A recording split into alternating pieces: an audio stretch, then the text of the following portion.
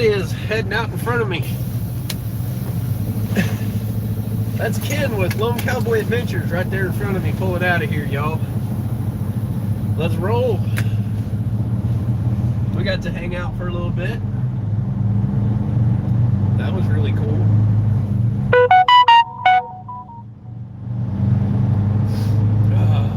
It is cold out there, y'all.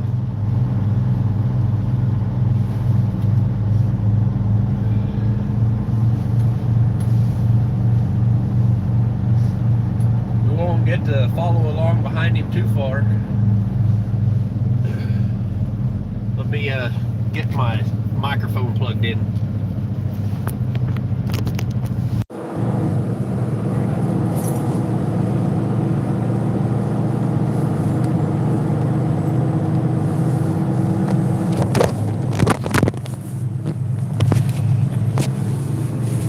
There he goes.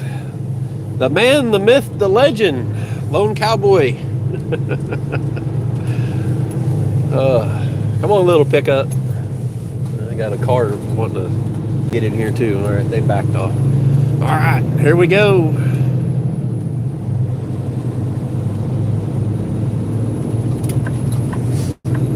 Let's see. I just seen a notification.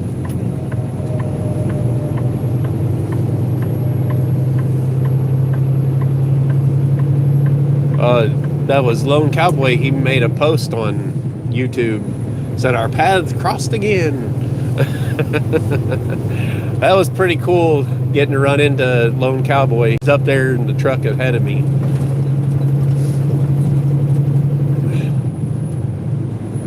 Hell, we got FedEx got in front of me. But man, that was awesome. Sandy Wilkerson said, "It's me again." It turned out that I didn't have to call CFI because they left a voicemail and let me know what it was, why they were calling. Basically just telling me about what time my student would be down here for me to meet up with them. So anyways, got that all took care of. So now we're back live again. Everything should be good. Grab me a couple of sausage, egg, and cheese McMuffins here. We got Lone Cowboy Adventures up there in front of me. I got to run into him. That was awesome. There he is. What's up, Ken?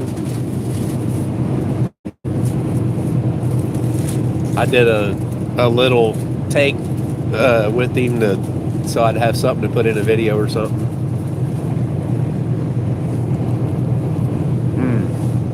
A good breakfast sandwich right there.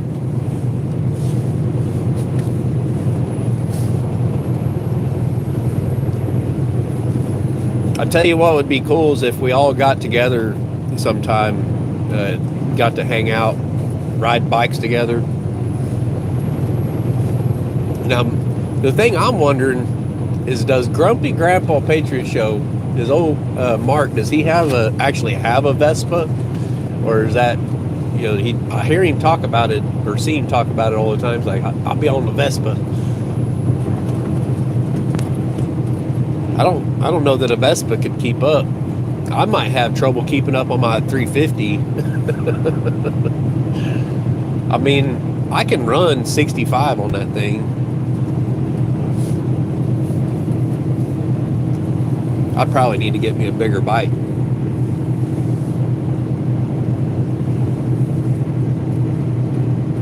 LL, no. That'd be cool if he had one. Alright, I mean, if he had a motorcycle. Sandy says, I made sausage cheese balls this morning. They are so good and easy to make. Heck yeah. Man, I finally broke down and I put TikTok on my phone because my two sons, they've got TikTok accounts. I guess they're into TikTok kind of like I am YouTube. And he's like, oh yeah, I've got a bunch of followers and stuff already on TikTok. And I was like, all right, well, I guess I'll download it and see what it's all about. I've never been on TikTok before, so I got it. Looked on there, seen what all he's got, and now I forgot why is he. Oh, I remember now. There was a recipe on there. You take like Hawaiian rolls and you slice them down the center of the bun, and then you put like a pepperoni slice in each one, and then you put the mozzarella string cheese. You lay those down in there, and then you put like melted butter and garlic. You use like a brush, and you brush that on it. Then you put your seasoning on it, you know. Then you put it in the oven for a little bit, melt it and everything. It looks so freaking good. That's what I got out of TikTok. I'm gonna have to take this jacket off. It is entirely too warm in here for this. Gotta take the mic off for a second. Oh, if I can get that thing. There we go. Whew. Yeah, this jacket does not breathe at all. I like my Milwaukee jacket, but it is a bit warm. I'm telling you what.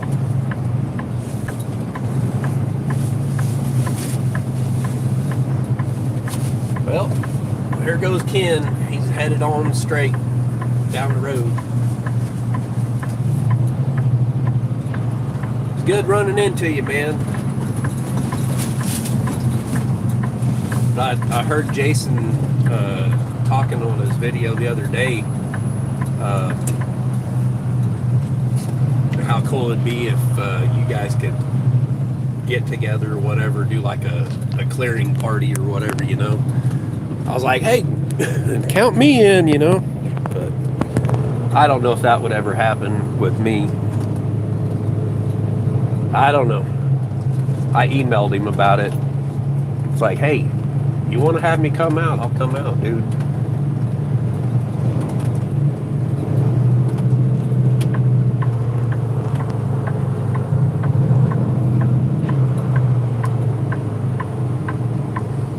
I wouldn't even probably run a camera. I'd just be there to hang out and do some work. What's up, Granny Lana? Recipes, please. I guess that's one good part about TikTok. The only bad thing is like the videos are so freaking short. It's hard to get a recipe off of it. You gotta sit there and watch it over and over and over.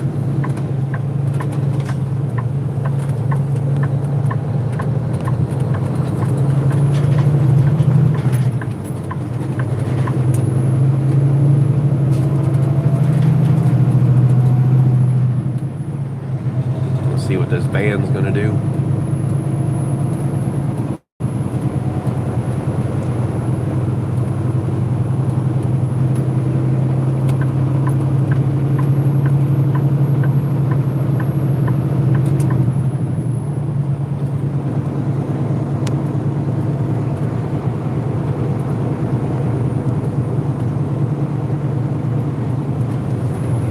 Yeah.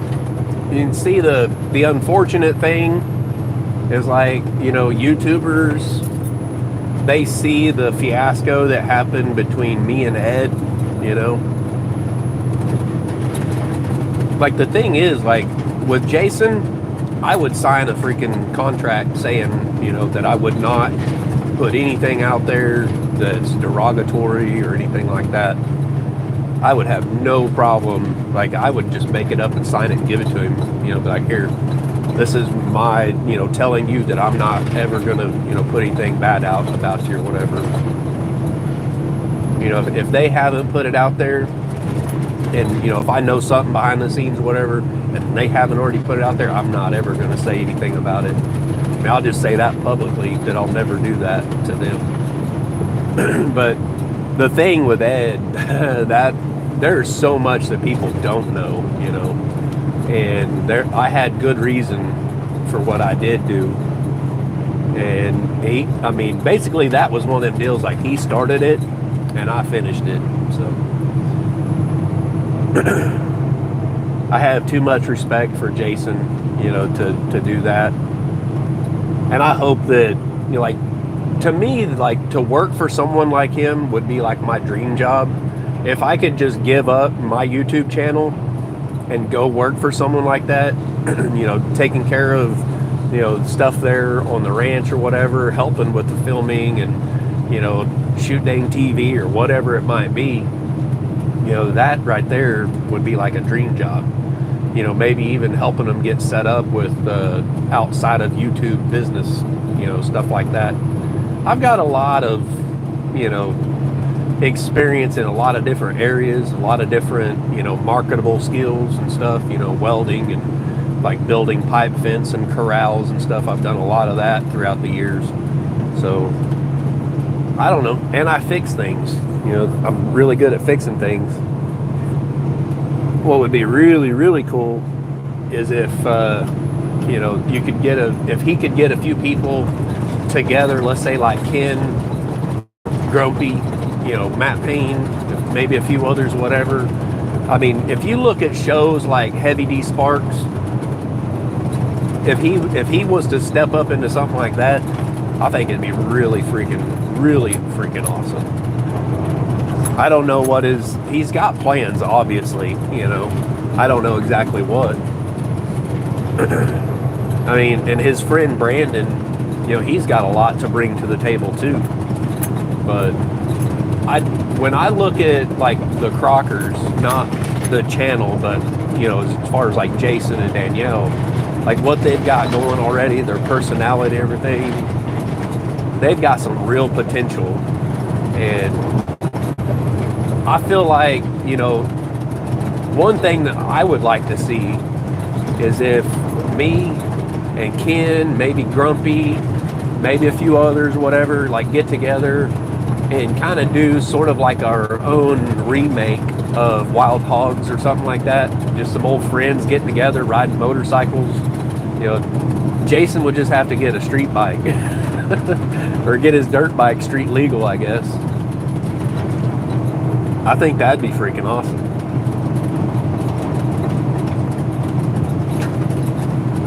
There's a recipe right there from Sandy.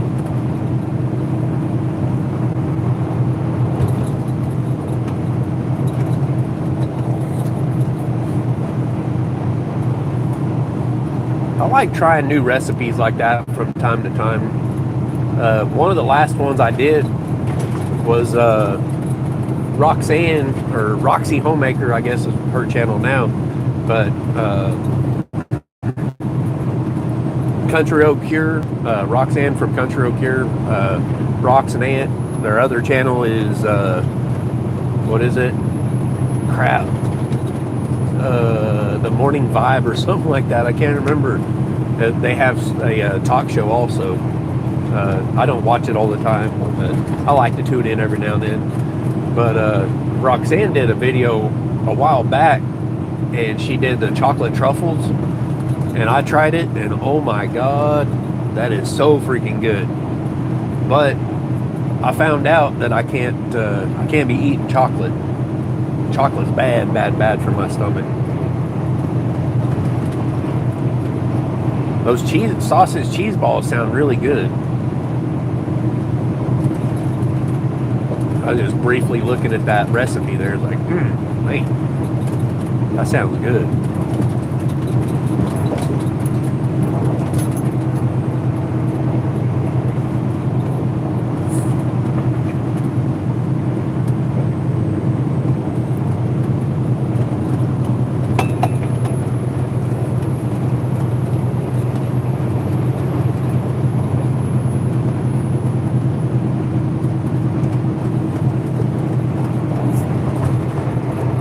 Well, I've got all kinds of videos to try to put together.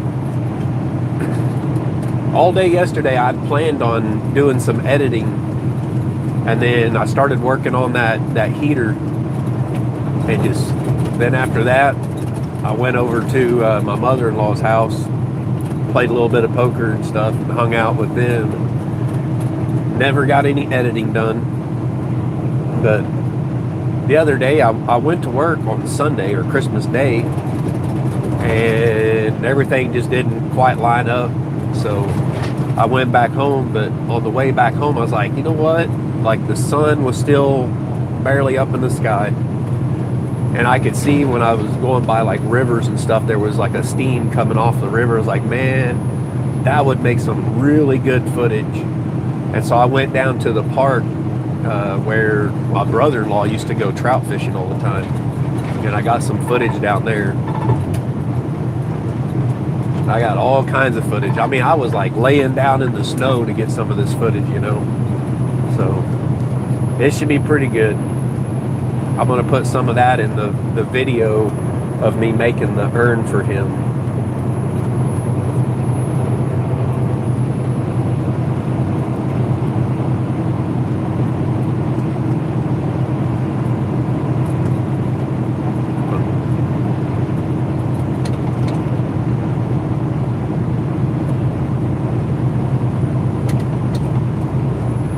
I'm trying to speed up, UPS. But he's trying to speed up too.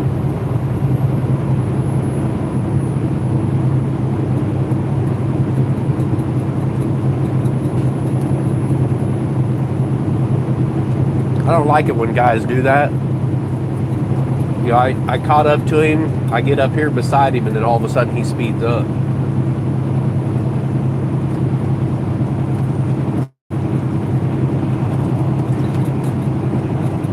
Little did he know I had another 2 mile an hour in my back pocket.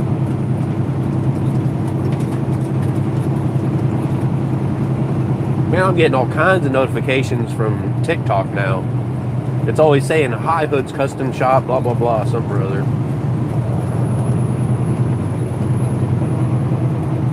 Like they really want me to post videos or something.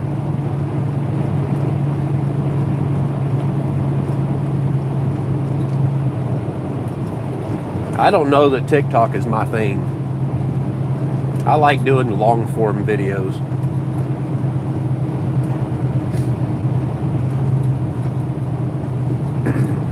I know the excavating video was pretty long, but I also did another video of that kind of same stuff.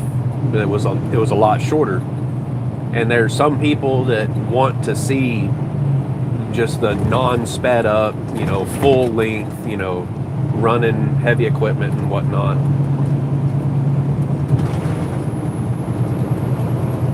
I think it'll open up the door to a wider audience. And looking at my analytics, that's exactly what that video is doing. I mean, it's not like it's getting a lot of views, but it's going to bring in more viewers to my channel, and that's what I have to think about. It's like I don't want to produce the exact same thing all the time. I want to have, you know, the shorter edited videos and then the longer videos that, you know, the thing is, like, it's going to probably interest a lot of younger folks or whatever that just enjoy watching that kind of stuff, that enjoy watching an excavator digging, you know, something like that. And I was thinking about, I was like, man, I got all this footage. Why waste it, you know?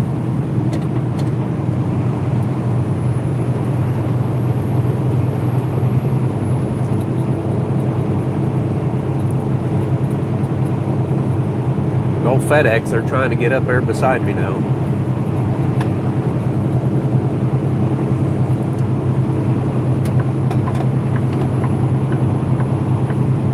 I ain't wanting to hang out over here in the left lane, FedEx, so.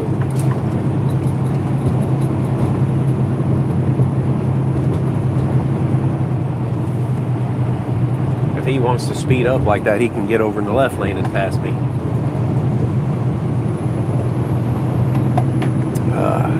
The stuff I deal with, I'm telling you. Let's see, every day through high school. I think I missed something there.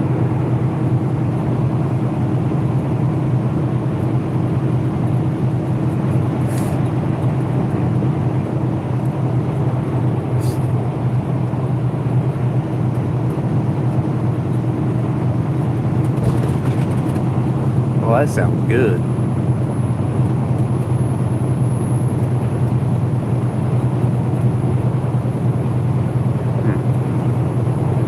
Heck yeah.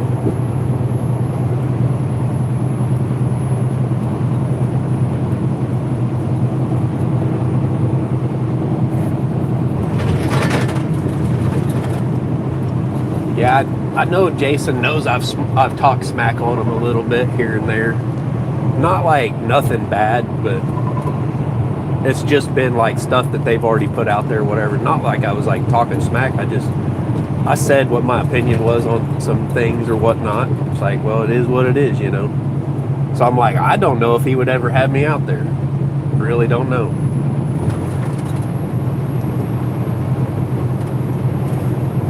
But, you know, the stuff I put out there and always talking about them on my lives and things like that is not to like talk crap about them. It's like to try to maybe get more people that come to my channel interested and start watching his channel. It's like if they get interested in his channel, or channels, I guess I should say, then you know they're going to get into the whole community, and you know that algorithm is going to start showing all these other people's videos that that I interact with. Let's say like Lone Cowboy Adventures, stuff like that. When you get a new person into the community and they start watching like the Crockers, then they find out about Backwoods Mindset, you know, and the Soap Lady and all these other things, you know, and like Lone Cowboy. And it helps us all out when we do that. So if I talk a little smack, you know, I ain't like saying bad shit about them or nothing, but you know, I talk about some of the drama. I mean, the thing is, like, some people love drama, some people not so much, but you talk about these things, you know, you talk about other channels, whatever light it might be in, you know, it's kind of like that old saying, like, there's no such thing as bad publicity, you know. Publicity is publicity, bad or not. It helps them out. I hope that Jason never thinks that I'm a hater or anything like that. I don't want to hate on him or nothing. I think what he's doing is freaking awesome. To see him go from pretty much like homeless, right? I mean, well, not pretty much. He was homeless. He was living in a freaking tent, okay? On a couple of acres, like really freaking roughing it. And now he's living the dream, basically, right? To do that in 3 freaking years, who the hell else can do that, right? I mean, there's not a whole lot of people that can do that. So I think that's freaking awesome. And ever since I found his channel, I 100% believed him. Like, this guy is going to go far. I mean, like right now, you know, his perspective, I would say, is kind of like he's kind of made it. But at the same time, I'm like, dude, you're just getting started, you know. I mean, yeah, you've kind of made it, but you're also just getting started. Like, his channel at, what is that? The Crockers is over 300,000, I think now, or really close to it. I don't like look at that stuff all the time. I'll take a glance at it once in a while, but I'm pretty sure that channel's already over 300,000. But I'm just waiting to see all these other channels that he has, you know, like Coffee with the Crockers will probably never get like huge or anything, but that's one of my favorite channels they have is Coffee with the Crockers, or The Crocker Life. I like watching that. You know, I'm kind of invested in, you know, watching them, you know, interested in what all they're doing. Like, it don't matter what they're doing. Like, he did a video the other day asking the viewers, like, if he hired someone, you know, hypothetically, if he was to hire someone to finish out the tiny house and like start doing all this other work around there, it's like, would you guys watch? Well, me personally, yeah, I would watch. Like, quite honestly, whatever the heck he puts out, if he's making videos and putting it out there, I'm gonna watch, you know. So I was like, I don't even need to answer that. I'm pretty sure he would know that I would watch, you know.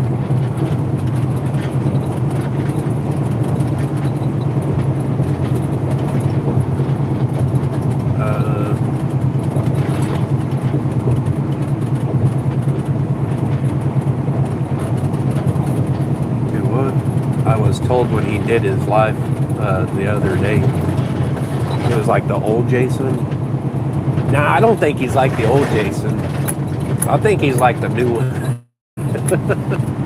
Like, being happy and everything. Like, I mean, I've I've watched like all the older videos, even back like Crocker Creations. There's a few of those out there. I watched all kinds of videos. I went way back, over the years watching them, and I don't know, like it seemed like before he was like really cocky, and I mean I didn't really care for him too much when I first started watching, but I was like, this dude is hardcore, and I mean he's got some cojones. The first video I watched that I knew who he was, well, I didn't really know who he was. Like, I watched a video, the first one I can remember. I may have seen other videos of his before, but it didn't compute right. But the first one I know that I watched that was him, where I ended up subscribing that day. I don't think it was from that video, but he's, the reason I clicked on it was because he had the same brand of sawmill as me. And I was like, okay, I kind of feel like I need to be, keeping up with other people that do the same stuff as me, right? And see what they're doing or whatever. And so I click on this video, and he's like trying to pick up a log that like is way too heavy to be trying to pick up by yourself. And, here's my perspective of that video. I see a young punk kid, like skateboarder type in like skinny jeans, trying to pick up a log, put it on a sawmill that he just threw together. He obviously didn't really know what he was doing, but he was doing it anyway. And I was like, I can get that, We all start from zero, right? We all start somewhere. We don't freaking know everything when we first start out.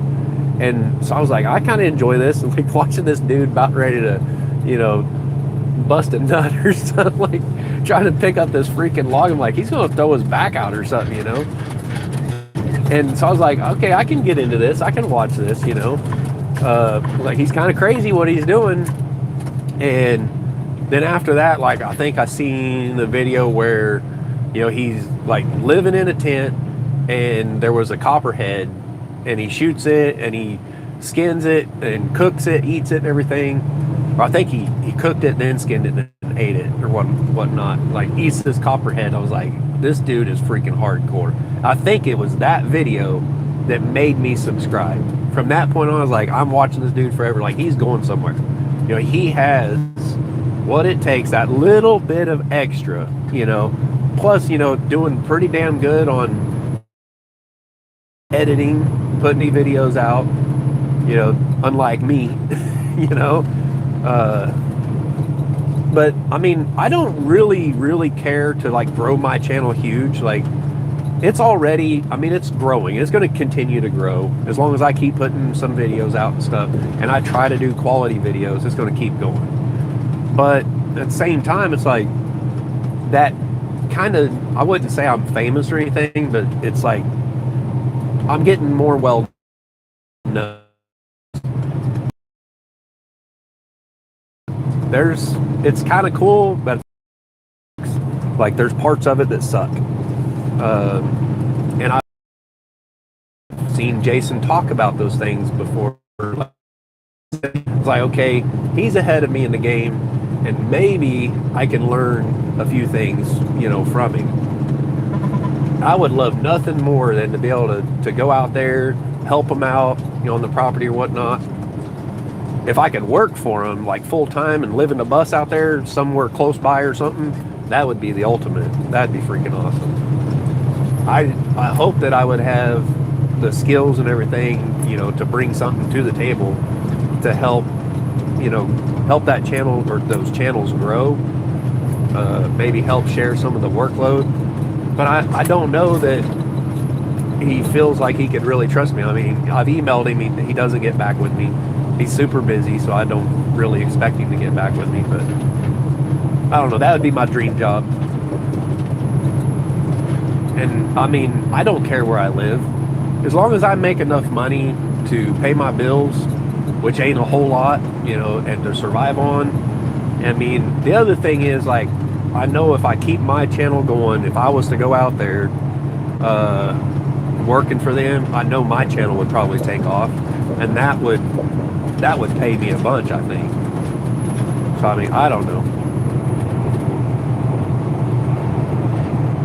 All right, Ken, have a good one, man. It was awesome running into you again.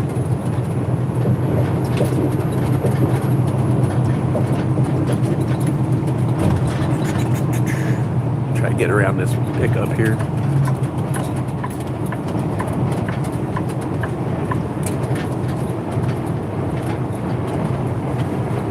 Ken's about like my buddy Craig. Gets phone calls all the time. Oh, Craig, he's a busy man.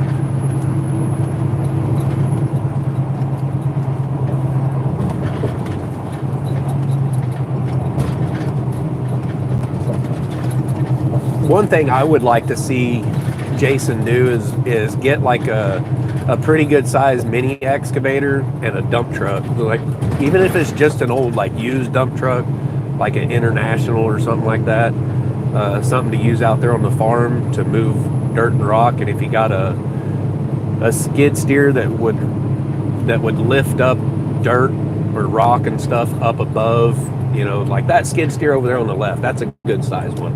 You know, you can pull good sized trees out of the ground. I mean, with the little Kubota that I was using, I've dug up huge freaking stumps with that thing. And yeah, it's a little bit to ask for that little Kubota to do stuff like that, but you can do it. You can dig around until you get the stump out. Now, if you're going to be digging in, like going through rock and stuff, and you need like a jackhammer for it, you know, we're talking expensive equipment. But if you get that equipment, that is an outside of YouTube business that's going to make you money. If you hire someone that knows how to run it, you can make good money.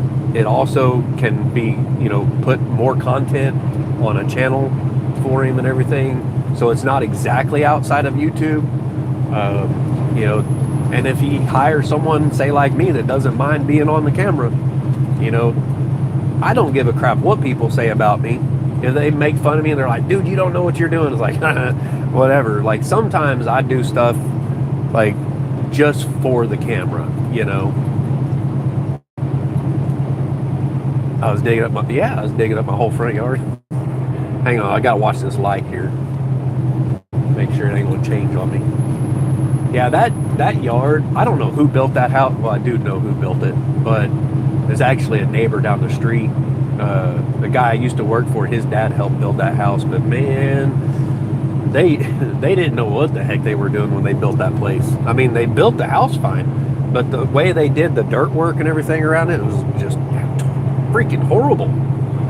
The driveway used to be like barely wide enough for one car, and I widened it out. Like where my bus is sitting, it used to be a hillside right there, like really steep.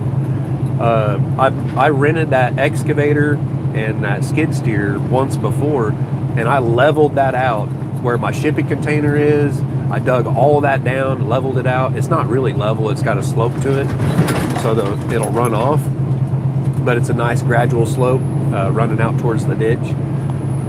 Like that literally used to be my job. I used to run heavy equipment like that, doing demo work, doing excavating, dirt work and stuff, shooting a grade. I was never taught how to do that. I just learned how to do it on the job. I guess I was kind of a natural at it. Plus I was a welder. So I worked like 9 years for Black Cat Trucking, which was also Gator Demolition and Jordan Disposal and a few other companies all in one big ball. But yeah, I hauled heavy equipment for years for them. I operated heavy equipment, did all kinds of demolition jobs by myself.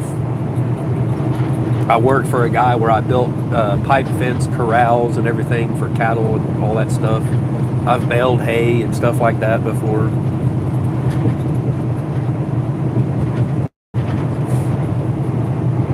Let's see. What was I talking about? I don't know. When I worked for American Ramp Company, I worked for them a few years. My first year, you know, they were just starting up the steel crew, building skateboard parks out of steel. And those guys didn't know how to do anything but wood. You know, they built parks out of wood with plywood and 2x6s. And so, I mean, they kind of had their way of building with wood. and they needed to build with steel. And so they ended up hiring me. I was the first guy they hired to run the steel crew. So I came in, that was back when I quit driving for Schneider. I came in at American Ram Company, started up a crew, blueprinted, like just drawing it up and everything, got the blueprints for them, then started building the parts, right? My first year, I made, me and 3 other dudes, right, in the first year made that company $1 million in revenue. The second year, I doubled that.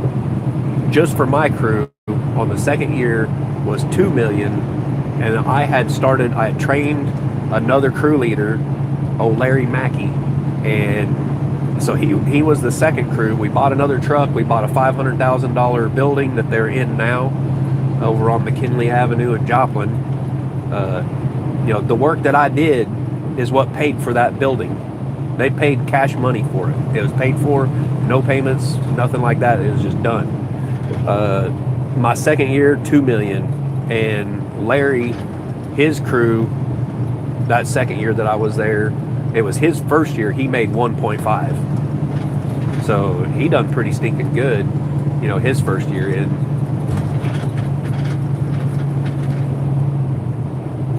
I could totally see doing something similar to that. I don't know if it'd be a million type deal or whatever, but it would be something that would definitely make money. It would help grow, Let's see. I know I'm talented. I got all kinds of talents. I don't try to get a big head about it, but I know I have all kinds of talents that a lot of people don't have.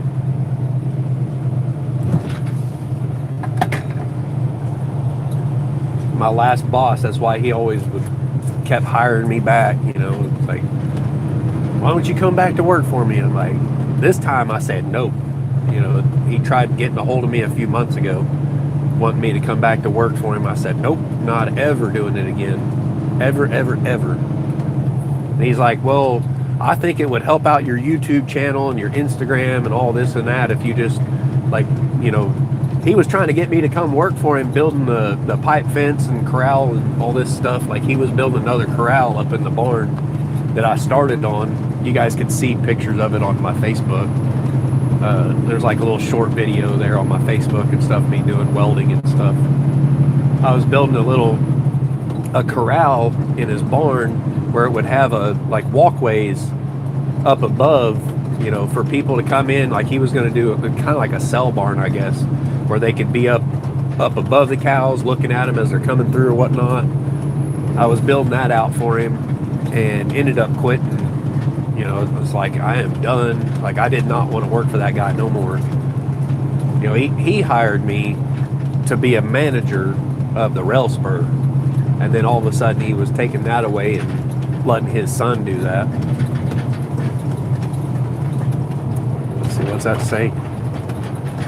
Drops said stick, torch. I'm trying to read it. Wire, etc. I can weld every kind of. I can do brazing. I can do like torch with a coat hanger, like welding exhaust pipe. I'm not the best at that, but I can do it pretty decent.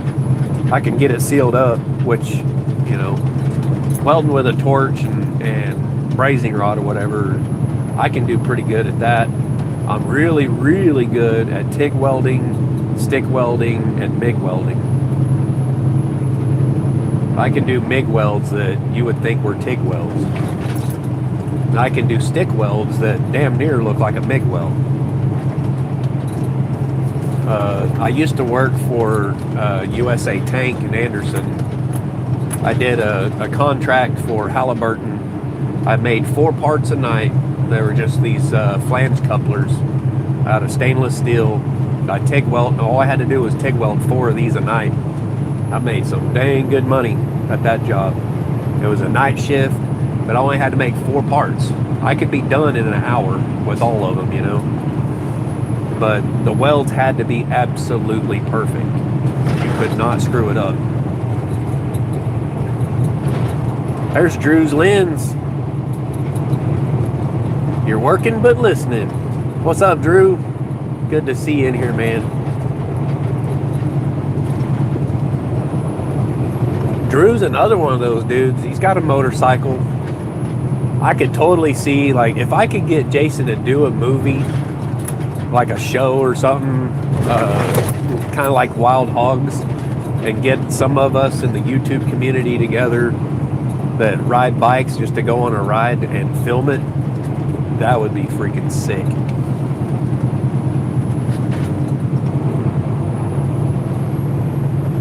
I forget what kind of motorcycle that is Drew's got. Well, I don't forget. I just don't know what kind it is. I don't know if it's like a Harley, like a Sportster, or what the heck it is.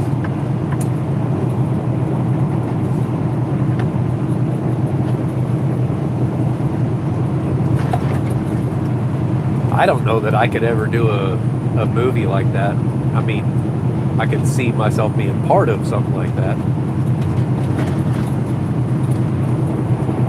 Like, I could really care less if my channel grows. And I know some people think I'm full of crap on that. It's like, yeah, I try to grow my channel. I want to see my channel grow. I want to see it, do good. I want to see it make money, so that it pays for itself and it pays for me to continue it. And maybe eventually one day that's all I do. That'd be super awesome. But like, if I'm trying to collab with someone, I'm not doing it just to like try to grow my channel or something, Like, what I want out of it is the friendship, that camaraderie, like getting to hang out with these people and everything, like people I look up to and everything.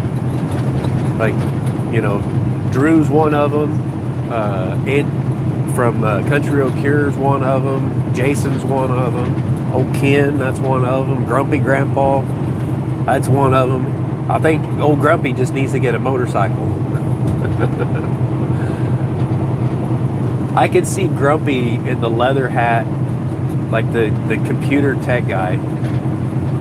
And like in the opening credits, I could see it like a couple old truck drivers, a satellite guy. Well, what would Drew be? Drew's like a guy that fixes up old vehicles, the car guy, the antique car guy, fixing up old trucks and stuff, old Chevys, I guess. Hey, Drew, what would you think if I put a Cummins 24 valve and an Allison transmission in the old 69 Chevy and made it four-wheel drive? That would be the ultimate.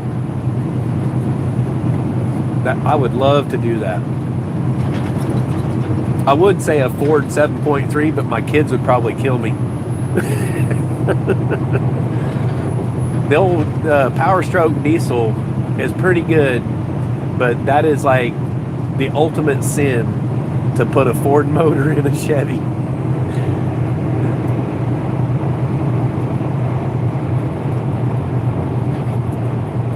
Do it. Yeah, I could see doing a Cummins. A good old 24 valve. I want a 24 valve, so I've got the ability to do like the electronic, programming on it. I'm not too big into like the 12 valve stuff and having to mess with the fuel pump, and I can do it. I know. I've got a buddy that knows a crap load about those old 12 valves. Just go Ford.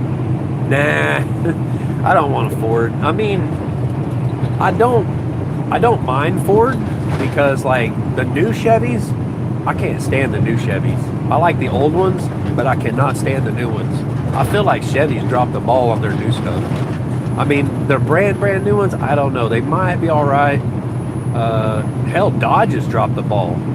I know so many people like Rock Hill Farm, the guy I used to work for, he's bought several brand spanking new Dodge trucks, and one of them is a Dodge 1-ton, and it didn't even have 600 miles on it, and the transmission went out.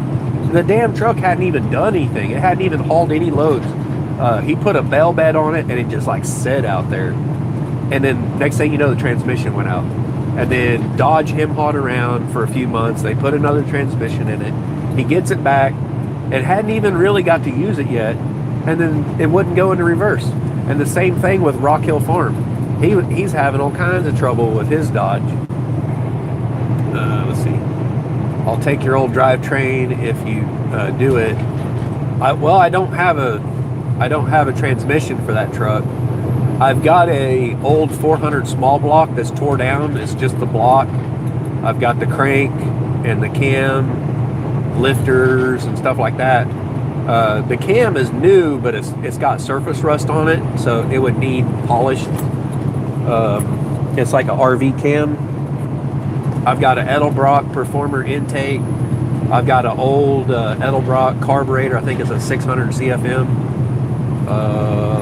I've got the Excel coil and like the distributor and coil all together. It will need new plug wires for sure because I've stole some off of it. Let's see, what else do I got for that thing? Of course, like the flywheel for an automatic. I think I still got probably the starter, all that kind of stuff. I don't have a transmission for that truck. One of my brothers borrowed that truck from me for a while, back when it was still running, and the transmission went out. When the transmission went out, that truck had a 350 in it. I took the 350 out and I put it in my 1-ton. I swapped the 400 small block out of the 1-ton because the motor, I paid this guy $3,000 to rebuild that 400 small block, and it's painted Ford blue, believe it or not. So many people hated on me because I painted it Ford blue. But anyways, I paid this dude $3,000 to rebuild that motor. It was supposed to be blueprinted and balanced. It's supposed to have a steel racing crank, an RV cam, blah, blah, blah. Well, it did have an RV cam, and that thing would pull anything. I had that in my 1-ton. I built a dump bed. It was an 86 Chevy 1-ton. I put that in there. I had my welding rig and everything set on it. I ended up selling off my portable welder, got rid of all that stuff except for my bottles and stuff. And I put that 350 in that 1-ton, and I sold the 1-ton, and I still have the 400 small block. I got rid of my old, had a 4-speed with granny, or I guess it's a 3-speed with granny is what they call it, a top loader. I gave that transmission away. I think I might still have the bell housing for that transmission. I'm not 100% sure. I may have took that over there when I found it. I probably took it over and dropped it off.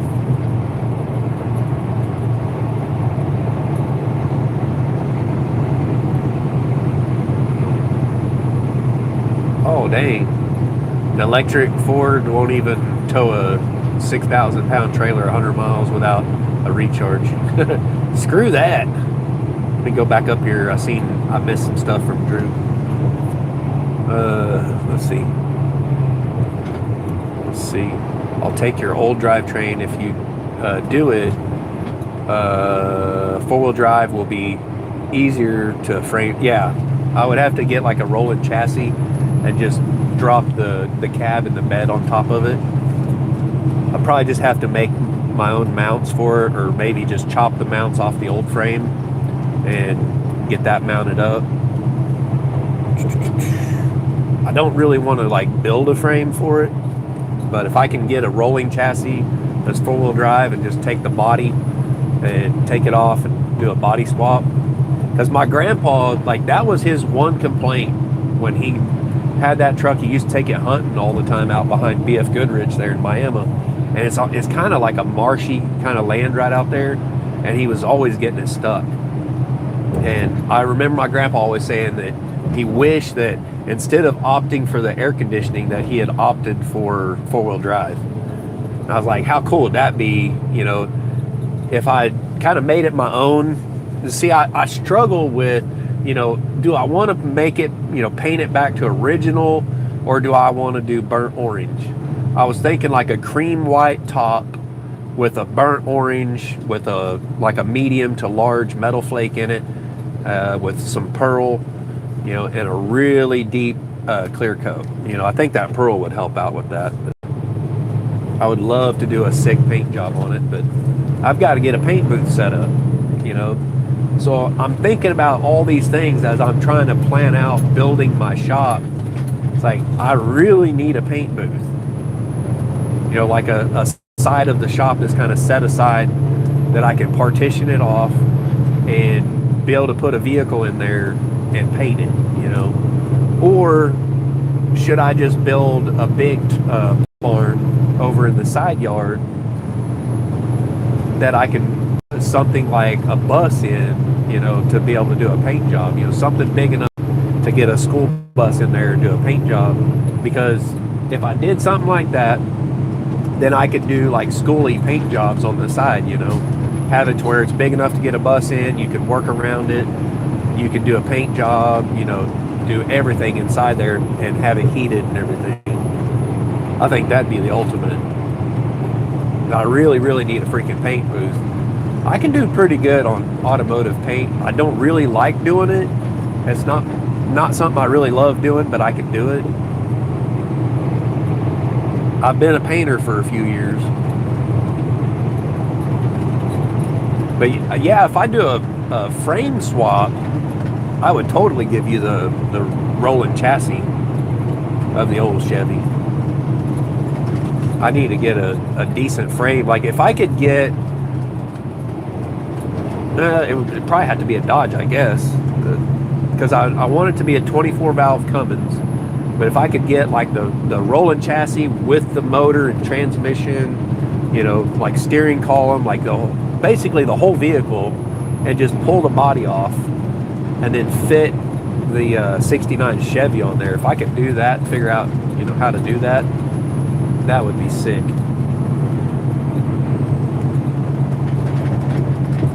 Drew said all new cars are junk. Very true. Like I would love to be able to go get a new vehicle, you know, aside from that payment. I hate payments. And so I'm like, well, what if I just started putting money into the Chevy build, you know, and then turn that Chevy into a daily driver with like a, you know, because it's a 3/4 ton, or, you know, but if I swapped it for like a 3/4 ton frame rolling chassis with a 24 valve Cummins, that would be so freaking sick. I think my grandpa would be proud of that. I know I would. The thing I really struggle with is like, do I want to do it back to original paint? You know, like it was before with all the trim and everything on it. You know, like everybody kind of does that. Or would I want to do like the burnt orange? Like full burnt orange, or like a two-tone burnt orange, you know, like a cream white stripe down the side of it, like a two-tone, you know? I don't know.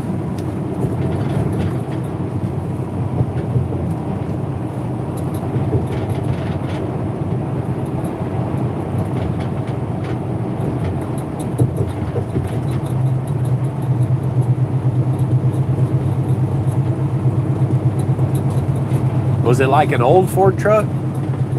I mean, I kind of like those old Ford trucks. I like all those old vehicles. Those old like Fords and old Chevys and stuff, all of them were pretty cool. You start getting up into the 80s Fords and I'm like, screw that. I had an 88 Ford Bronco too.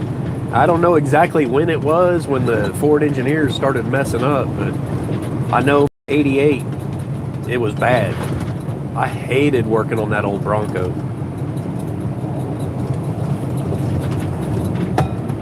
It seems like they get worse and worse every new model they come up with.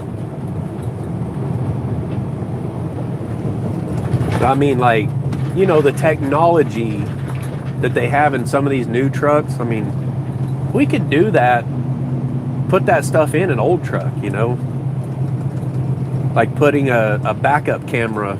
That's the one upgrade I would like to do, is put a backup camera in the tailgate, so when I'm backing up to a trailer, I can line up the ball perfectly. I mean, I can do pretty good as it is without a camera back there, but I would love to have a camera back there so I could just have a screen up there and, you know, show me what I'm backing up to and everything, so I don't mess up the bumper or the tailgate. That would be sweet.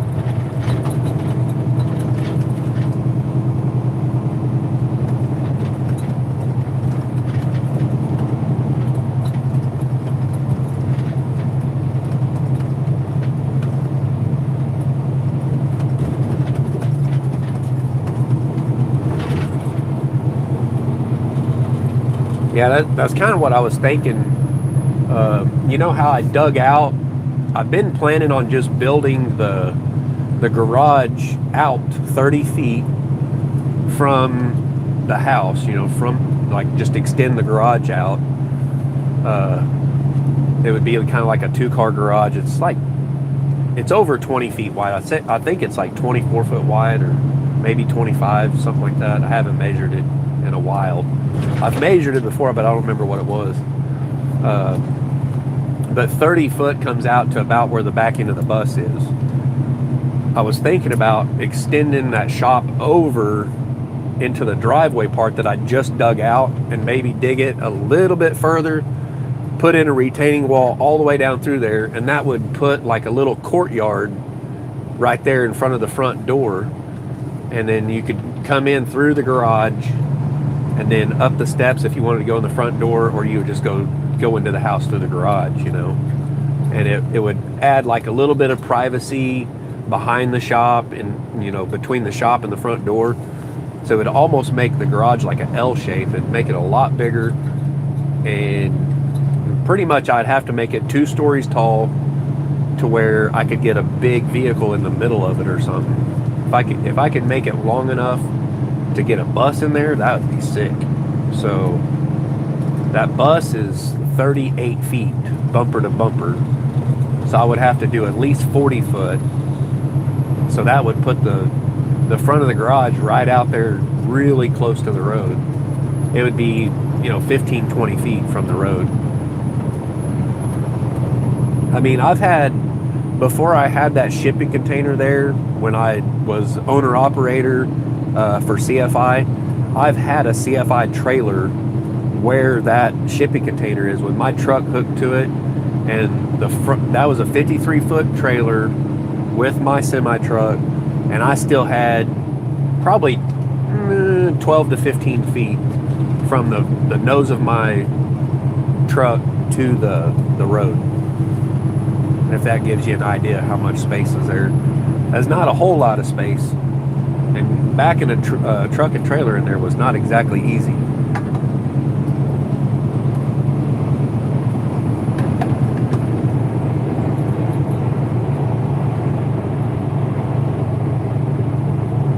Yeah, I could just put a tarp up in there to divide it for the paint booth. I mean, it wouldn't be like super ideal if I'm doing woodworking in there, and then I have a paint booth like attached right next to it.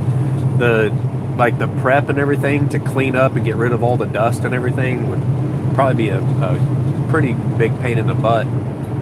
So I'm kind of thinking about just building a pole barn out to the side.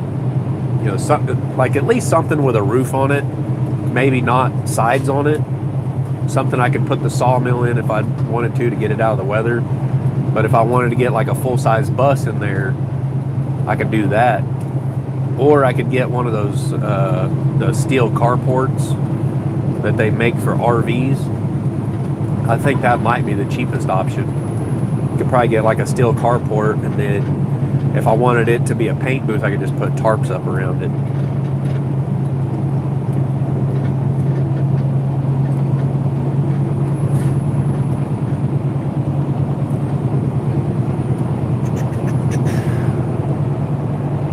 That would take me years to do, though. I don't quite make that much money. But if I can, I need to get a hold of this logger guy and see if he can start bringing me some logs every now and then. Maybe I could buy a couple of logs off of him, every month or something.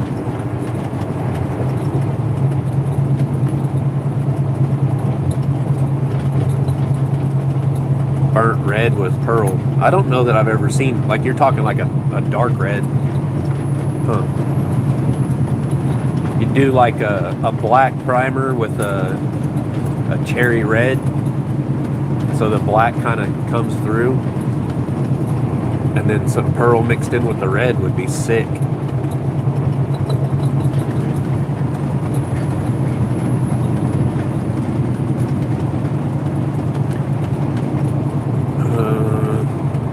Chris Peace has got a Ram 2500 with a V10, and she is thirsty. Really wish I had a diesel. Oh yeah. Well, I tell you, Ford with their V10, those things were bad about blowing the spark plugs out of the heads. I've had to work on several of those damn things. Having to helicoil the freaking spark plug holes. Talk about a freaking nightmare. Did they ever fix that on the newer ones? The Ford V10 was kind of a freaking flop, in my opinion.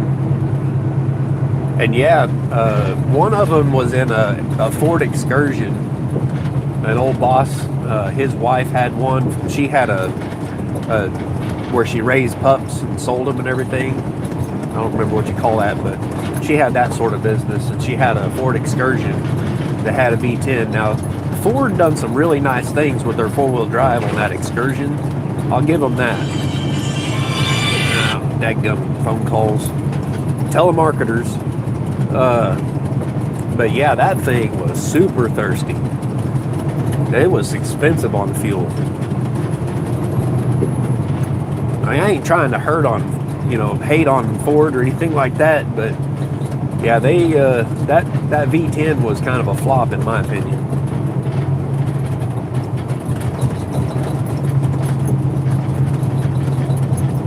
Fuel pump froze.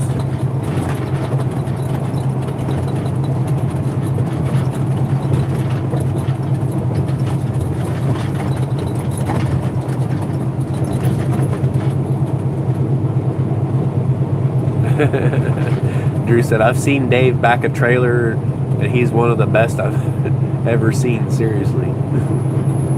Man, I've had to back trailers in some really crazy situations over the years. Now, I remember a place up in Canada, and I was pulling for CFI at the time, and it was a blindside back into a dock, and your tractor had to be 90 degrees to the trailer when the doors met when you bump the dock, right? That was the hardest one ever, and I actually done it with 2 pull-ups. Got it back in there. I wish I had the thought about me at the time to take a picture of that. But the thing was, it wasn't just that you had to be at 90 with your trailer when you got into the dock. Okay, you also had to have the trailer 90 degrees to the dock when you got in there. But the reason your tractor had to be 90 was because there was no room in front of your trailer. It was seriously, if you had a reefer unit on the front of your trailer, you wouldn't have got your trailer in there. There was a telephone pole.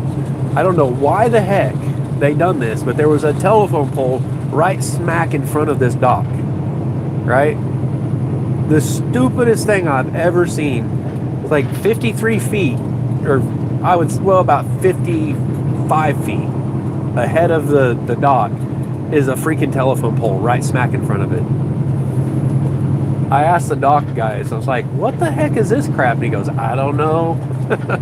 He goes, that's the way that power company done it. It's been that way for years. I was like, that's insane. But yeah, I've had to back into some crazy spots over the years. I mean, I've had to back like end dumps into steel mill yards, going around stuff, in the dark sometimes, and like having to back in. A lot of times, even at our yard there in Joplin, we had piles of scrap metal everywhere, and I'd have to back a trailer in to go pick up a dozer or something like that, or even have a dozer on, or like a big excavator on. You can't really see around your trailer, and you're backing around, like snaking through stuff in the middle of the night and stuff. And just, yeah, I've had to back in some of the craziest situations. And then, like when I pulled the sawmill and the log arch trailer back with my pickup back home, when I got to the house, I had to back that in. I was backing doubles up in my yard. I didn't do too bad. I had to take my time, but that really tested my skills.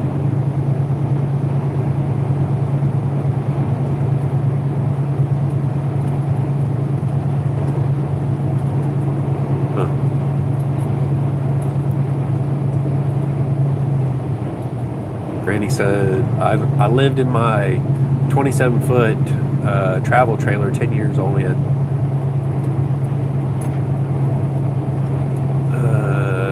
A lot of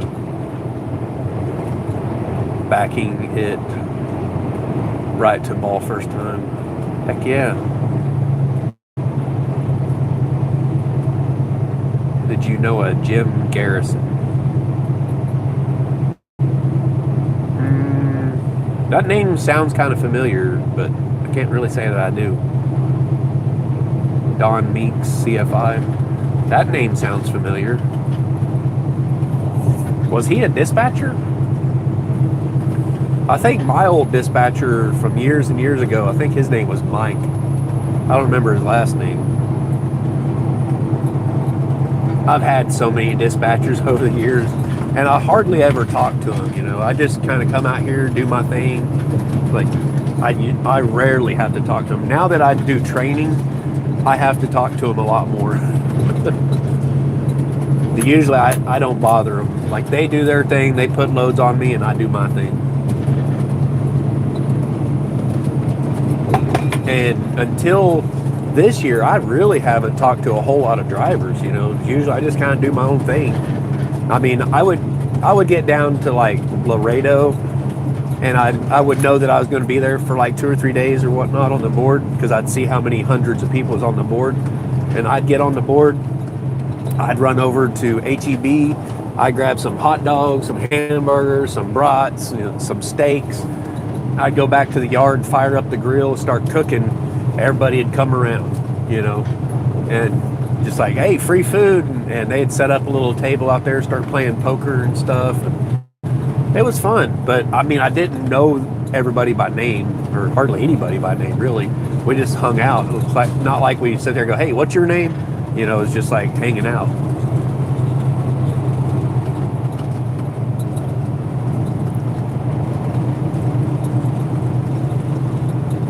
Drops. I love talking engines.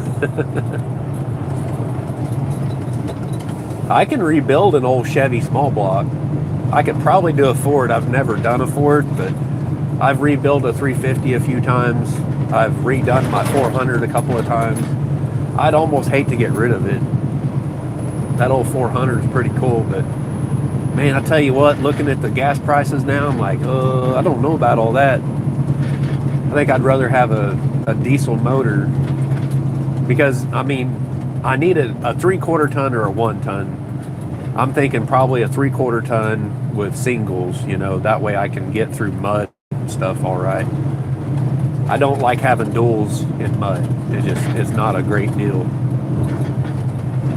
Although my 86 Chevy 1 ton, it had a full locker rear end in it, and it would go through mud just as good as a 4-wheel drive.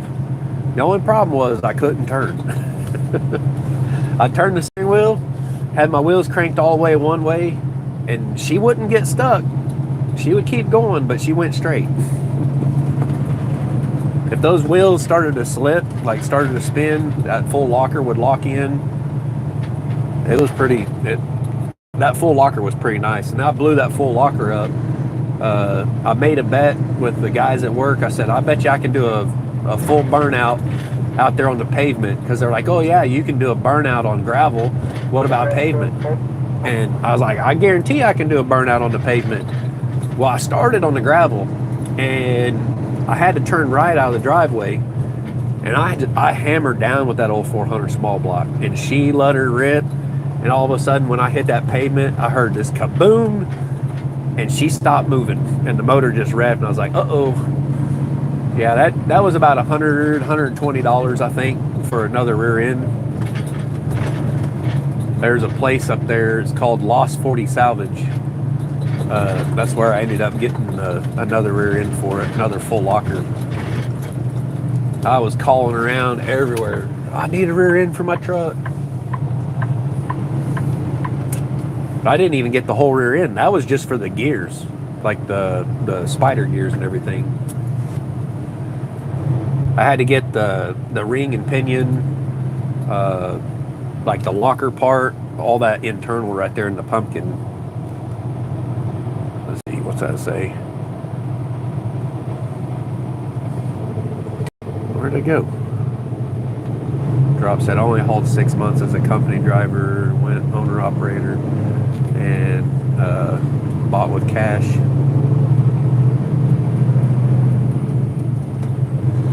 International. Heck yeah.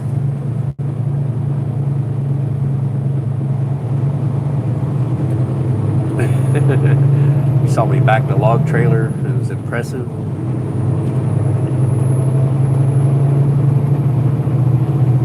I have to back that log trailer a lot. You know, like getting logs up on the mill. I wish I could afford like a extension forklift, you know, like those Pettibone or a Lowell or whatever. I'd love to have one of those, because a forklift like that, you could pick up almost any log. You know, it'd be better than a tractor. Those are typically four-wheel drive. They can crab crawl and everything. So something like that would be like the ultimate for putting logs on the mill. And even like getting logs out of the woods, even probably, you know, they wouldn't be too bad for that, because they typically got like tractor tires on them. So it's kind of hard to get them stuck. Most of them that I've ever operated, they have like a cab tilt on it too. So if you're on like unlevel ground or something, you can tilt the cab. International or the bomb. I like Kenworth and Peterbilt, but International's not bad, you know, especially for a owner operator, like, because they're typically a little bit cheaper, you know. And that's the main thing, is if that truck is paid for and you don't have any truck payments, you've pretty well got it made.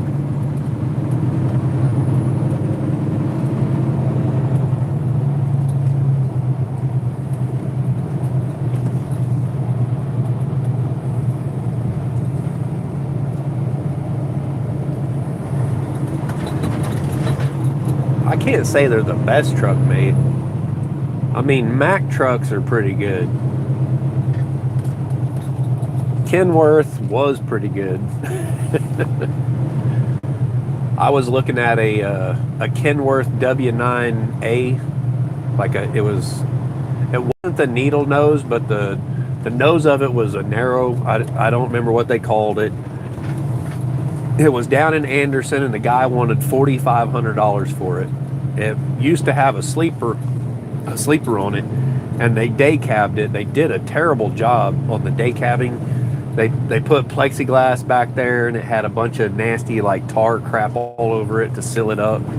But the truck itself was in good shape. It had an old Cummins in it. I think it was I want to say it was like a 400 Cummins or something like that. It was basically the same engine block as the M14. So really is a good motor, right? There's all kinds of those motors still around. Like the military used that old Cummins forever. I wanted to get that truck so bad, and like update the hubs on it and everything, put the new hubs on it, new wheels, and then put a dump truck bed on it, you know, turn it into a dump truck. I thought that thing would be sick. But the guy, I guess he ended up selling it to his son. His son got interested in it. So I guess his son went and got his CDL, and he started fixing it up, and it's not there anymore.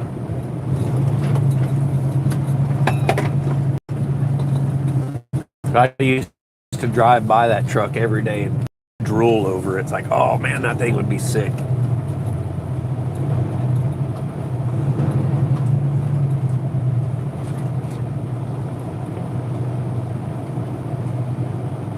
Yeah, Mack or Way Cherry. I don't know about Cherry. They ain't a Purdy truck or nothing, but they're freaking tough. I hauled an entire D9 dozer in a 40-yard roll-off on a 3-axle roll-off truck. On that 3-axle, it was over 100,000 pounds. It was very, very heavy.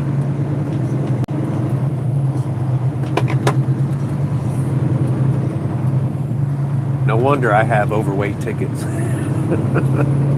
I've had a few overweight tickets in my day. I haven't had anything in probably like the last 10 years, but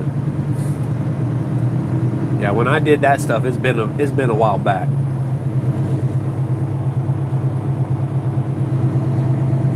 You love the look of them.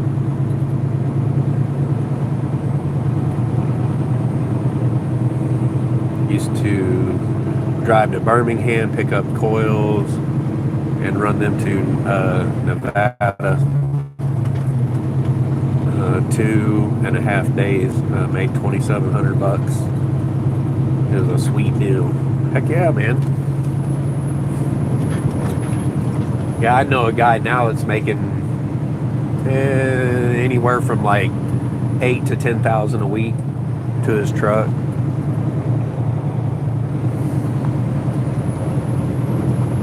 Which is pretty good, you know.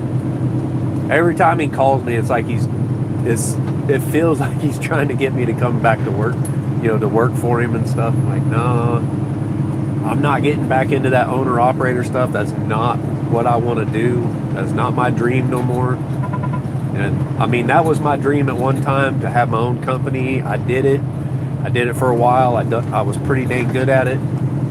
You know, things happened that kind of ruined it for me. And it was like one day I woke up and I was like, what the heck am I doing? I'm out here. It's nothing but a rat race. You know, I've been doing it for years. I ran a company for guys. Like, do I even want to run a company for someone? You know, I went through all that training and stuff, how to run a company and make it successful. And I did that. I did the owner-operator thing. I just couldn't ever, like, see hiring drivers and putting them into my trucks. Just, I don't know. I didn't want to do it. My heart wasn't in it no more. I wanted to go with the YouTube thing and, you know, push that some more, see where I could go with it. And then the COVID thing happened, and that's honestly, you know, I had to quit my job. And literally, like, the same day that Jared Crocker quit and went full-time YouTube was the day that I had quit too. You know, he put a video out that day. I was like, dang, dude. It's like, I actually quit my job today too. That was, you know, I just hadn't planned on doing a video on it yet.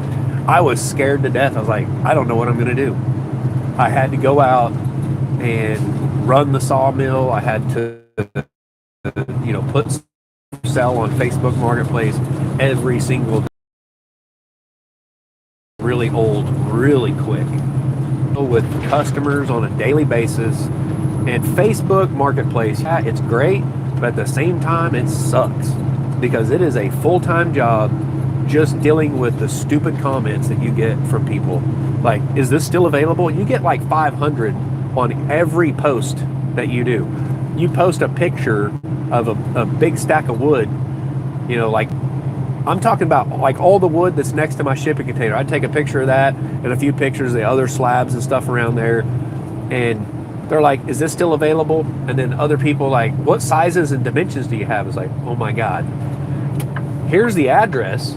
Come out and see for yourself what would work for you. I'm not going to sit there and measure every single slab and sit there and answer your questions. Where it's like, I just take a picture, like, hey, I got slabs for sale. If you're a woodworker, come out, check it out. You know, it was a huge headache. And I kept telling, like, my son Brandon's like, hey, I will pay you to take a picture of every slab. Like, you measure the slab and use the crayon thing and mark on the slab, like, the length and the width. You know, you take the width, you know, measurement 3 different times. You know, the measurement on one end, the measurement in the middle, and the measurement on the other end, right? And so you get like an average of what the board width is, right? Which is pretty much like the middle measurement. You're going to say, okay, that's the average, is the middle measurement. Typically, it depends on the shape of it. But you just take an average, and then its thickness, you figure up the board footage. We put a price per board foot on it. You write the price on it. You take a picture. It has, and you put a number, a catalog number. Put that on there. When you take the picture of it, it's all written on the board. And so they know what the dimensions are by looking at it. I tried that. And people are like literally asking me what the freaking dimensions were. I'm like, it says right on the board what its dimensions are. They're like, huh? Oh my God. I was like, I can't win for losing. And so I pretty well just gave up on it. I said, you know what? This is stupid. I'm done dealing with the public on trying to sell lumber to them. So now it's like, if I'm going to sell lumber, like Live Edge and all this kind of stuff, I'm going to just sell it to a company, and they can deal with people. And those guys, they don't even put it on like Facebook or whatever. They put it on a website, and people have to show up at their place or whatever to buy it. I had a guy in Springfield that would come out and he would buy a truckload from me at a time. He would just come out and pick out slabs, and then he'd say, okay, how much for all of this right here? And I would just shoot him a price for all of it, and he'd get a hell of a deal on it. And he'd load his pickup up with it, and that was the best way I was making money right there. And plus I made money, doing tree work. I had a tree service guy that, he would take a picture of a tree, but they would top it out, and then he'd say, hey, do you want this log? And so I would go pick it up, it was free to him, and I would remove the log, so it was helping him out, providing a service to him, so his guys didn't have to cut it up into like firewood sized chunks and then haul it off to the limb yard and then have to pay to get rid of it, and he could just have me come pick it up for free. And then it got to the point where I was getting logs that weren't worth a flip from him, and I was like, dude, I don't want those. My yard is full, for one, but some of those logs that he was trying to give me, like, they just weren't worth it. One of them was a nice log, but somebody cut right into the middle of it, like basically cut it in half and made it worthless. I was like, I don't want that. If it was full length and you didn't, run your saw into the center of it and ruin it, it'd have been great, but so I had to start charging him to take those and haul them off to the limb yard for him. And luckily I was able to get rid of it for free at the limb yard. They would take them because they had a logger would come in, it's like, and they would buy up a whole bunch of them, if I hauled it, right? So he'd have to give me like 50 or $100 or something, depending on how far it was to haul it off. And that was a thing for a little bit.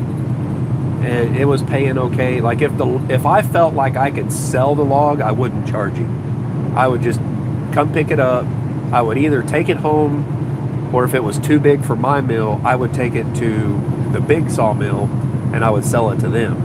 And I'd make a couple $100 off of it, But now the market for logs is plummeted. I've got people calling me all the time wanting to see if I'm buying logs. And I'm just like, I can't. I don't have the capital to put in to buying logs right now unless it's for my project. I might want to buy white oak, some good straight long white oak, 20, 25 foot long white oaks, so I can make beams and stuff. But these guys are all like wanting to sell me black walnut and cherry. I wouldn't mind the cherry so much because I don't have any of it, but the black walnut, it's like, no, everybody deals in black walnut, and black walnut is just, I don't know, I'm about done with it. I like it, but the thing is, like, it's too expensive. I gave a guy a price, $20 a board foot, and he freaking hung up on me. I was like, kiss my ass, like, that's the freaking price, $20 a board foot. Try to buy it for less. He freaking balked at it. He's like, oh my God. I was like, well, dude, that's cheap. I know people that are paying $25 a board foot for it. So I'm taking $5 a board foot off. And that was for dry stuff.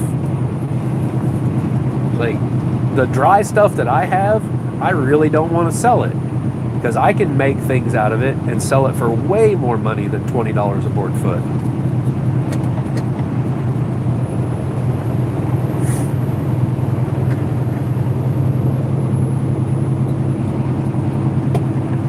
An old dispatcher lady of mine, she messaged me last night. They live down in Texas now, and they got a great big freaking tree out there. I don't know if it's cottonwood or if it's oak or what it is, but it's a pretty good sized log that's down. And she's like, hey, if we hauled this to you, you think you could, if the wood's any good, could you make a table out of it for us? I'm like, sure, if it's any good. Like if it's, it looks kind of maybe too far gone, but you never really know till you actually cut into it. I was like, yeah, I could probably make a table out of it for you. Even if it's pretty well spalted, there's things I could do to stabilize the wood, and I'm pretty sure I could make a sick table out of it. So we'll see what comes of that. If they end up bringing it out, I'll definitely do a video on it.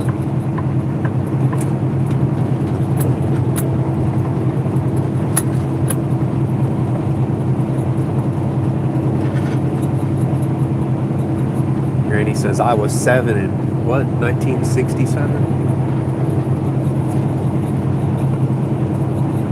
Hey.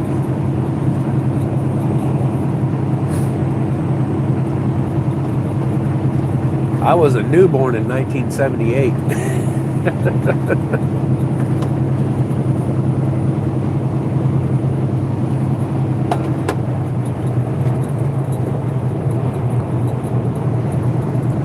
Randy Lana said, I would love some milled wood. I've got all kinds of milled wood at the house. If you don't live too far away, you could probably come out like on a Saturday or something and pick up a few pieces.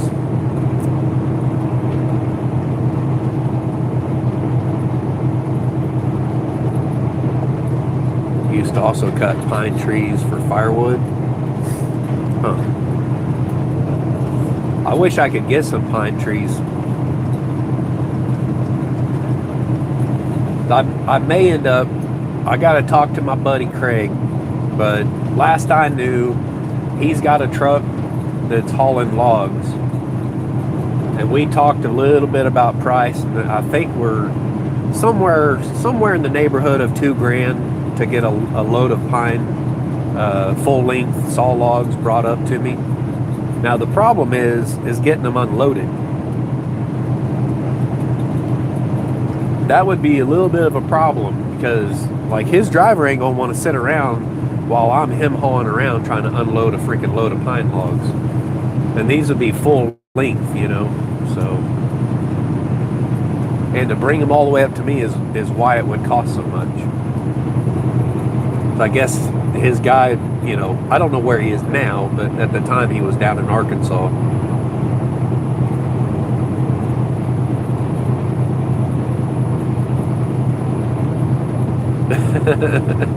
LOL, let's not age ourselves.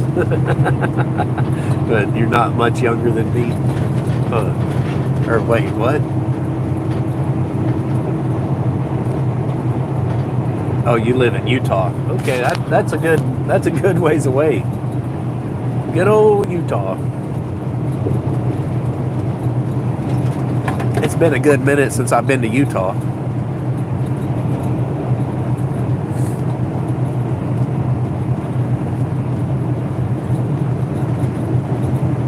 I am 44 right now. I will be 45 in January,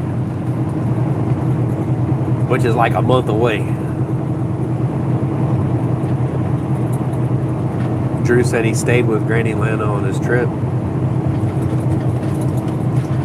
I don't know if I missed that one or not. I tried to watch all of your videos. You stayed a lot of different places. Was she on camera? Was that it seemed like one of the places was like a cabin in the woods or something. Like a really nice little place. That's one video that kind of stuck out to me. Drop says, live around Spokane, Washington. Sweet. You went near Drops but didn't stay.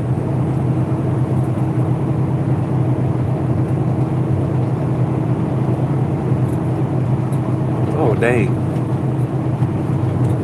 Yeah, I think I remember you saying something about that before.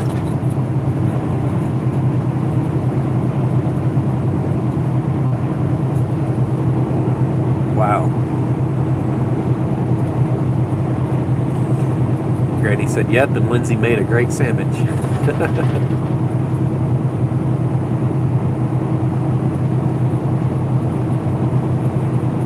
That cabin was in Idaho. Okay. Chris P said, I got pine trees for days, but I'm in South Carolina. Yeah, there's a lot of pine down in Arkansas. And a buddy of mine, last I knew, he had a log truck, or he had a guy hauling logs down there. That's what Craig grew up doing. His dad was a logger. He had a logging company. And he grew up in the woods, in the logging woods. It's like, if I have a question on a tree, like what species it is, I can do like a video and send it to him, and he can tell me, what it is. I've got a great big, huge, it's a mocker nut hickory in my backyard. The damn thing's like 300 foot tall.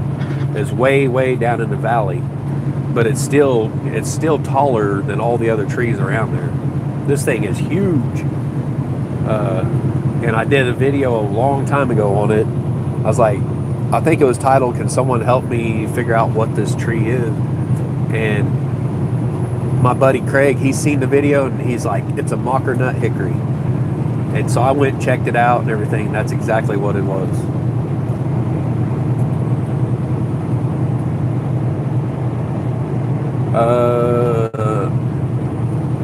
Drew said, what trees do y'all have? I assume pine. No, I've got very, very few pine in my area. I mean, if I go like 10 minutes south of me to like Pineville, there's a lot of pine down there. But in my area, it's mostly red oak, white oak, hickory, a lot of dogwoods and stuff out there. There's some black cherry. Let's see. There's a few pine here and there. There's red cedar. We've got a pretty good like range of different trees in my area.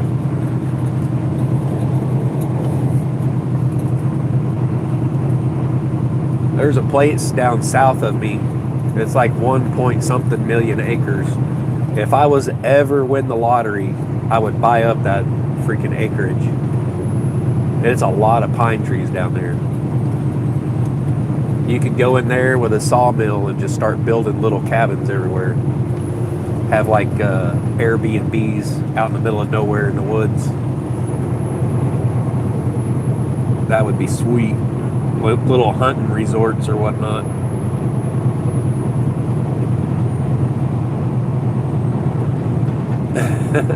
Drew's favorite sandwich. Are you still eating one a day? Log haulers are crazy here. I imagine. Yeah, I've seen some of them log haulers down in like Texas and Arkansas. Like them dudes, they're trying to run 600 miles a day and stuff, or and just doing like several loads a day. That's crazy.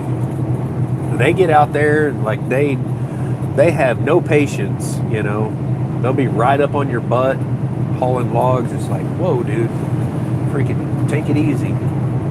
The problem is that it just doesn't pay that good for the logs. I heard that now people hauling logs is making pretty close to what I was making back when I was hauling crude oil. And back when crude oil was paying pretty good. Now crude oil's just not paying that good.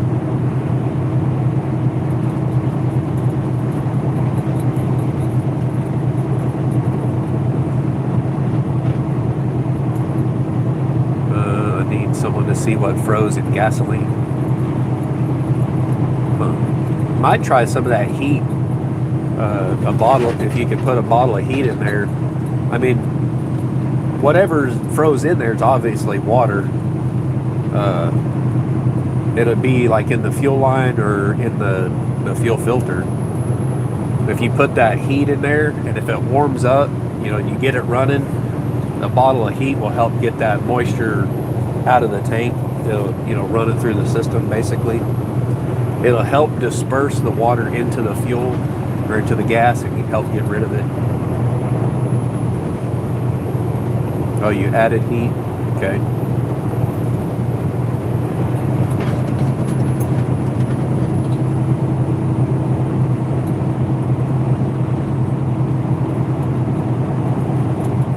Shepherd says, "Let me out. I want my toy."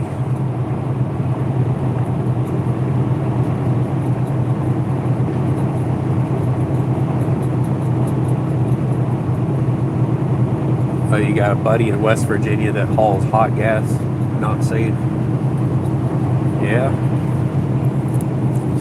Is that like fresh from a refinery or something? I don't know exactly what hot gas is.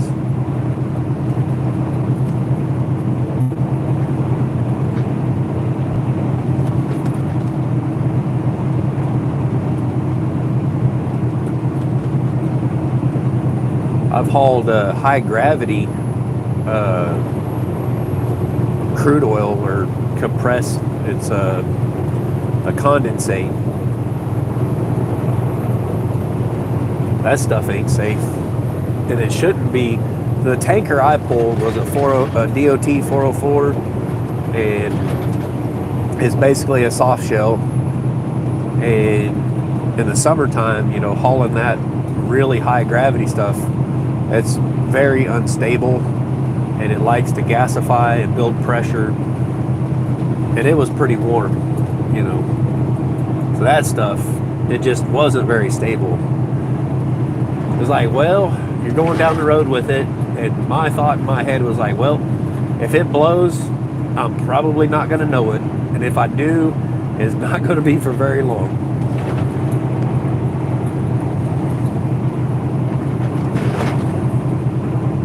I found my beer maker, but don't drink.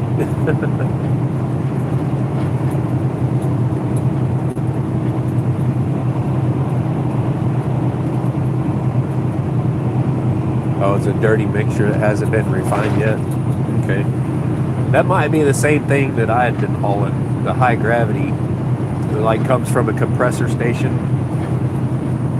Basically, they take the natural gas off the pipeline and they compress it, and they basically make it into a liquid.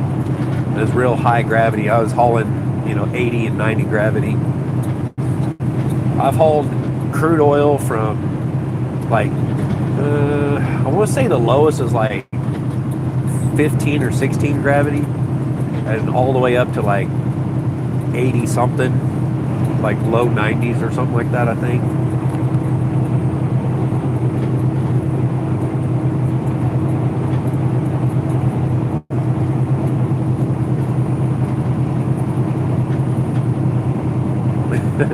He tried to get me to haul for him. I was like, no way. Yeah. I was scared to death of it at first, to haul crude oil. It got easier after, you know, over time. It wasn't so bad. The best thing was that I had baffles in that trailer. There was like 4 baffles in it. So the surge really wasn't much of anything, you know. Like when you went around a corner, you could feel it, you know, you could feel that liquid go up on the side of the trailer if you was only like, say, half full or something.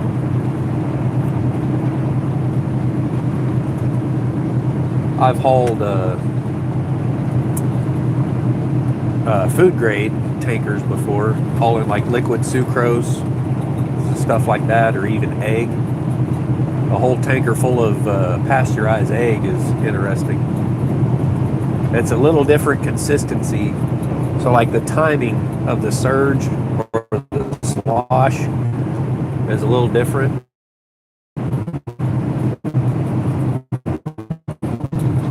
Tanks ain't too bad.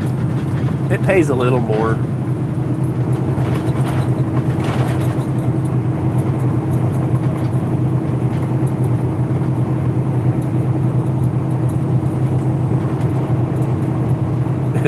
Seen a tanker flipping a truck stop just making a slow turn.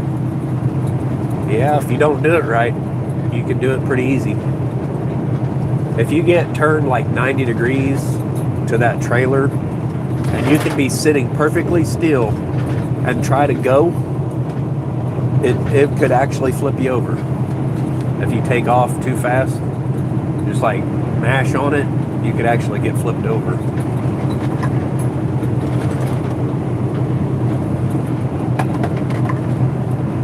the worst thing, like for people who don't know, is like you start taking an exit and let's say you're pulling a tanker, like a food grade or something, like the smooth bore food grade is the worst because they don't have baffles in there to stop that surge. I know most of you probably know, but some people may not that might be watching. But if you hit your brakes in a curve, what happens is all that liquid comes to the front of the trailer, and as you're in that curve, it goes up on the front nose of that trailer, and it's so easy for it to flip you over. I mean, that's what sucks. Like if you're taking an exit and you're doing good, but someone's right smack in front of you, or someone cuts over in front of you, and they take the exit that you're taking, but right in front of you, and they hit their brakes, and so you have to get on your brakes. That is super dangerous. A lot of people don't know that. But you'll see a tanker rolled off, where it's flipped over, taking an exit. A lot of times that's what happened to them, is somebody, swerved over, took that exit right in front of them, and made them have to hit their brakes while they're in that turn, and it'll flip you over.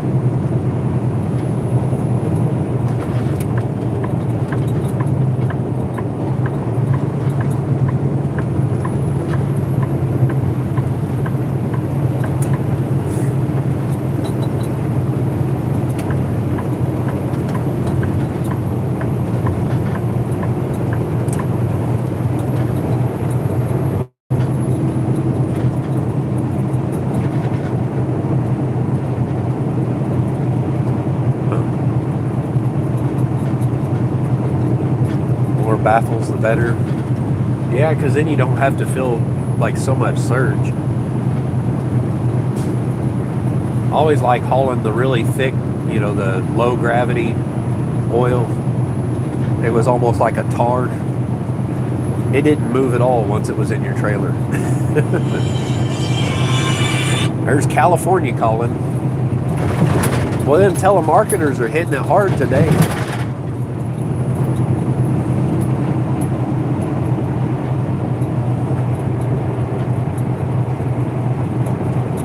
I've pulled a 53 foot before with a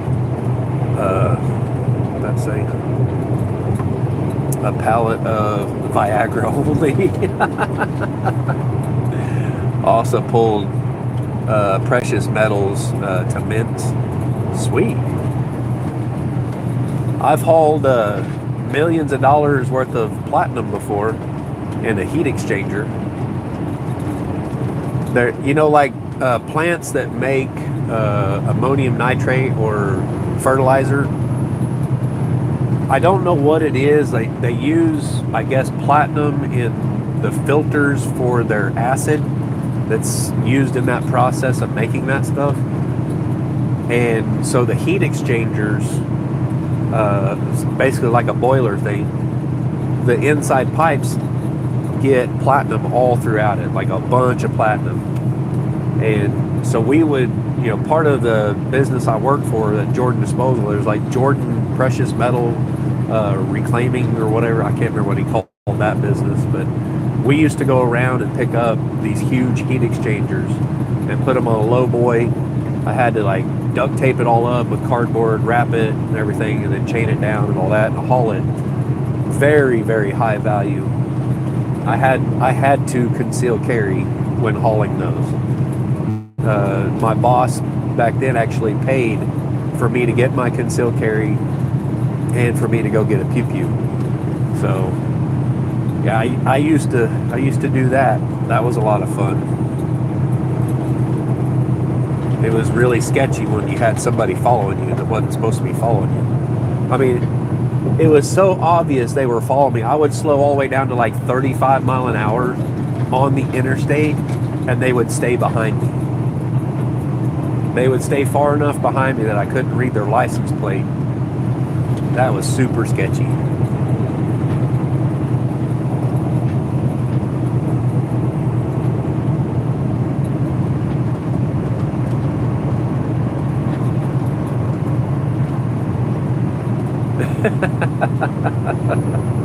Could you imagine crashing with a load of Viagra in a bad part of New York? Uh-oh. We'd have a new, possibly a new baby boomer era. They'd be like, what's the correlation here? Oh, gosh. That would be bad. Man, I wonder how much that stuff would go on the market. How much it'd go for.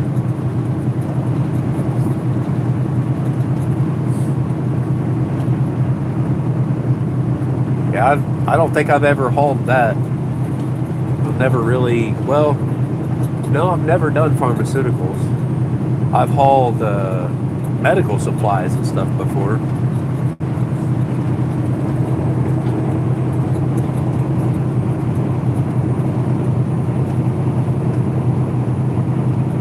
Back then it was millions of dollars. Yeah.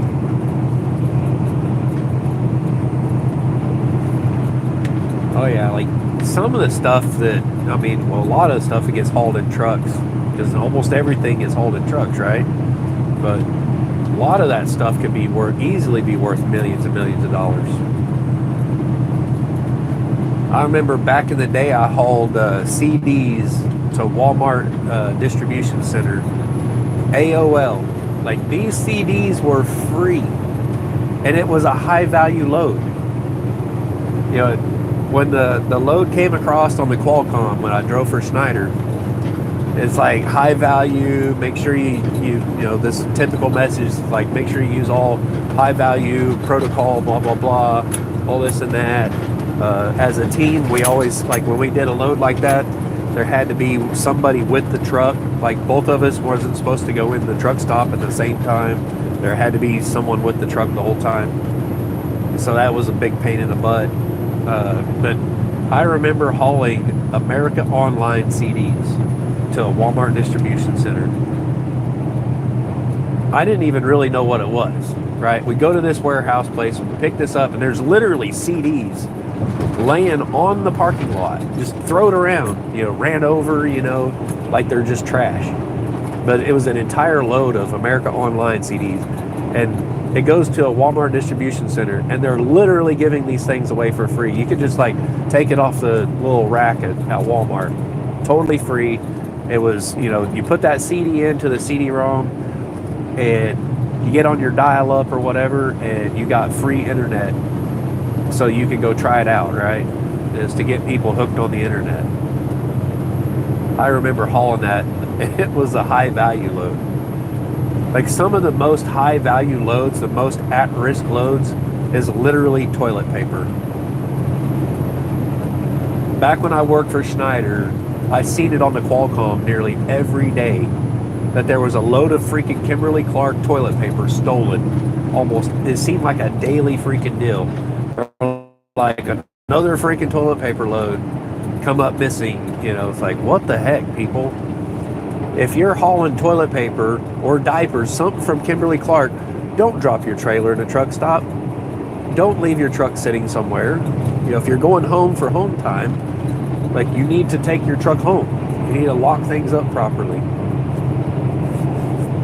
I think it was just drivers were dropping their trailers and letting people steal it. I don't know. It was a bad deal back then. Yeah, I'm in Eufaula now, so I'm going to be in and out of service here for a little bit.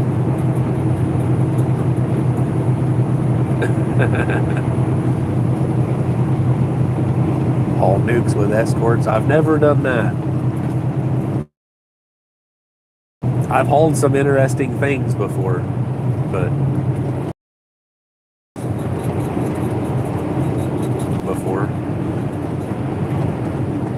they have the radioactive placards on the side, and some of it I doubt was very radioactive, but some of it was. Some of it was in these big vaults on a flatbed, and that stuff I imagine was very radioactive.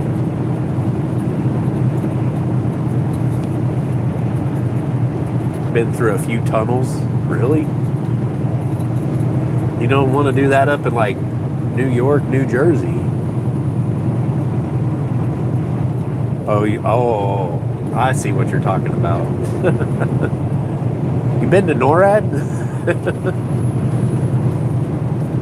That would be really cool to go up there. I've looked that place up on Google Maps before. Pretty interesting. Hey, Ellie, there you are. Good morning.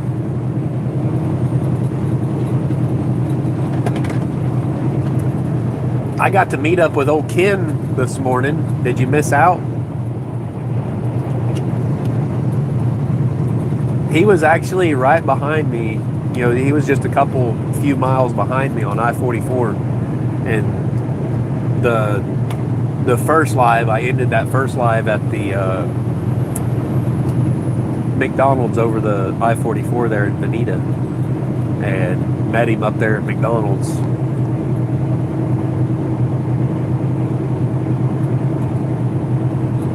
The manifest was coded.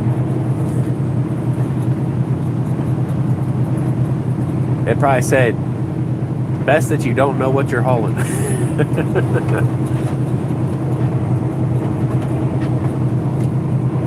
One of my dad's buddies that drove for MNX,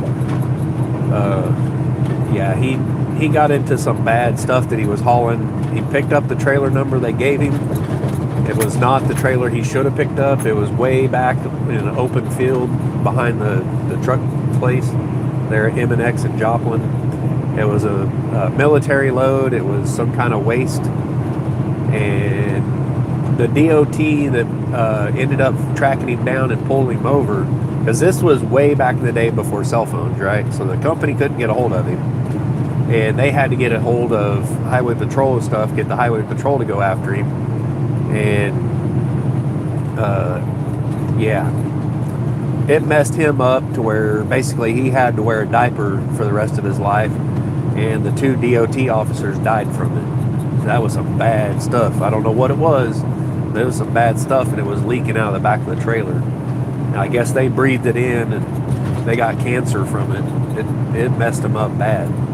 One of the officers died like within a few days or so from it. The other one was like downwind from it a little bit.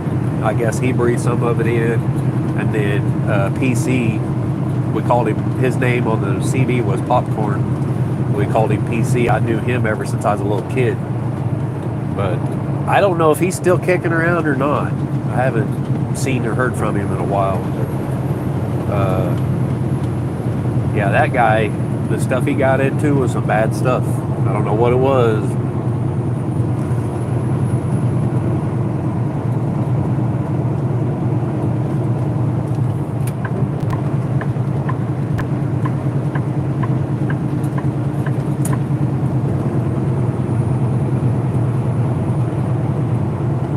You gotta get to the doctor, you're on steroids, can't breathe.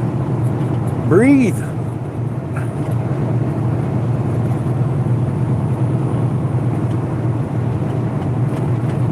Happy birthday, Ellie.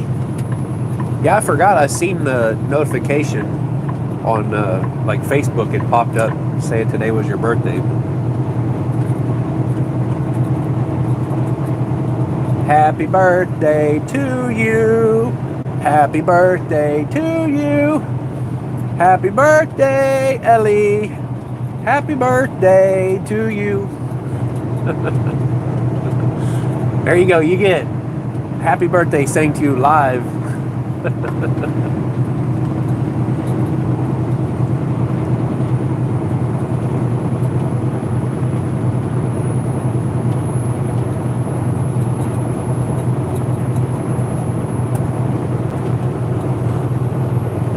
Huh.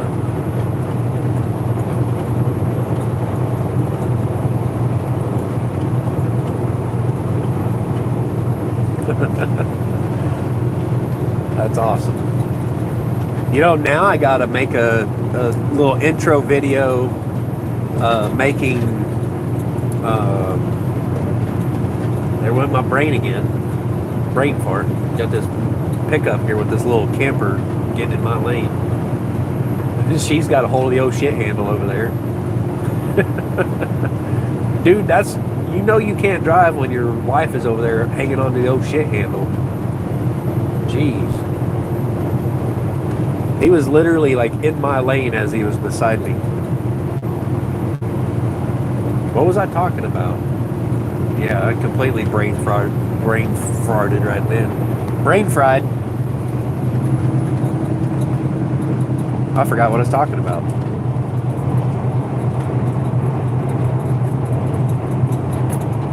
It hurts to breathe.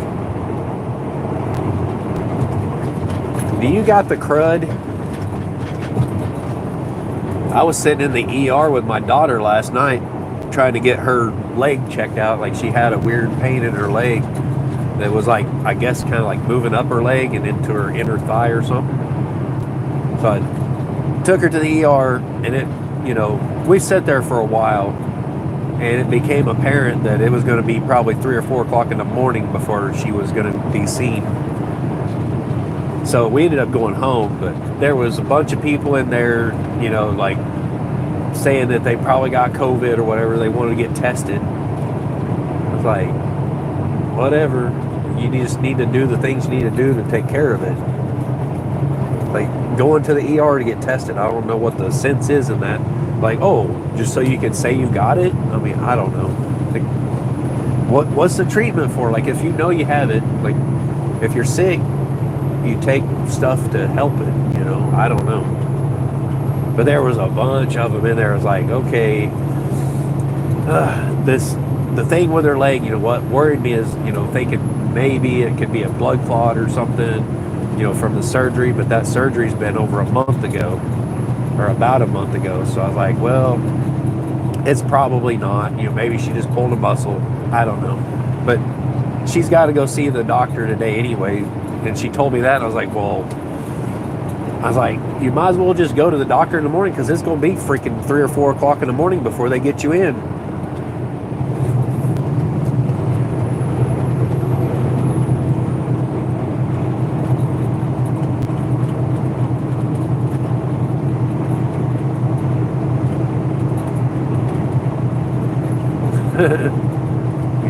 Your cat's being coy about trying to get on your lap. Just kind of like walking around like, yeah, I'm gonna sneak over here, see if I can get on her lap without her noticing.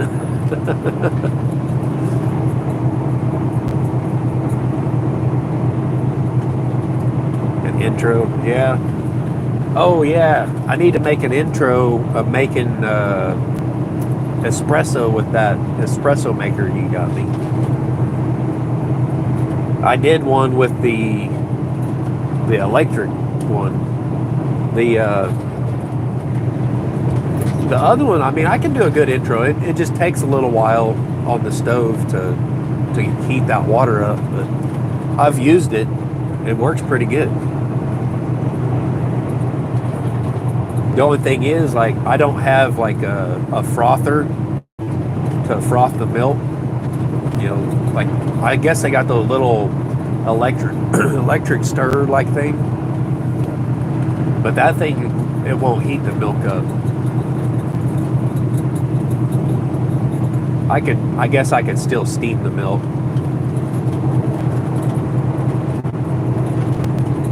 It's just something about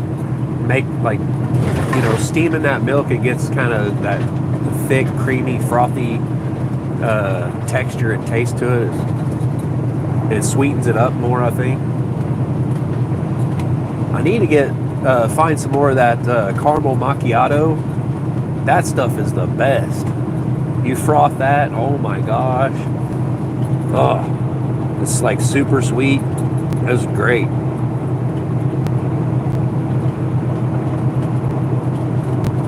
No, none of my kids have had that shot.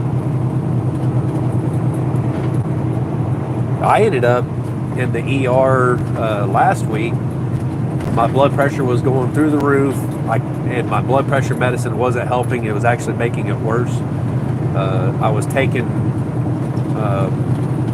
that hydrochlorothiazide, and basically, I guess it was like dehydrating the crap out of me, which was causing my blood pressure to go up more. I quit taking the hydrochlorothiazide every time I think I need to lower my blood pressure, and I would take half of Clonidine, and that helps way better. Yesterday, my blood pressure was like 106 over 75, but like I want to say it's like 75 blood heartbeat, and I felt great with it. You know, my blood pressure being that low. Even today, like I've drank that whole thing of coffee, which I even filled it up. I drank probably a good quarter of it, and then refilled it and drank all of that, and my blood pressure still feels great. So, does anyone know where we are? Where are we going? We're in Eufaula, Oklahoma.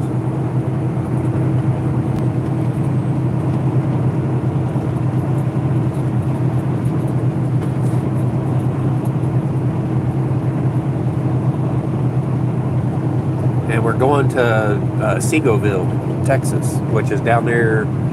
It's just south of At Home with Tom and Rhonda Howard. I think one of these days I'll probably end up running into them down there. That would be awesome.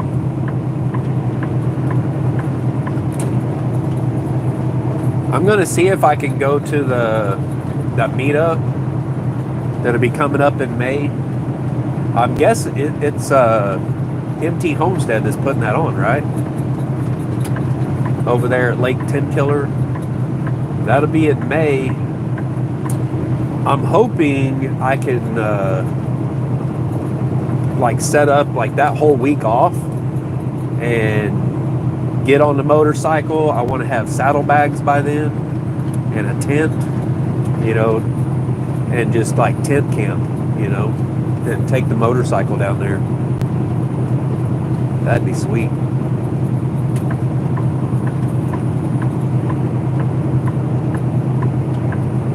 Let's get me a little primitive campsite set up, I guess. They said there's showers and stuff there, so that'd be awesome.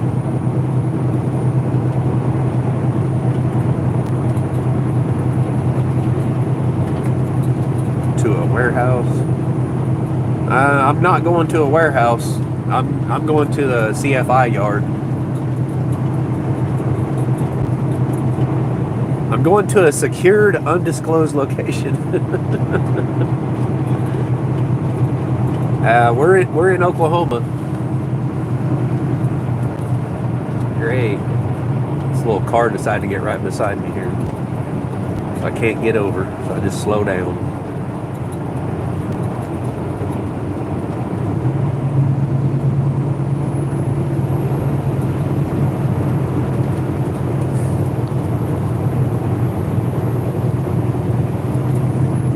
Chris P said, I've been trying to figure it out.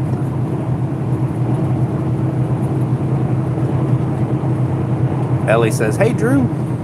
Yeah, Drew's been in here for a little bit listening in. He's working.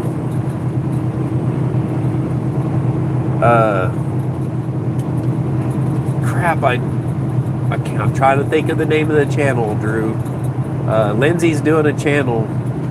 I think Ellie knows about it. Ellie, if you want to drop that link, what's it called? Into the Mist, I think. I think that's what it's called. But yeah, what is it? New Year's? You guys are supposed to have some videos out on that, telling stories of the missing. That sounds really freaking interesting. I think that's going to be a hit for sure.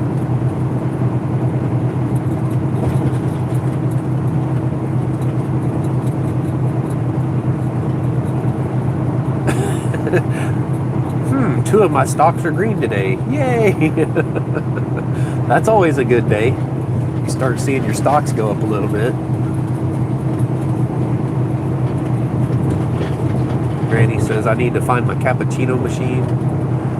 My wife does that, like the cappuccino, like mix stuff or whatever.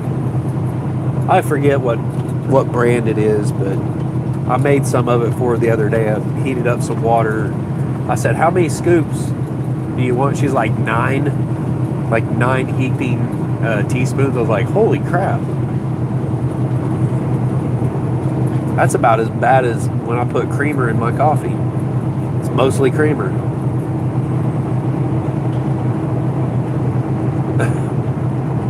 I'm starting to see some hills now. I have no idea where he is now. I'm headed south. I'm probably on the south end of Lake Eufaula, around in there. Or no, I don't think I've went through the town of Eufaula quite yet, have I? Let me see. I've went all the way through Eufaula. I'm coming up on McAllister.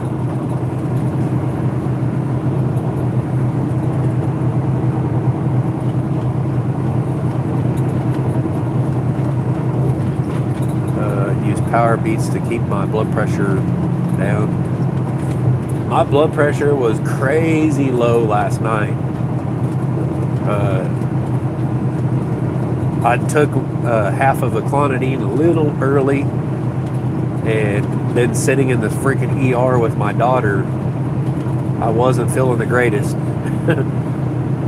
I was constantly going to the bathroom, have to go pee, and my blood pressure, like every time I went pee, my blood pressure come down a little bit, and come down a little more, come down a little more, and I was like, oh, this sucks.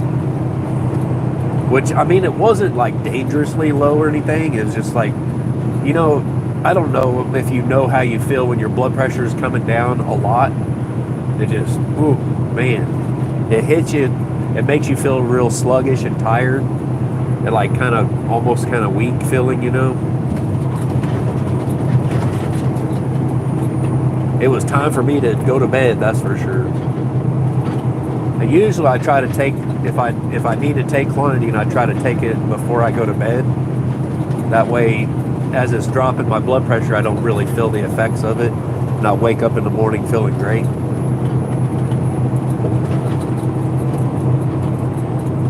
Yeah, B1 helps lower your blood pressure too. It does things like helping you with your digestion, like everything, literally everything. Like the very basis of making everything, all the enzymes and stuff in your body work, they all need B1 in order to do the things they're supposed to do.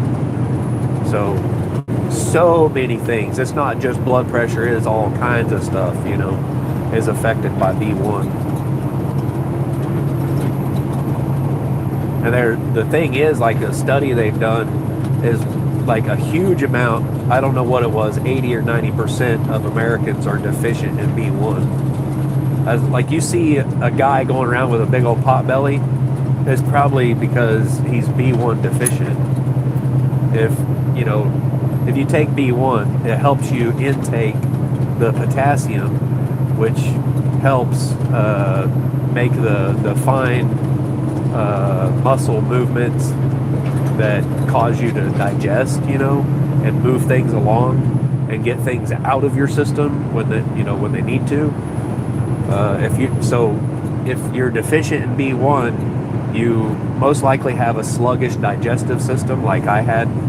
So I started taking B1 once a day with a meal. I feel 100 times better.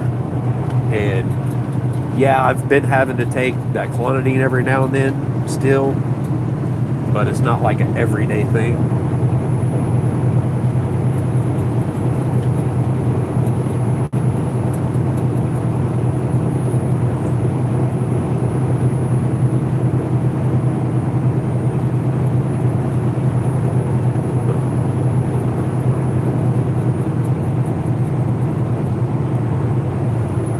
Drew said I have a truck and a car I need picked up over yonder.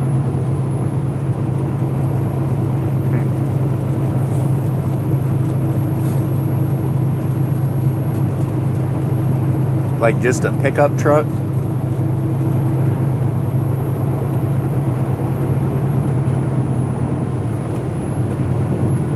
I tell you what, like getting a car on my trailer would be like crazy.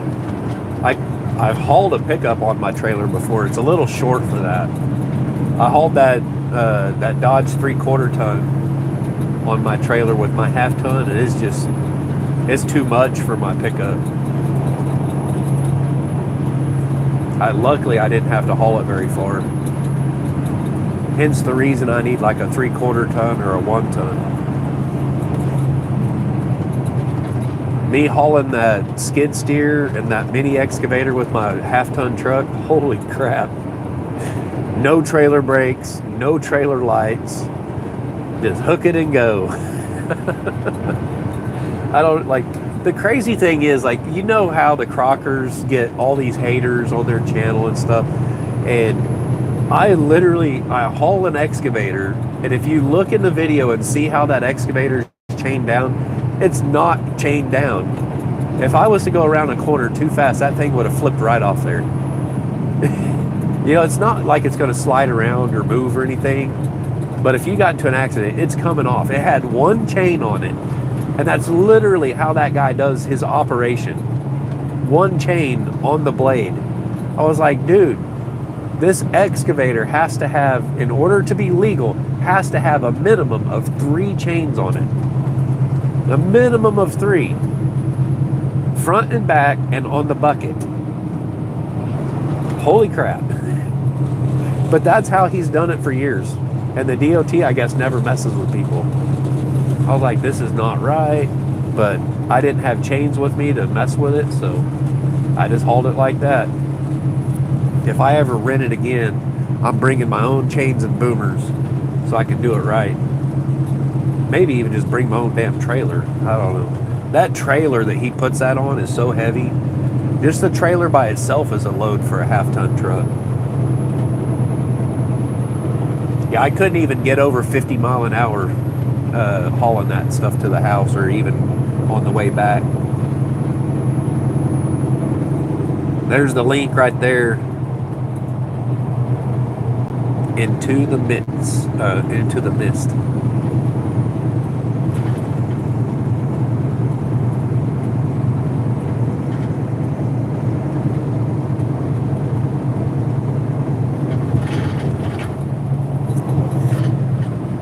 It'd be great to see old JB Conway again. I used to sit there and talk to her on the phone for like hours. But it's like, the more I'd done that though, like the less like video work I could get done. But that was also back in the day when I was just, you know, full-time YouTube. I actually had some spare time in my life. Nowadays I got 0 spare time.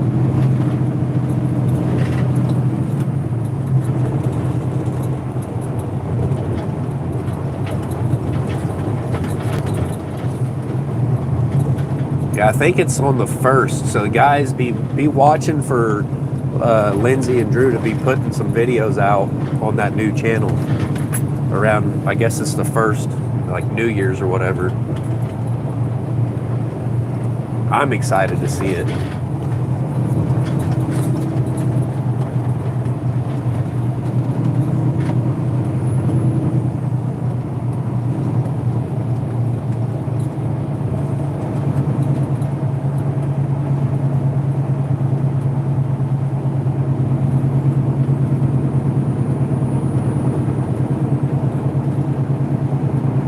Said, yeah, it's about missing persons cases.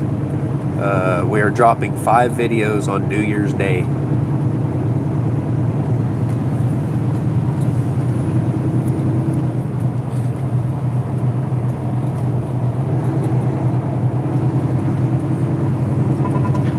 I ought to email Jason and see if I can get him to throw that out there. I mean, he's got a larger reach than I do, and that'd be really awesome if he'd do that.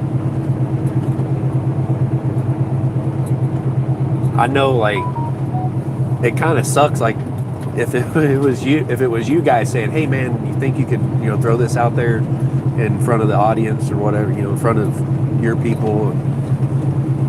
I don't know. If it's coming from someone else, you know, I know you guys ain't like really trying to do that or whatever, but I like to see, you know, the community stick together and help each other out like that.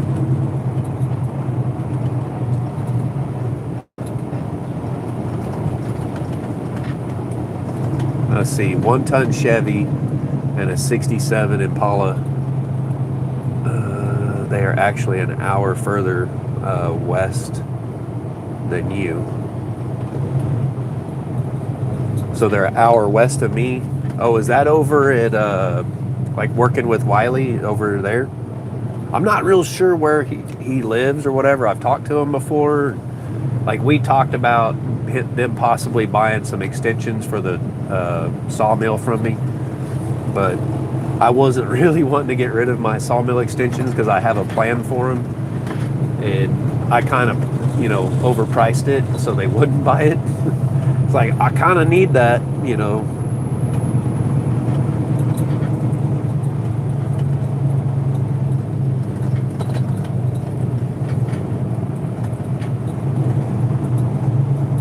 Yeah, I'm thinking about using the old track from my sawmill to make a slab flattener. I'm thinking maybe, I don't know, I might just end up buying a new one. If I can build a slab flattener, kind of like the Wood Miser slab flattener that they build, if I could do something like that myself and like get with Bob CNC, like Bob CNC, they watch my channel, they kind of keep up with some of my stuff because every now and then I do some videos with their CNC, and I know they have stepper motors, like the whole kit and everything. So I need to get a hold of them and see if maybe they will sponsor like the build, and I can just put Bob CNC, like have them send me stickers, and I'll just build the whole, like the frame and everything myself, and then get their stepper motors and the Arduino and all that stuff and put it together. Maybe they can even set me up with a wiring kit, because I know they've got the big wooden CNC, which might work, but I want to make it out of steel. I want it to be heavy duty, to where if I put a great big huge slab on there, it's not going to be like too much for it, to where if it, if it gets bumped around, it's not going to go out of whack.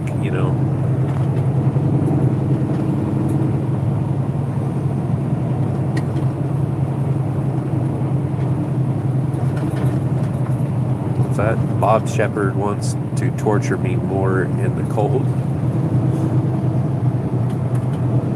Heck yeah, 1-ton Chevy and a 67 Impala. Man, I know that 1-ton would be heavy. Ellie says, be right back. Hope you get to feeling better, Ellie.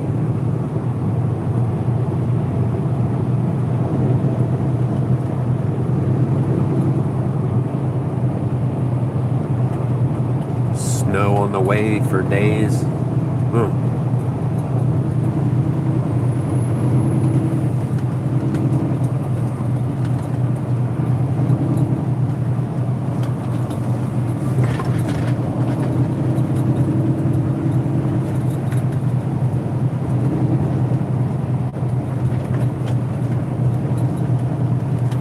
I don't know that I've seen SLR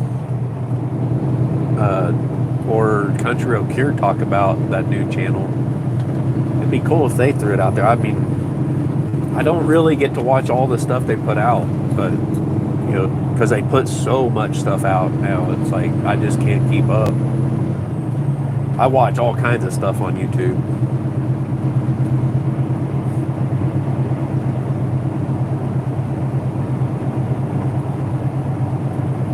Oh, in Seminole. Okay. Yeah, I don't think I could do it with my half-ton.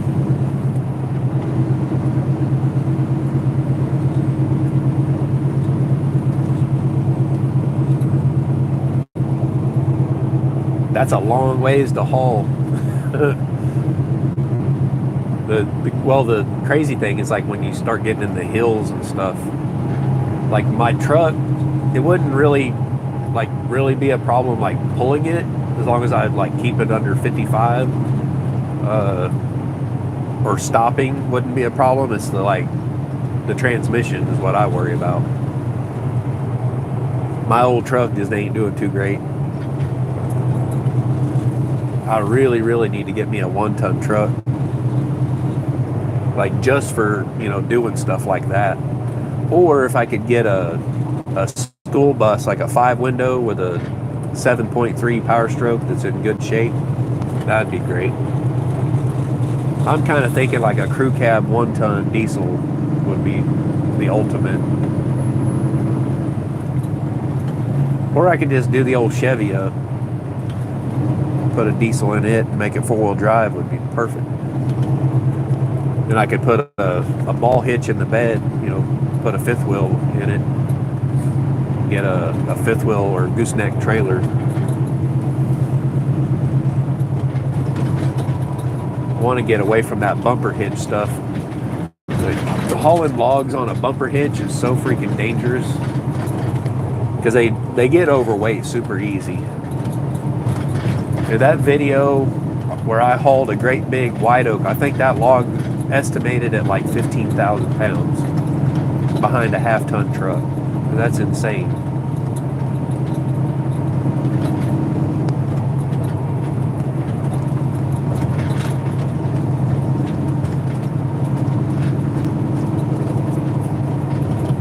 I like old Wiley. I ain't got to talk to him too much. We talked on the phone a little bit, or like messaging, I think it was. I don't remember. It's been a while back.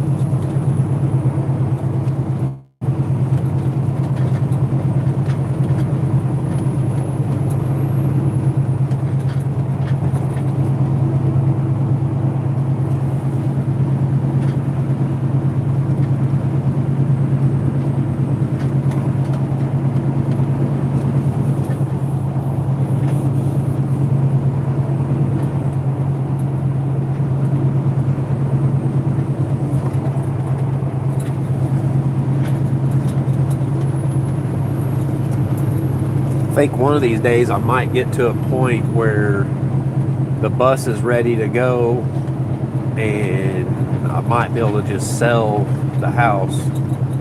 That might still be a couple years down the road.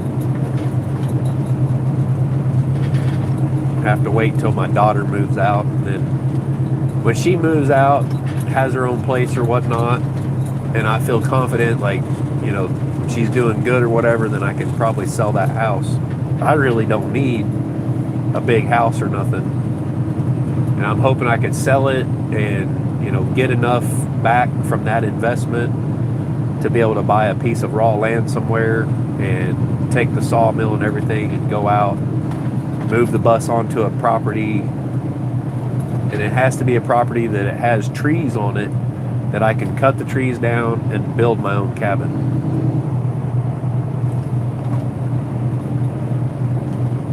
Which seems kind of crazy that I'm putting into, like, building the shop and everything at the house, but that's, property improvement, right? It's an investment and it will make it worth more. I don't want to make it worth too much because then it'd be hard to sell, But I want it to be be built to where it's a place where it's kind of like a turnkey business. It's not just selling a house, but it's like a turnkey work from home business type thing.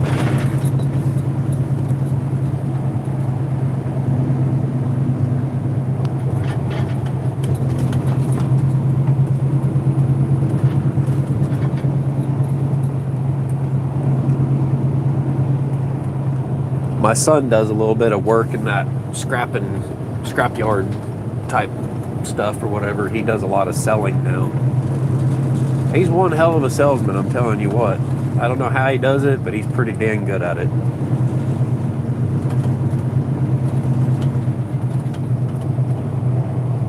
He makes like 50% of what he sells.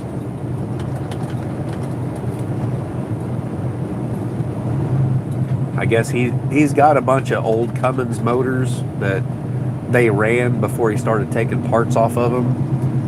And he'd take pictures and send to me. He's like, hey, I got these Cummins engines if you want to buy one. I mean, the price ain't terrible, but I look at it and I'm like, well, I still need to get a rolling chassis, like 4-wheel drive chassis, a transmission, and then I'd have to get the fuel pump, the turbo, like probably the intake manifold. I'm not sure if that was on there or not. The water pump, fuel pump, blah blah blah, everything that was like on the engine, I'd have to buy all new and basically kind of rebuild, refurbish. I was like, I would rather buy a rolling chassis that has everything, like the motor, transmission, everything. Probably even a wrecked body or something on it, but the frame's not, out of whack. If I got something like that, I'd probably get a hell of a lot better deal for my money than just buying a motor, and then buying a transmission, and then buying an ECM, like all this stuff separate. I'd be better off buying it all at once, like a whole rolling chassis.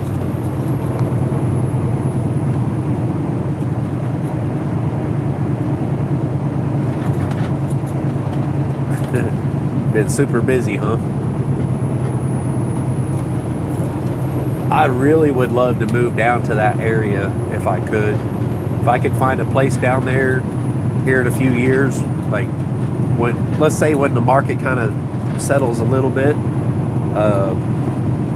not that it's ever really going to get cheap or anything, but if it settles down some, I might be able to find a place down in that area.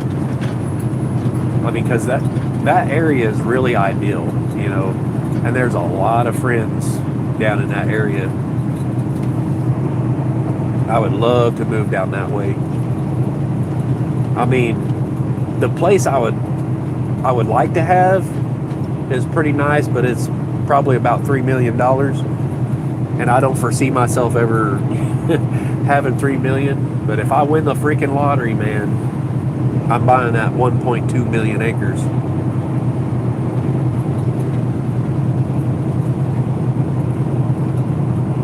I'd probably section off a few spots out there to where if some people wanted to move up that way, I could probably sell off some pieces out there. But 1.2 million acres of all wooded rolling hills is some pretty nice stuff out there. Kind of secluded, but not too far from I-49. Not too far from like Bella Vista, and Bentonville.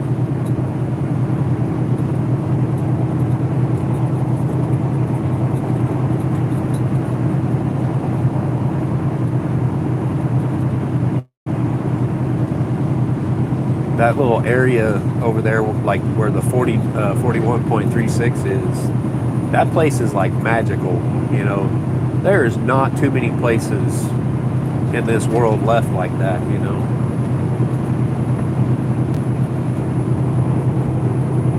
I think it'd be cool to live down in that area though, like pretty close to you guys, and like Come On Homestead, SLR, and all them. Those are some really good down-to-earth people. I know a lot of people have their opinions about them or whatever. Some other YouTubers have opinions about them, like, whatever.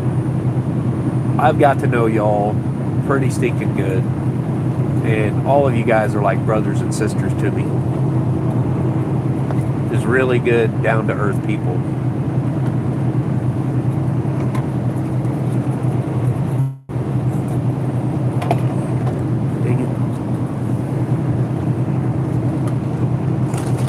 I left this bottle of tea in the truck and it's like half frozen. I don't know if it's went bad or not. I better smell it. And it doesn't smell like alcohol.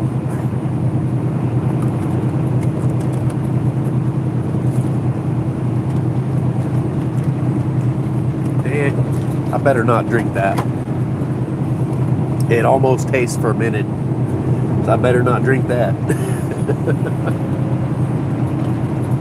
I think it's been frozen for the last several days.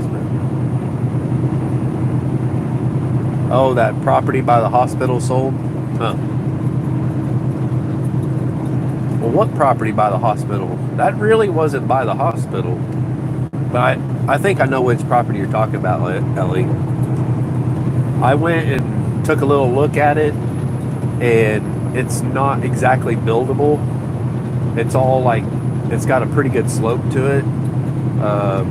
That little property in the middle of that, where there was a house already there, was the only part of that property that you could build on. Most of that land was in a low-lying like floodplain.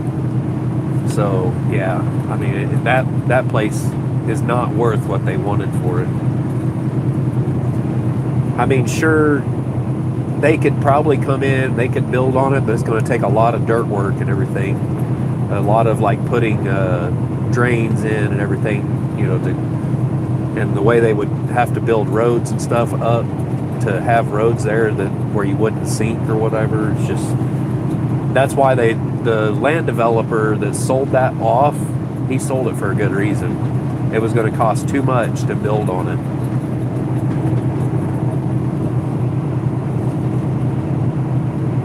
You got an eye for property, but like when you get there and you lay eyes on it, it's like,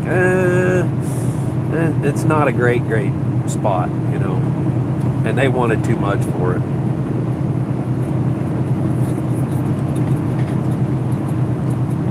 See, for me, myself, and I want a property that's kind of out in the woods, away. So I don't have a lot of people around, and it would be kind of hard for people to find me. Especially, being on YouTube, you don't exactly want people to find you super easy. Like right now, people know exactly where I live. And I've had so many instances where people have come out to my house. I've had people stealing out of my mailbox. I had someone come out. I literally have him on camera. I can't say who it is, but I got him on camera cutting my freaking tire on my pickup. And I don't think it was Ed. I'll just put that out there. I'm pretty damn sure it was not Ed. It was somebody else. You guys probably don't know this person, but yeah. The behind the scenes crap of YouTube that a lot of you guys don't know about. I mean, you know about the Ed stuff, but it was not Ed, okay? This was not him. And I got him on camera. My lawyer has the footage, and we're waiting to see if anything else happens. If something else happens, I'm pressing charges.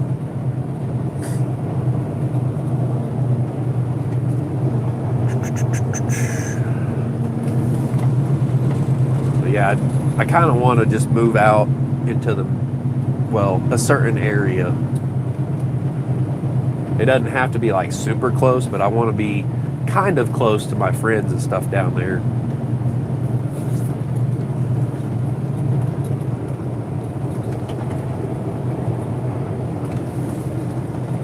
I mean, hell, I haven't called SLR in forever. And old Dave, he's like always saying in his videos, like, reach out to someone you ain't talked to in forever. It's like, are you talking directly to me, Dave? It's like, I know I haven't talked to SLR in a while and stuff. It's like, but I'm super busy all the time. They're super busy all the time. You never really know when's a great time to like call and BS with someone.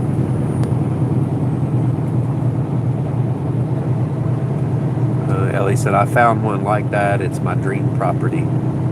Heck yeah. I just wish I could win the freaking lottery. I would be playing Santa Claus for a few people. I'd know that for sure. I was talking to my wife the other day about it. It's like, man, if I could just win the lottery.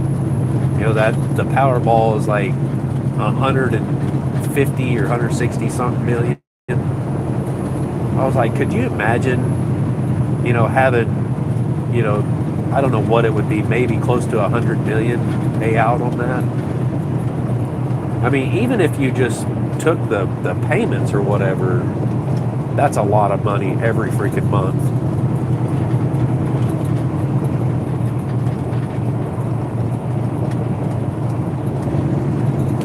I mean, you could do that, and you could build businesses with that would pay you an insane amount of money. Like stuff that you wouldn't even have to have anything to do with. You just get it all set up,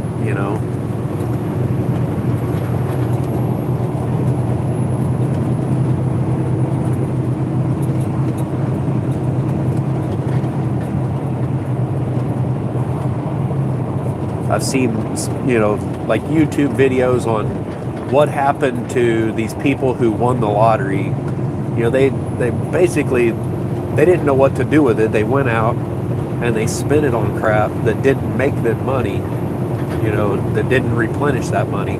And so they went flat broke in no time. It's like, why would you do that? I mean, yeah, you could go out and spend quite a bit of it frivolously, change people's lives, buy them their dream property with a house on it or whatever, and it'd be a paid for deal. You could totally change people's lives. And sure, you can put that on YouTube and you can make money from that. But it's like, I don't know that I'd want to do that. I'd want to just like go buy a property, and give it to someone, say, here you go. If that's what they want, you can change so many lives with money like that. That's why I've been buying lottery tickets here lately.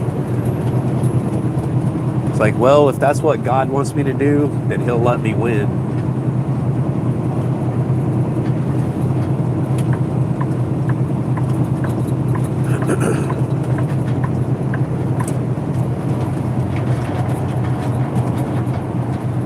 I don't know if any of my waters have thawed out yet. Let's see. Yeah, I got one right here. It's mostly frozen, but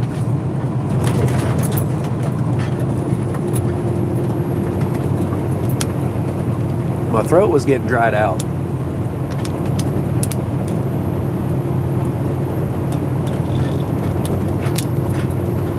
That's better. Almost forgot I got some, what are these called? The golden Oreos. Y'all know how I love Oreos, but I can't have chocolate anymore. I went into the dollar store yesterday to get some creamer for my espresso, and I just happened to walk past these golden Oreos, and I was like, oh, there's the answer. But they didn't have the double stuff. These are like the regular stuff. I opened it up and I was like, oh, I got ripped off, Like these, they look so thin. It's like I got scammed.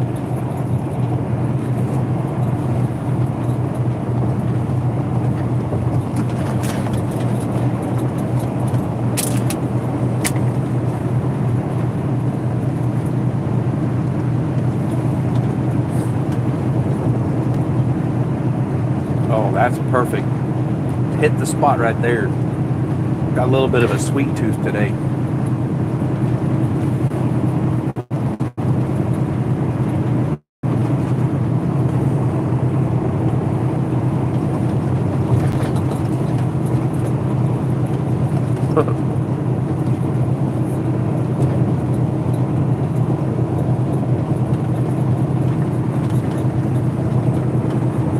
Just put the parrot outside for a minute.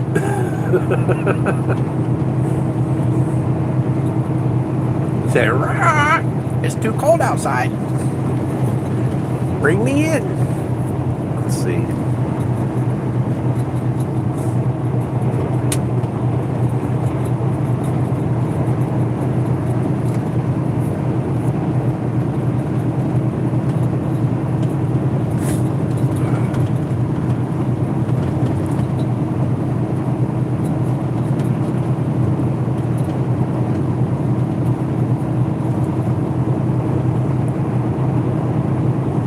What the heck were you walking barefoot to ice cold water on Christmas for?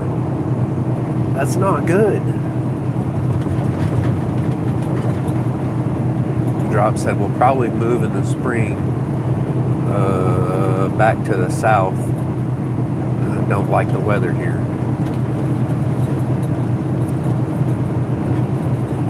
And I forget which, like two people told me where they live. Was that Utah or where?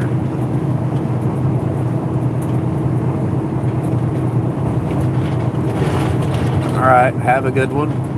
Granny says you gotta get to cleaning. Actually, in the 40s today was -7 a couple days ago. Yeah, it's 39 degrees where I'm at right now. It's warming up pretty good. It was -5 the other day here. That wind chill we had, holy moly. I think it was something like -25 or something wind chill. Or maybe more than that. It was freaking cold. I've been in minus 40 before up in North Dakota. That's insane cold.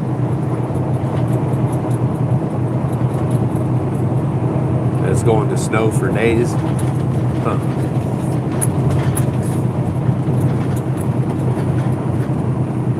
I have a feeling we're going to end up getting a bunch of snow here eventually. Probably here in a week or two, I'm thinking. I could be wrong. I'm kind of hoping I'm wrong because it's going to affect me on how much money I can make. If I look at the forecast and it's showing a bunch of snow and stuff, I'm just going to tell CFI, take the students off me. I mean, unless they just want the students sitting over there in the passenger seat riding along, because there's no way I'm letting them drive on freaking snow and ice and me sitting in that passenger seat. I can't do it. It's enough, driving with a complete newbie, on good roads. I can't handle it. My stress level would go through the roof. My blood pressure would go through the roof, and I'm not doing it. I'm just not. I know they probably want me to, but I can't. Pipes broke in the laundry room upstairs. And what? Well, it skipped on me. UT was raining indoors Christmas morning. Holy crap. All right, Granny Lana, we'll see you later. Thanks for hanging out today. It's been fun. I was in Gary, Indiana once, so. Uh-oh. Hey, I forgot to plug the phone back in this time. We're about to die here. Let me get you plugged in real quick. There we go. We're at 15%.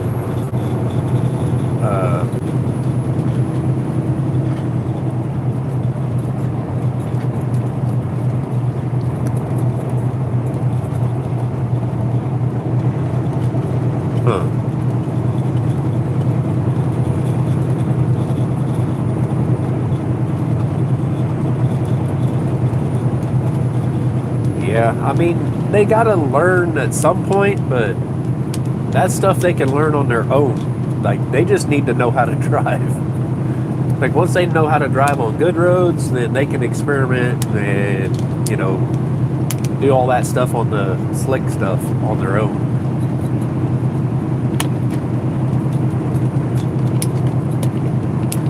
I mean, if it's in snow, I don't have any problem driving on it. I've drove on ice before, not very freaking far.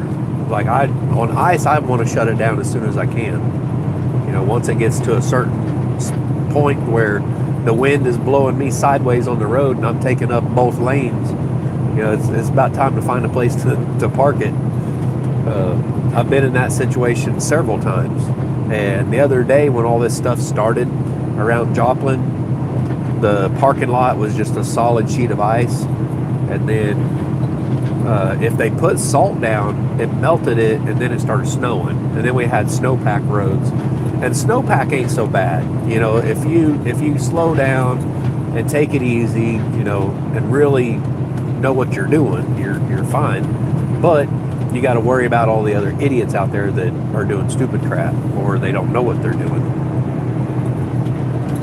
And that's the thing that really worries me. I don't want to end up dead, just because there was a trainee driving, and they're going to be, not probably really on top of things. Not, the thing I see is they kind of second guess themselves a lot, and you cannot have that. If there's a trainer in the truck, they second guess themselves, right? And if they're on snow and ice themselves, sure, they might be kind of second guessing themselves, but, well, number one, you only have one life probably in the truck instead of two. And, they're going to have to learn to take charge and just say, you know what, I don't feel safe driving on this. Maybe go out, drive for a few hours in it or something, get to another truck stop and kind of see how it goes or whatever. That's something that they got to do on their own, basically, I feel like. I mean, if we had a skid pad where we could do skid pad training in a controlled thing, that's one thing. But getting out there learning on the highway is not the way to be doing it, in my opinion.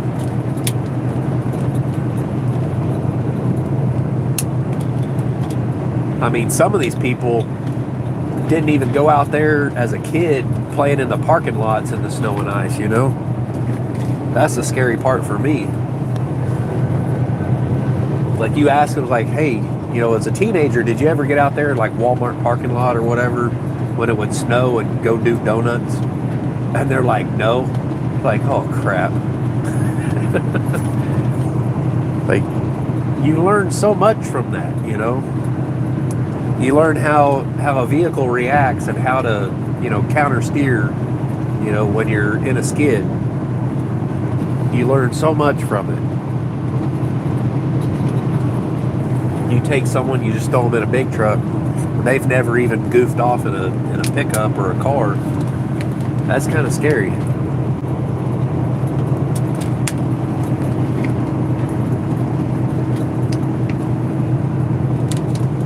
Like in my live stream the other day, I ended up going back and I changed the name of that live to Doing Donuts with Dave. It's crazy that it actually upped the view count on that video.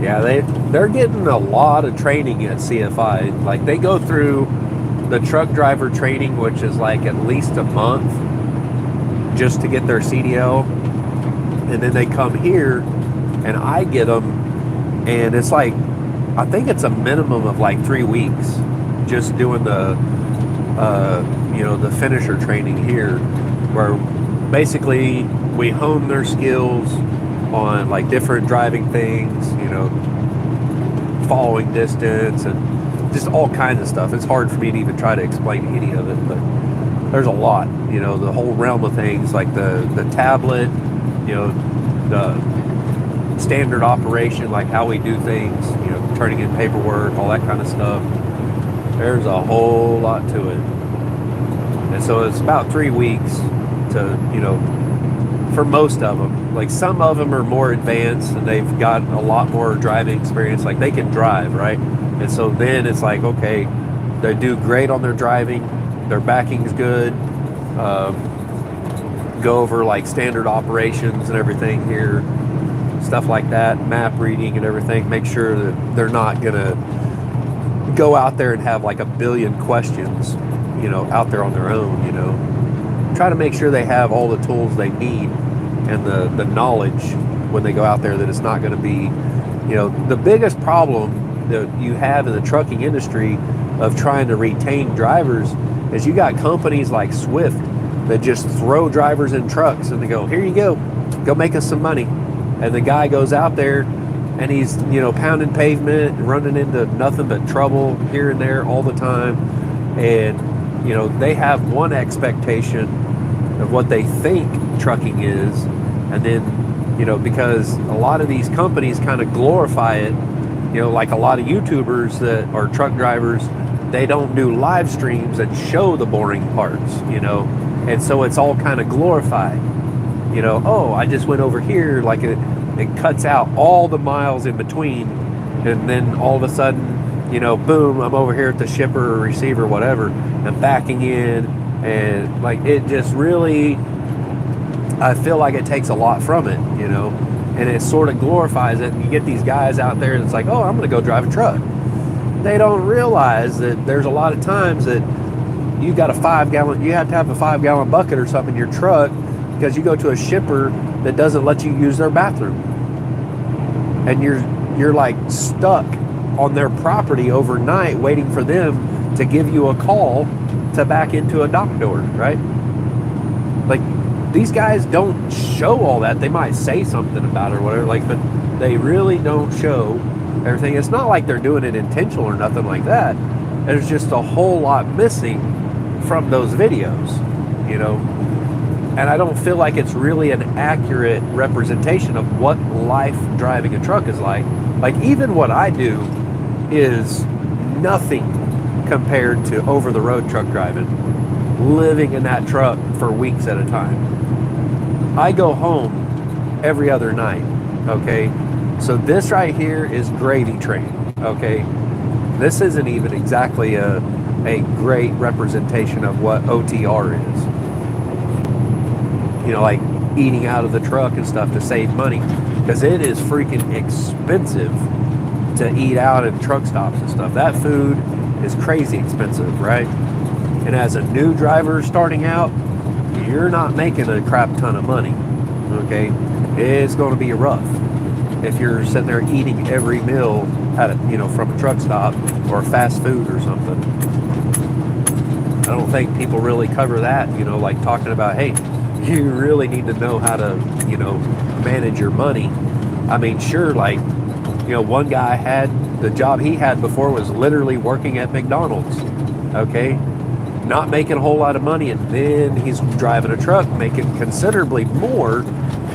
But it's like, hey, you might be making a lot more money now, but you still have to conserve and watch your money, how you spend it, you know, instead of going out just buying this and that and the other, you know, little knickknacks and toys and stuff. Just stay out of the freaking truck stops. You go in there, you'll be spending money that you really don't need to be spending, and next thing you know, you're in debt, you know, above your eyeballs and everything. You gotta kind of watch that. I don't know. There's a lot to trucking that people really don't see. It's a complete lifestyle change for a lot of people, because OTR trucking is a lifestyle. It's kind of like off-grid living is a lifestyle. You know, OTR trucking and off-grid living are very, very similar. That's like, you know, why for me to go to somebody's property and live off-grid is really not a big deal to me. It's like, it's not much different than living in a truck, you know. I mean, sure, over the road, you get to stop at a truck stop every now and then, use the bathroom or take a shower. You know, lucky for me, I get to go home and take a shower. Or if I had to, I could take a shower at CFI at the yard, you know. They even have showers down here at Seagoville.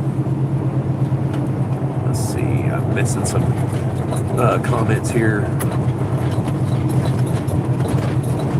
Well, this road is rough. I don't know if I can read those.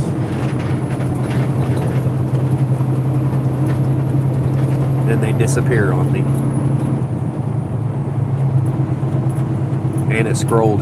Backgummit.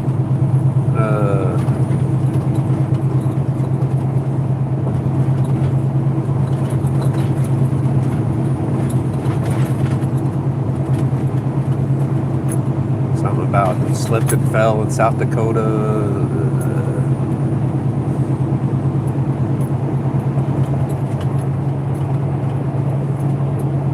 Ouch. That would really suck if you had to use the bathroom really bad and you slip and fall in the freezing cold. Yeah, I've got these like cleat things that I forget what they call them, but they're for walking on ice. I actually had those on this morning because our parking lot, a lot of it was ice, where it had melted a little bit and then refroze. It was just slick as could be.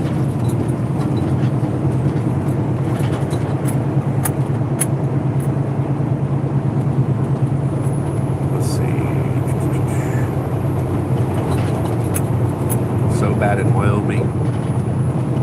1 year,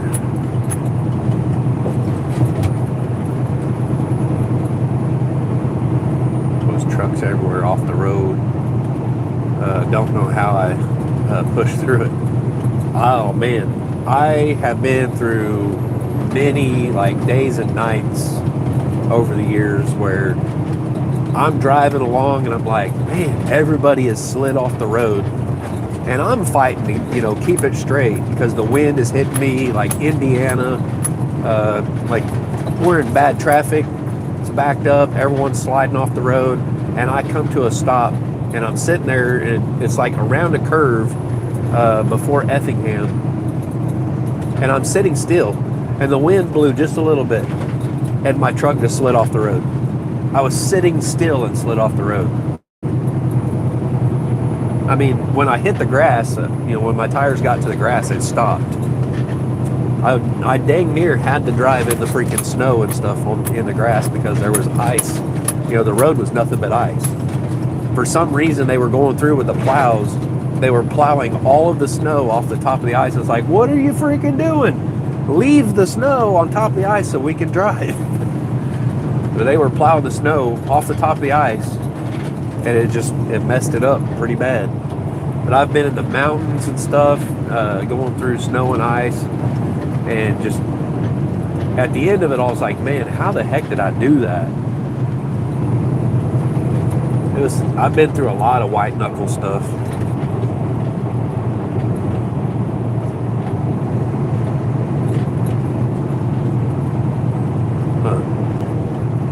Something about showed up at 1 p.m. It was a wrong dispatch time. Always had a plug-in cooler, and yeah, I had one in here, and I threw it out. I asked the shop to put a refrigerator in here for me for the students, and they're like, well, if you buy a refrigerator, we'll put it in for you. It's like, I'm not buying a damn refrigerator to put in your truck. I don't think so, Tim. I was like, how about you guys buy a damn refrigerator and put it in the truck? There's supposed to be a fridge in here. I don't need to buy it. I wanted to say, all right, come on, CFI. Don't play games here. I could go drive for CEI, and every one of their trucks has a freaking refrigerator in it. Every single one of them. They got APUs, they got refrigerators, the whole 9 yards. Hell, if I asked Scott to put a freaking microwave in my truck, he would do it. He'd be like, you want a big screen TV too? You want a PlayStation? He'd probably do it. If that was what I needed in my truck in order for me to come drive for him again, he would totally do it. He'd be like, what do you need in the truck? What truck do you want to drive? He would go buy a brand spanking new truck to put me in.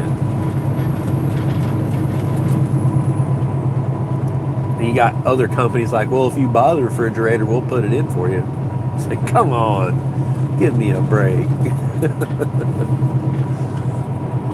There's lots of companies out there that, CFI, they give a pretty decent, for people with experience, like a $10,000 sign-on bonus that pays out like over like 10, 11 months, something like that. Yeah, that's kind of nice, but honestly, 90% of it goes to taxes because it goes on top of your paycheck and then they hit you in taxes. So, I mean, I'm not going to see it till the end of the year, which my taxes this year is going to be interesting. I don't know how that's going to work out. But I paid so freaking much in, it was insane. There for a little bit, it was about $500-600 a week in taxes that they were taking out. I filed exempt, and it dropped it down. I think it's like $300 or $400 now a week that they take out. I was like, ooh, that really helped.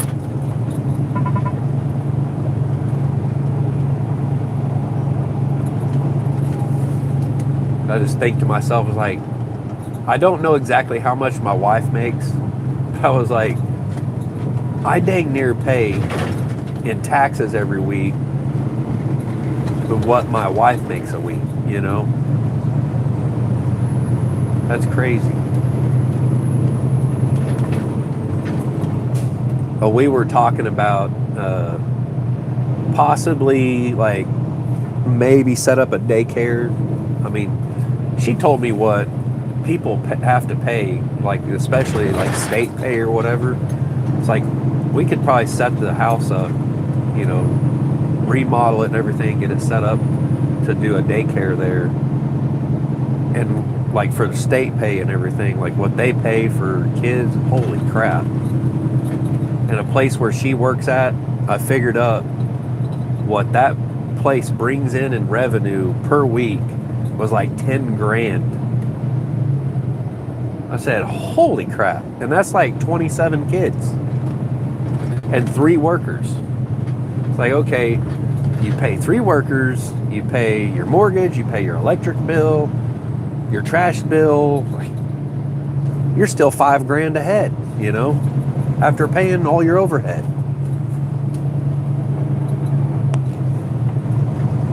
I mean, she used to watch kids for a few people over the years.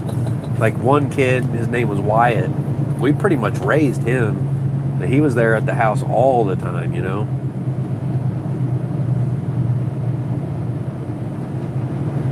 I asked her the other day, I was like, how old is he? And I think she said he's like almost 14 now. I was like, whoa.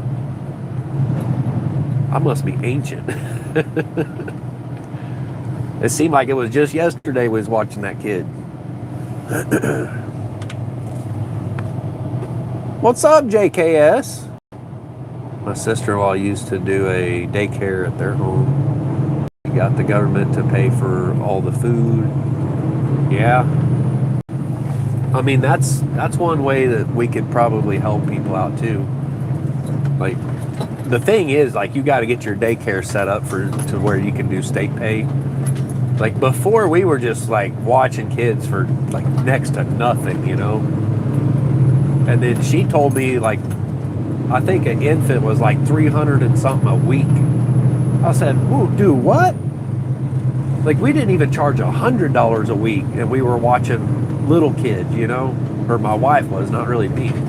I'd come in there and give them some shit or whatever, play with them a little bit, and then like, okay, enough of that. I got to do my own thing. But she only watched like maybe 3 to 4 kids at a time. Like, some of them were like actually my kids' friends and stuff. So the house was like full all the freaking time. But yeah, luckily I was over the road.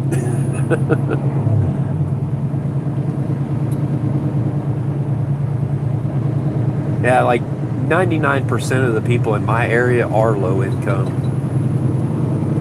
That's why I have such a hard time selling wood. It is such a low income area. It's kind of crazy. I mean, and then like a lot of the businesses shut down. So the other thing is, like, we could actually probably end up employing a few people,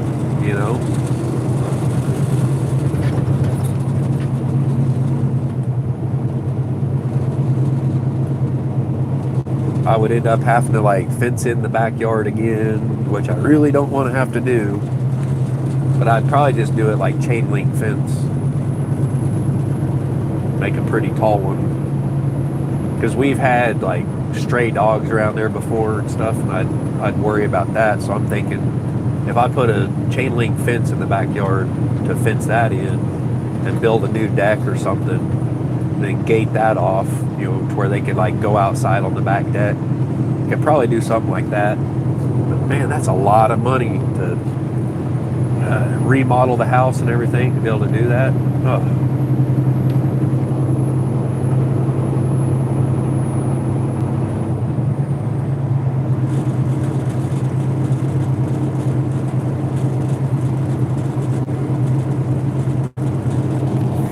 I mean, the guy that has that place set up, basically he's bought a bunch of rental properties, and he decided to turn that one rental property into a daycare. And then he has another daycare over in another town that was a rental property, and he turned it into a daycare too. I'm going.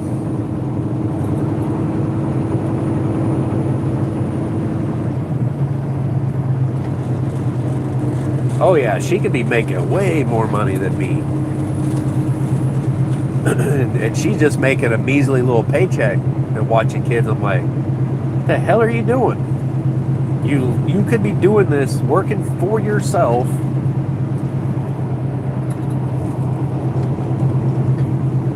We seriously got to get rid of that blue heeler though. I spent a weekend here the other weekend and just cleaned the freaking house, cleaned up everything, and then I leave out of town. I come back the next day and it's trashed again. I was like, what in the... I about flipped out. And my daughter, she was pissed off at the dog too. apparently the dog was tearing up stuff in her room. I guess she left the door open. The dog got in there while she was gone to school and just tore up everything. Like, that dog has to go. It's a pup. It's a blue-red heeler. It needs to go somewhere where it can be outside. My son, you know, he asked me one day, we was at Save-A-Lot parking lot. One of his friends is giving away these heelers. And he's like, Dad, can I keep it? I was like, as long as you take care of it and you feed it, you buy its food and everything, yeah. So he brings it home and he just leaves it. I don't think he's ever once bought food for it. He took it with him, you know, over to his friend's house for a couple days, then brought it back, dropped it off, and left it. I was like, so now it's my responsibility. Okay. And it tore up a $1,500 couch now. It strung diatomaceous earth all over the living room. I had to clean all that up. I was like, holy crap. We got rid of a lot of bugs. That diatomaceous earth works, I'm telling you what.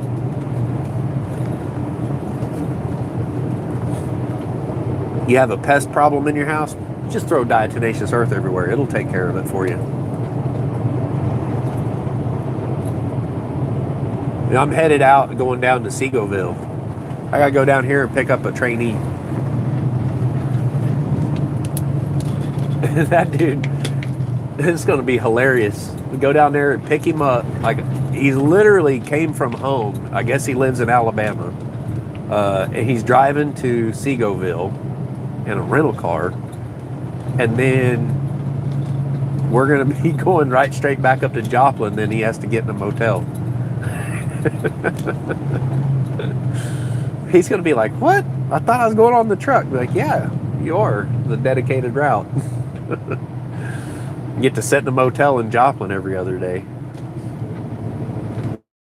That girl Jackie Vlogs just posted a video or something. I don't know if it's a live or hang on.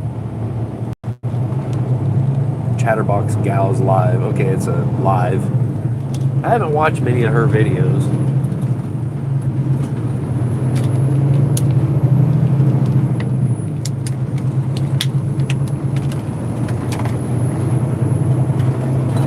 The crazy thing is, like, I'm related to someone that looks identical to her. Like, would be like, if you've seen the two of them together, or a side-by-side photo of each one of them, you'd be like, holy crap, they're twins. I showed my cousin-in-law, you know, that's who it is. It looks like that looks like her. I showed her a picture of her of, like, you know, the screenshot. I said, look, that's what she looks like. She's like, whoa. She says, no way. Like, yeah, you guys look like identical twins. Crazy.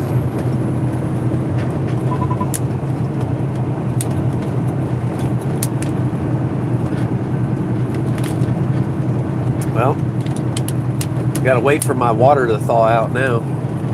There's like a big old cube of ice in there now. Sounds good.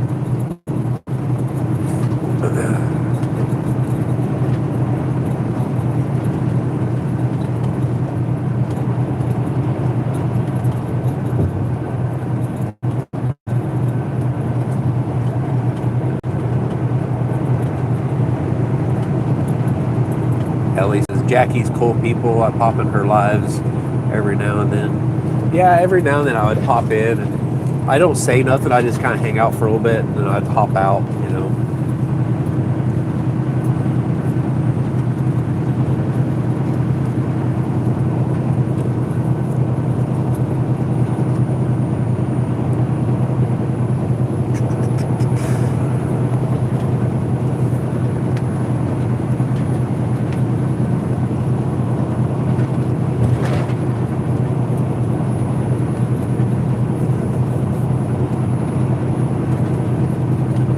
What are they calling the meetup? I forget if did they have a name for it? The YouTube meetup, or that MT Homestead's putting on in May?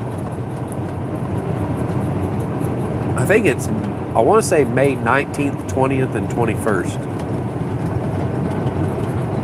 And if I go to it, I'm probably going to try to take off that whole week. I think I'm just going to like put my time in for that. And hopefully it won't be raining, because I want to be able to take my motorcycle there. But if people got to like plan, you know, way ahead, now's the time to start planning. It's at Lake Tenkiller, and I think it's going to be pretty big. I think there's going to be a lot of YouTube channels there. The Crockers, you know, like Jason said, he's going to see if he can make it. He doesn't know, because that's like right around about the time when they're supposed to be getting married. So, yeah. That'd be cool if they get to make it. They may or may not, who knows. But I think I'm going to try to make it.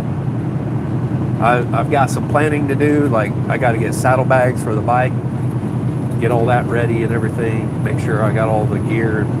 A tent, I got to figure out what tent I'm going to get, which I think I already know. I think it's called what is that? I think it's called a Wingman. They got like 2 different sizes, kind of like a roll-up tent for motorcycle riders. Ellie says lurking. Yeah, I just kind of lurk. I think she's kind of hot. Don't tell her I said that. Now everybody's going to go tell her I don't care if you tell her I said that. She's kind of hot. Is she married? If I end up single, you know, I don't know that I want to like really associate with a weed smoker, but I don't care what other people do either. You know, none of my business. I don't really care. I just don't do that stuff. Is it called Mid-America YouTube Meetup? Really? That's cool. That ought to bring in a lot of YouTubers. That might become a huge thing, especially with old JB behind some of it. JB, like, when she sets her mind to do something, she'll get things done. I'm telling you what. I like old JB. She's an ex-truck driver. She's another one of them down-to-earth, real people.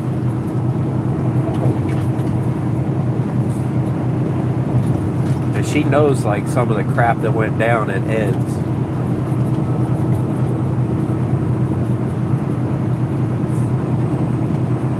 The only problem was, like, she was kind of partial to Ed. The thing I really hate is that he just kind of squandered all the help that she gave him. He just kind of threw it away, you know? That's what I hate about it.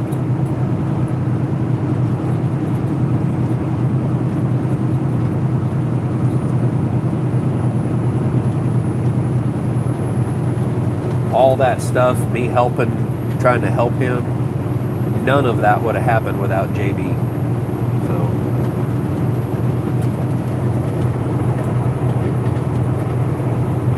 oh, you got a friend request from JB Conway yesterday? She's good, people.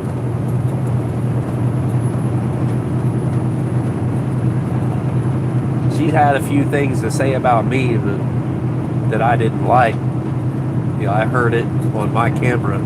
I still have the footage of that crap. Like, it wasn't all being like said by her, like, but she was part of that conversation of someone else saying some shit about me, and that like, it hurt my feelings more than anything, really.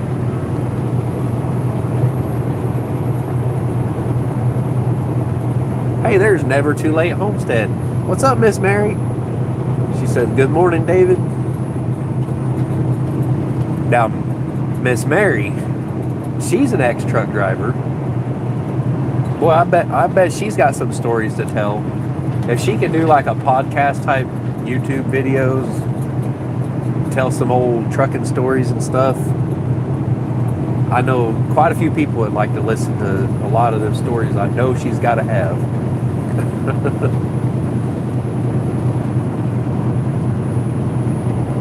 She's another one of them just good, great people, salt of the earth, you know.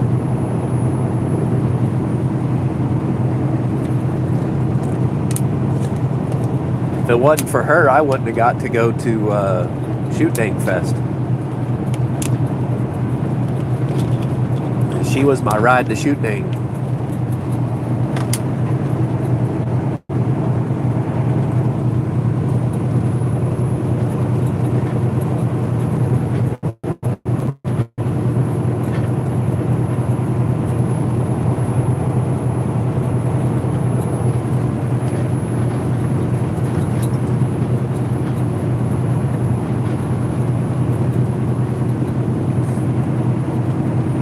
I wonder if I have to reserve a primitive camping spot out there for that meetup. I probably need to get a hold of MT about it, see if I can't get it like a prime spot that's kind of like not far away from the pavilion or whatever. I mean, not like super close. I mean, if you're sleeping in a freaking tent, you kind of want to have your privacy, you know.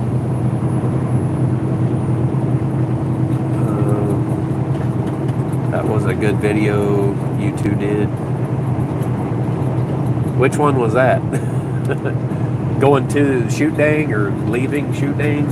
It seemed like we done a video going both ways. I can't remember. I remember we did a live like going to Shoot Dang.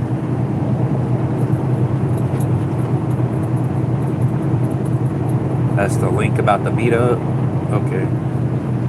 Unfortunately, I can't click on it. If I click on it, I'd be exiting the live.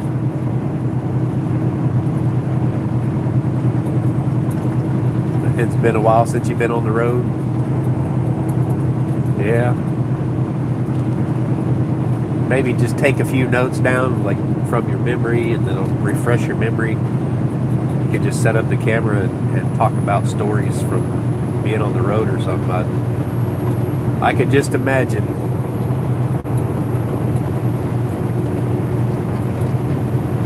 Drop said, laters, y'all. Have to do some plumbing today. Fun, fun, fun. We'll see you later, Drops.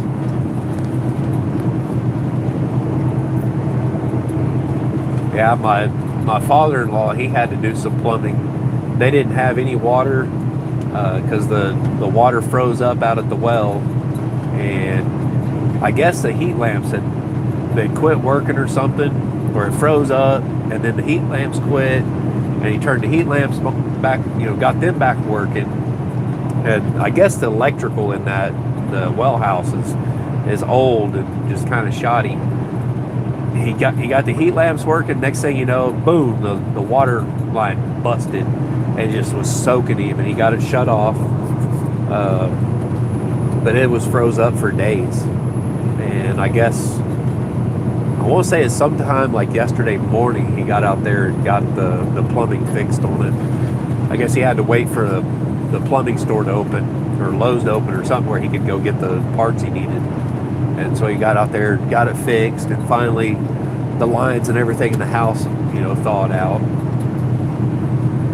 They live in a really, really old farmhouse, and it seems like it's almost every year lines freeze up and stuff. As long as they can keep the water running, usually it does all right, but it seems like every year it'll freeze up for a day or two. It just gets way too cold.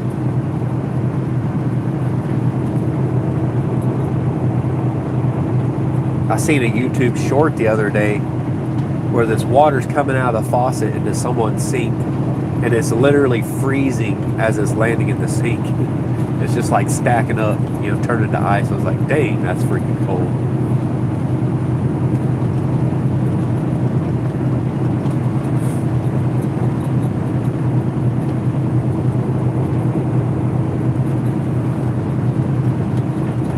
I wonder what the actual temperature was for them to be able to make that video.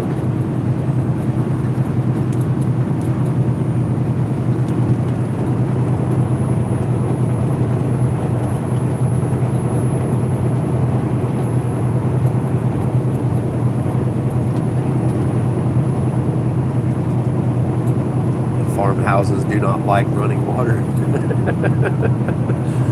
Yeah, you would think. I mean, this farmhouse is like old.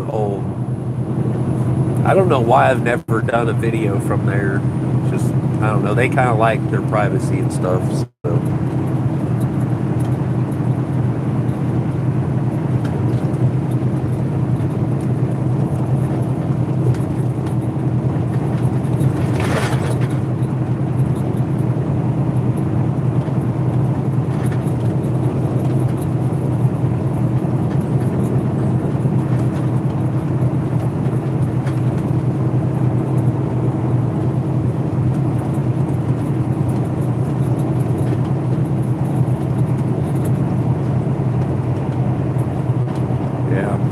It is not fun to deal with frozen pipes. You know, well, I had to thaw out the drain, for the bathtub the other day. I had it. It's a flexible hose that came from a swimming pool filter set, and I use that for the drain. And one day I'll probably get a gray water tank to put underneath the bus for that to go into, which will probably. That'll be a whole nother set of issues, because then I'll have to have power to heat that, to keep it thawed out in the wintertime. And I'll have to insulate it and everything. But in order to, make it a legit RV, to where I could go to like different campsites and stuff with it, I have to put a gray water tank on it and a black water tank. Well, I guess it doesn't have to have a black water tank, because it has a composting toilet.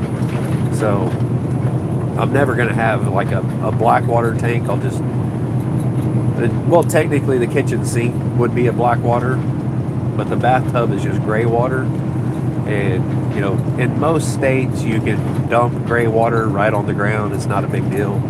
It's just bathtub water, Stuff from your kitchen sink, though, that could be an issue, because it, like food particles and stuff build up over time and start stinking and everything. Let's see. JK said, "Oh, I live in an old big farmhouse, wood heat only." I love wood heat though. You actually can feel warm with wood heat.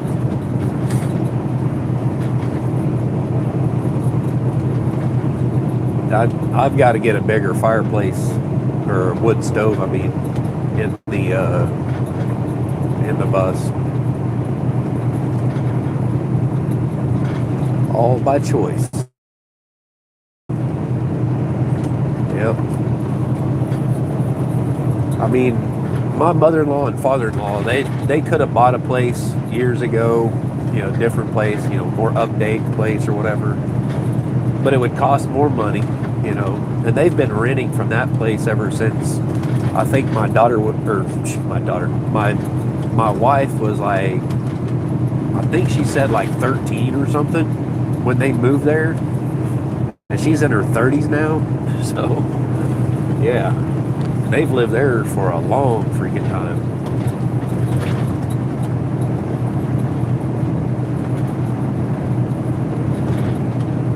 And the people they're renting it from, they grew up in that house. And they're like, I think close to 70 or something.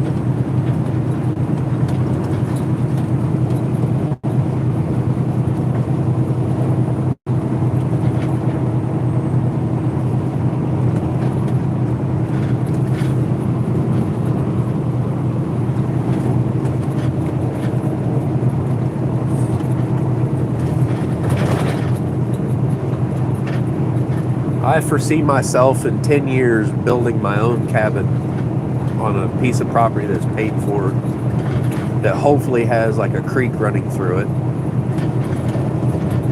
That way, if I need to, I can, store up water out of the creek. And I'll just save up money and get a well drilled. Could use a generator to pump water out of the well. If it's not too deep, I'll probably get a simple pump. Uh, the the name brand of it, I think it's called Simply Pump or something like that. Wrangler Star has some videos on it, but it can go, pretty deep, and you can hand crank it, to pump your water if you have to. But you can also have a electric pump down the well also.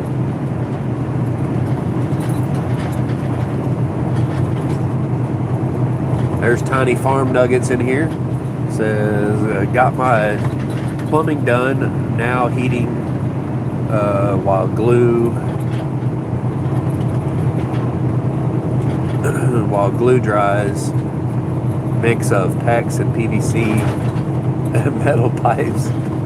Oh boy. Sounds like a contraption. I really hope it all works out for you. That's a pain whenever you got all the different kinds of pipe.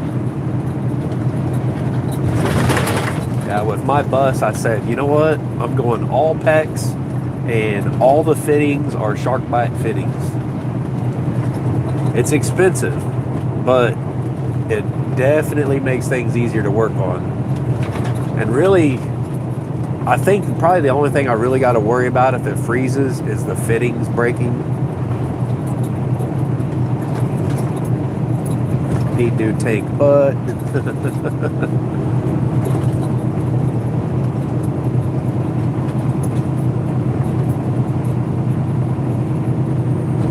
Oh, he wants to come see you.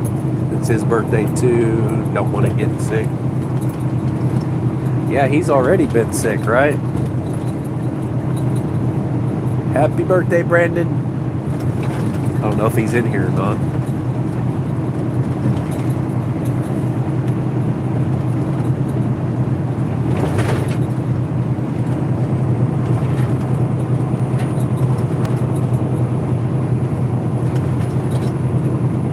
Yeah, I thought I was going to have to haul water over to my mother-in-law's place with that 210-gallon tank. But I was worried, if I put water in it, then I got to worry about it freezing up. And the fittings and the valves and everything I put on that tank are freaking expensive. I mean, I could put bleach in there to help keep the water from freezing. For like 210 gallons, put like a gallon of bleach in it, and it should keep it from freezing. I don't really know how well that would work, but they wouldn't use it for drinking. They would just use it for like flushing the toilet and stuff. But I'd have to figure that up. Like a gallon of bleach, you wouldn't probably want to put a whole gallon in there, but a gallon for 210 gallons is quite a bit of bleach. I don't know how much bleach you have to put in there to keep it from freezing, but we used to do that at the rail spur. We had a 275 gallon tank, and we just used the water for like power washing and sanitizing hopper bottoms. So we just dumped bleach in there, right? We didn't use it for drinking or nothing like that. And you put bleach in it and kept it from freezing. And sometimes he would get that RV antifreeze and dump that in there. Oh, you got stuck on a phone call, but you're back now? Sweet.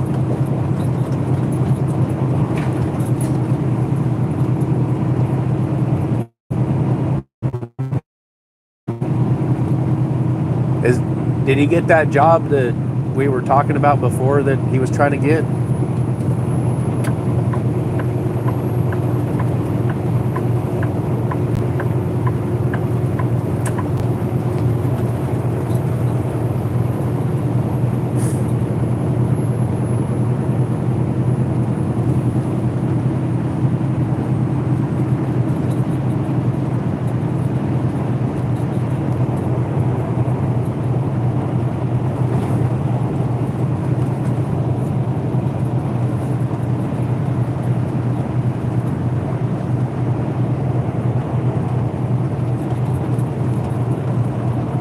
One of my sons, he got kind of got a job. I mean,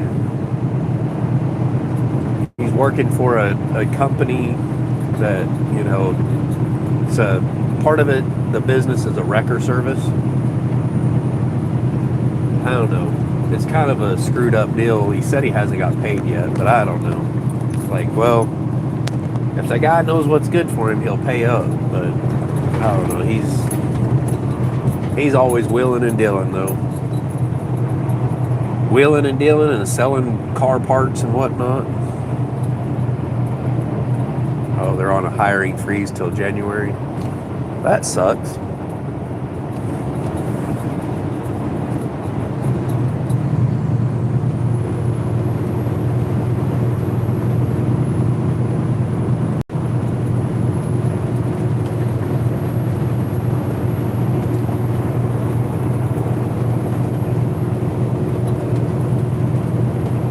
Here's Durant.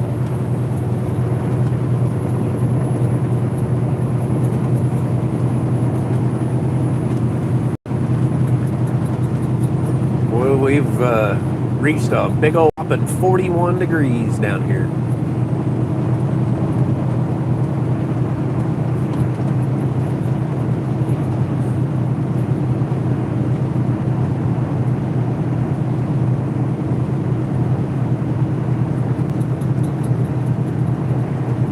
Kinds of traffic.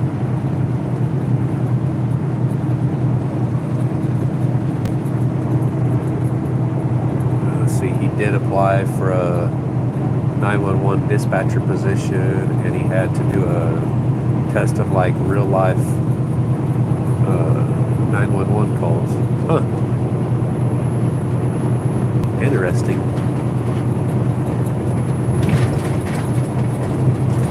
I know someone that does that around where I live. It's actually one of my wife's cousins. She's in 911 dispatch. She said like that is like a super stressful job.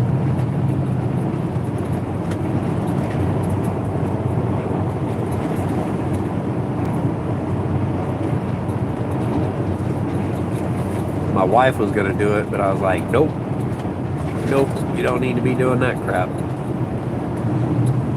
If she gets stressed out, then she takes it out on me. I don't want that crap. Yeah.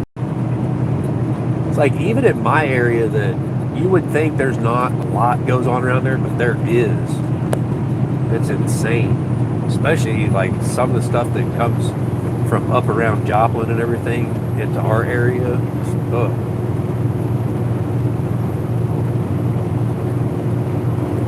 I really kind of want to move from where I'm at.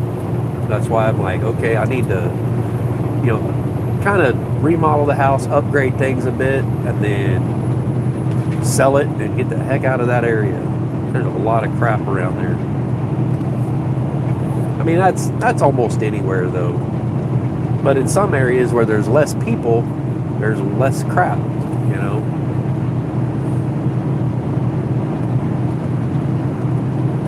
If you live out in the middle of nowhere, like old Dave from Come On Homestead, then it's a little less likely that you get those people out there. I mean, yeah, you might get the trespassing hunters or something like that once in a while, but I don't think that's like a huge deal. I doubt they're like crackheads. They're probably just hillbillies, which is my kind of people. I grew up in Arkansas for a few years. I used to, get to go hunting and fishing almost every day. Every day after school, I go home, grab my BB gun or my fishing pole, and go hit the woods. I miss that lifestyle. I miss being able to grab a cane pole, a can of corn, and jump on the bicycle.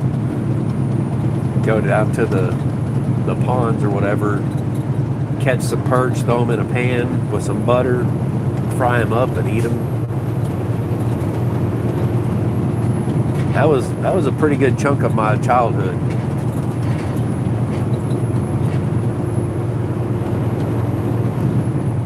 Good old Cave City, Arkansas.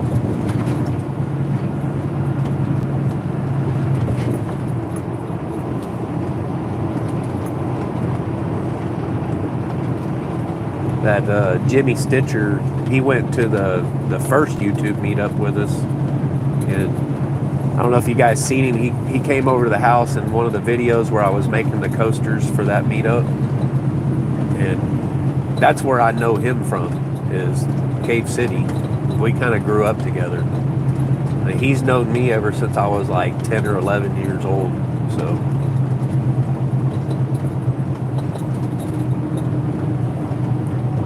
he could tell you, you know, back when I was like 10, 11 years old, I started up my own lawn mowing business. I went out to the farm and helped my grandpa hauling hay. I think it was like $20 for that. It was like a roll of quarters. And my grandpa, like, fully expected I was just going to go put that roll of quarters in the Pac-Man machine. But I knew how to open the Pac-Man machine, and just, there was a little wire thing in there. You just flip that wire a bunch of times. You can sit there and play Pac-Man all day. And I didn't put my $20 in there. And then one day I'm like, Grandpa, can I borrow some money? And he's like, why? I said, I want to buy a mower.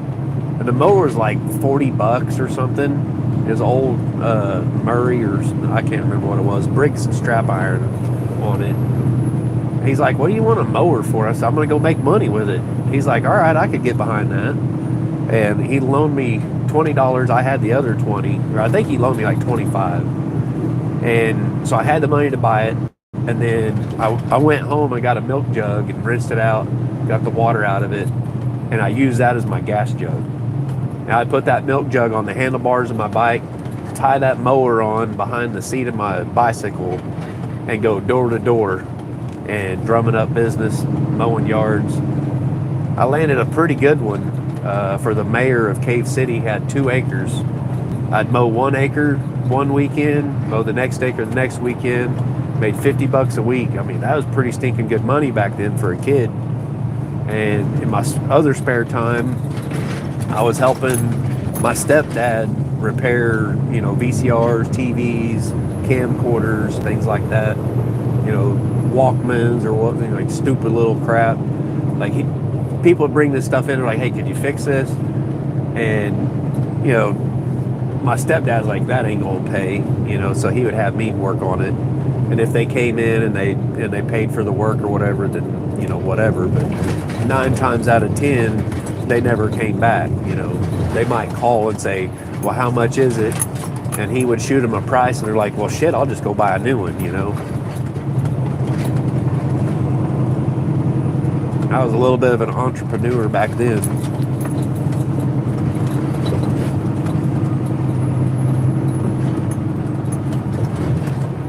I don't know, I guess I seen my grandpa, you know, he had the pizza store, and before that, before I really knew him or anything, when they lived in Miami, Oklahoma, he owned the Charlie's Chicken.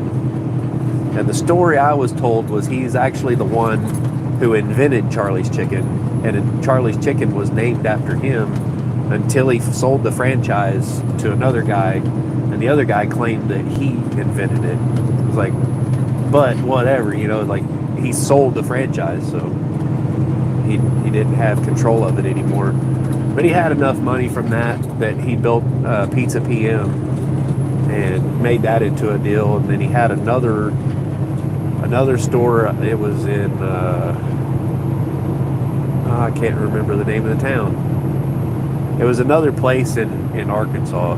He had a second store, but he hired people to run that for him, and they were stealing from him all the time, so he had to shut it down. And he just kept the one store. We would go down there and help fold pizza boxes, you know, and then play on the Pac-Man machine all day. But just watching him and like the way he done things and stuff, just, I don't know what it was exactly. He got it in my head to where it's like, if you made money, let's say you made $20, you know, hauling hay, then instead of just going and spending that money on something stupid, like, you know, one of my brothers might, you know, take that money and go buy a Walkman down at the dollar store, right? Something stupid. Something that didn't make him any money. And it was like, okay, how do you turn that money into more money? How do you double it? And that's always just kind of stuck with me. So I try to teach my kids that, like, hey, make your money work for you instead of you working for your money. Invest it in something that'll make you money, and that's why I have things like the sawmill, or the log arch trailer, the woodworking equipment and everything is always like trying to buy things that were an asset instead of a liability, Then listening to old Dave Ramsey too, that probably didn't help me too much. That's what somebody had to say about me one time. It was like, oh yeah, with old Dave, it's always about money, isn't it? And I was like, oh, it hurt my feelings more than anything, but I try to put it in the past,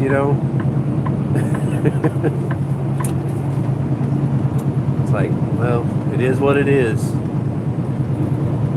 It was all because that one person was always asking me to ask for money on my channel, and then he would just sit there and be like, oh, I don't ask for money. I was like, dude, really? Try to keep my mouth shut about it. It's like, you just let someone trash the shit out of you, and then watch them get every freaking thing handed to them. It's like, are you kidding me? And then full well that in the end they're just going to throw it all away. Yeah, it's a crap deal. Walkmans, LOL, you never see those. Heck, I think there's one laying around the house somewhere. I seen one not too long ago just sitting there. I was like, wow, that's old. But it wasn't old. It was like one that my kids had.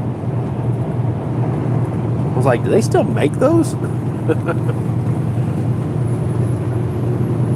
Like an old Walkman CD player, you jamming out. I'm from back in the day when we still had boom boxes. You had to put like all these D or C cell batteries in it. It had a speaker that attached to both ends of it. Walk around booming.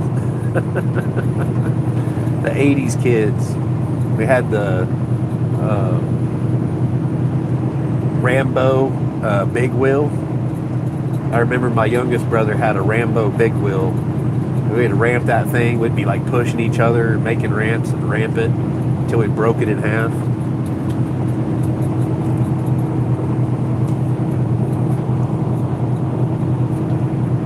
I can't believe we survived all the ramps and stuff that we built. We had ramp bicycles with no freaking seat on it or whatever. Just whatever we could patch together. Seemed like every freaking other day we were sitting there patching a tube because one of the spokes would, poke through, would land too hard or something, and it'd poke a hole in the tube. I spent so much money on tube patches.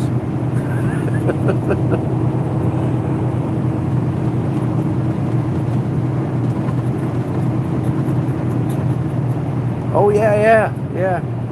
You're sitting there like, oh, Bon Jovi comes on, like, oh yeah, I want to record, and you're over there like you're waiting for it to come on, and the DJ like says, and up next is blah blah blah or whatever. Oh yeah, I want to record that. You're over there like waiting to push the play and the record button at the same time, and then you push it and you miss out on like the first couple seconds. You're like, oh man, I ruined it.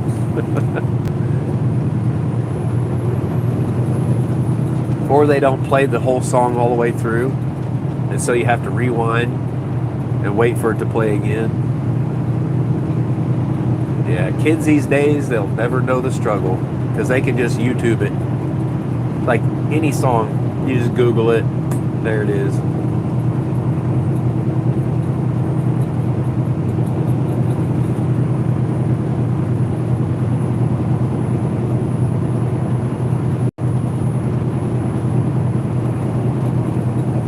Heck, the crazy thing is, I've got Sirius XM satellite radio in this truck, and I can plug in an audio jack, I can plug in a USB, but there's no freaking CD thing in this thing. I've got the Bible on CD. It's like, well, shoot, I can't listen to that. It wouldn't do me no good to bring it. Wouldn't be able to listen to it. There's no CD player in here. I'd have to buy like a separate CD player, which is like crazy. I could probably spend $9.99 on some audio bookstore thing or something, like Amazon Prime or whatever, and be able to play it over my phone over the speakers.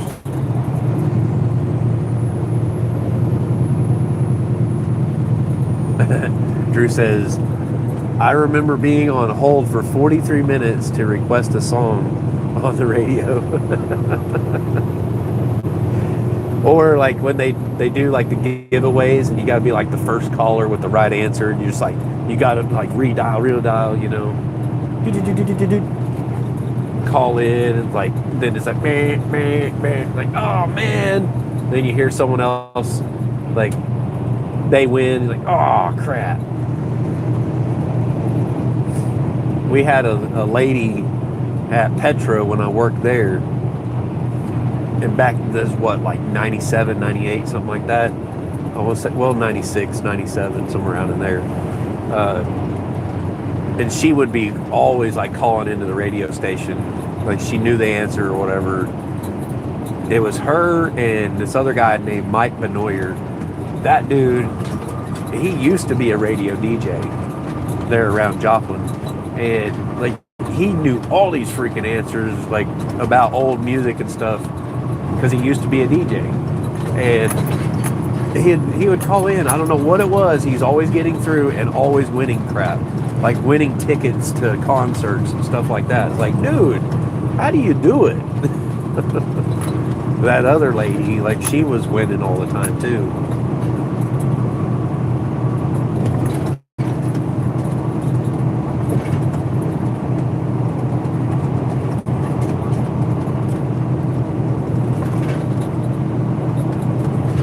I never called in because I was afraid to hear my voice on the radio, except for one time I called in to have a song dedicated to my girlfriend.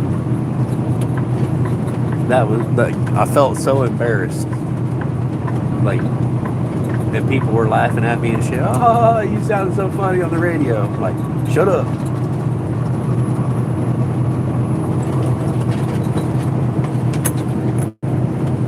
I think my friend Jimmy, I think he used to work in the radio station there in Cave City. There was, right there between the high school and the middle school or elementary, whatever the heck it is, there was a radio station there on the campus, and that was like a class or something you could take. I'm pretty sure he was a DJ in that. And he also, you know, he was in band, and it was like a concert band or whatnot, or jazz band, and he played saxophone. I think he played a few other instruments too. And hell, now he can play drums, he plays guitar, he has like the whole like recording studio set up and everything. He's pretty stinking good. And his wife is really good at the drums. And over at their house they got like a sound room set up in there. Now he lives like 12 miles from me, 11 or 12 miles, something like that. I just never go over there.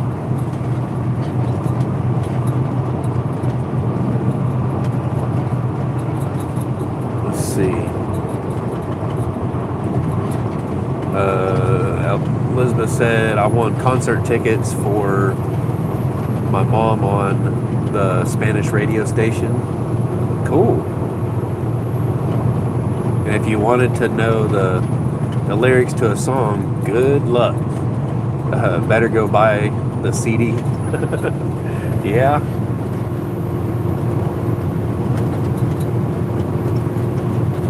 I remember there's like so many songs I'd be singing totally wrong.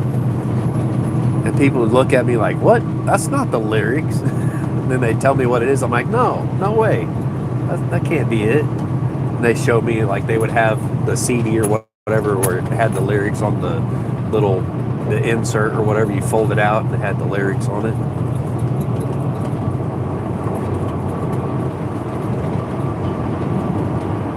I always wished I could play guitar. I cannot pick it up for nothing. It seems like just way too difficult. I don't know why. Like wind instruments and stuff, I could totally do that. but a guitar is just like, it's too much. Trying to get my fingers to go to the right string at the right time and everything, I can't do it. I would have better luck playing, like drums or something.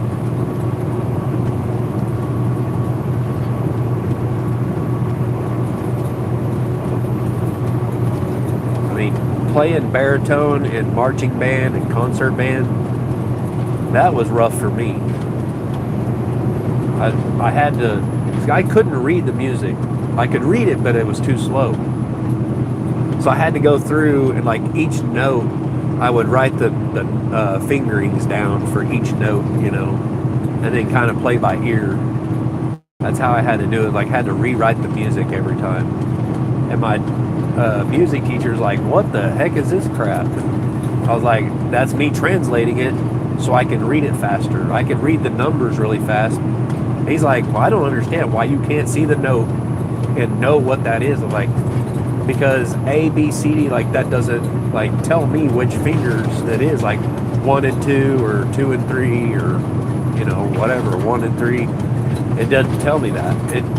I can look at it and be like, okay, I can see how high or low it is on there to know what it was, and I can see what the count was, like what the beat is, but I couldn't read it fast enough to play it. And nowadays, I don't know none of that crap. I forgot it all.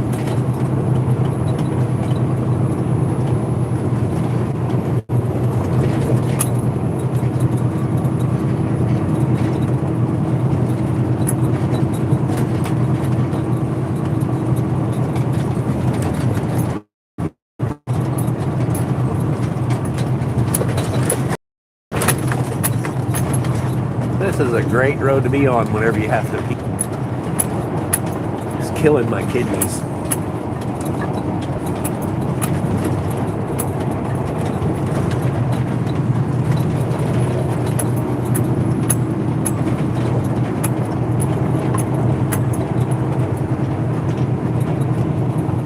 What kind of motorcycle is that you got, Drew? Is it a Harley or like what is that thing? I think I've asked you before. You've probably told me. I just can't remember crap, I guess.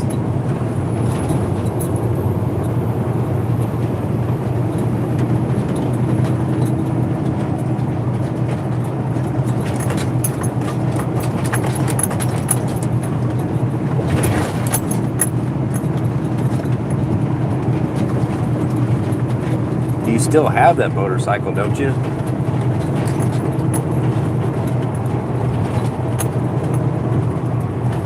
I don't know if my chat quit on me or what here.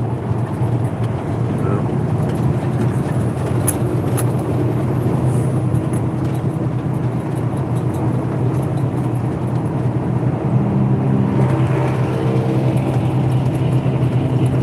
Little noise box.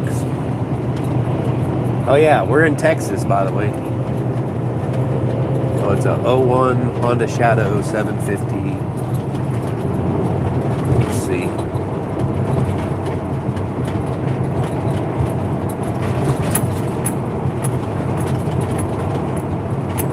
Oh, you just chopped it up to look old. All right. Yeah, there's one of my son's friends has a Honda Shadow 750. And he rolled up there, and it's like straight piped and everything. I mean, just almost sounds exactly like a freaking Harley, It's like he rolls up there. I'm like, damn, dude, that's a nice bike. Looking at it, I'm like, the hell is that? Like, that ain't no Harley. What is that? It's like, oh, it's a Honda. He's like, yeah, it's a Honda Shadow. I'm like, wow, I've sat on a Honda Shadow before. And like looking, like remember what that one looked like and what his looked like. I was like, whoa. That doesn't look like a Honda Shadow. I almost bought one years ago. It was sitting there at Yosho Power Sports. And it was a used one sitting on their lot. I went out there, I sat on it, I was like, man, this thing feels heavy. And it felt like really wide. It just, I don't know, the stance of it and everything didn't feel right to me. So I walked away from it, and the guy's like, you don't want to buy it? I'm like, nah. It was a good price. I mean, it's like I want to say it's like 8,000 back then. I think they were going for that year a used one. It was a nice one. I think the going price would have been like 10 or 12,000 or something. I think.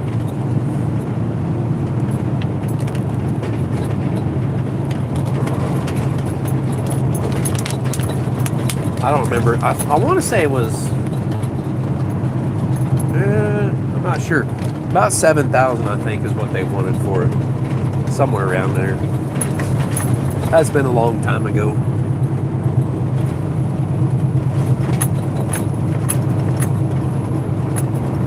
Ellie says, all my exes live in Texas.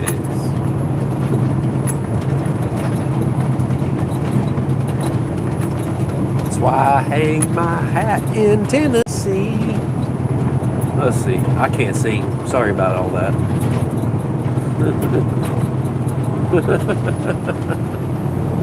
Drew says, all my exes live in Texas, too.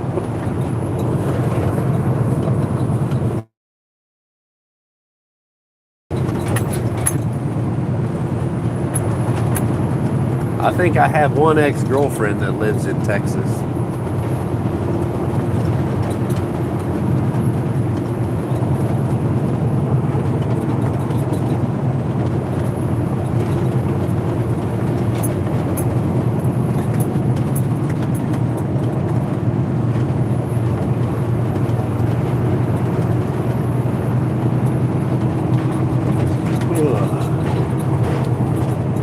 I'm definitely going to have to stop up here in Anna, Texas. Use the bathroom there.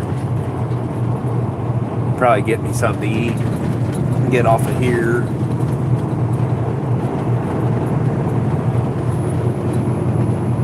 Man, Anna, Texas might be a little ways away.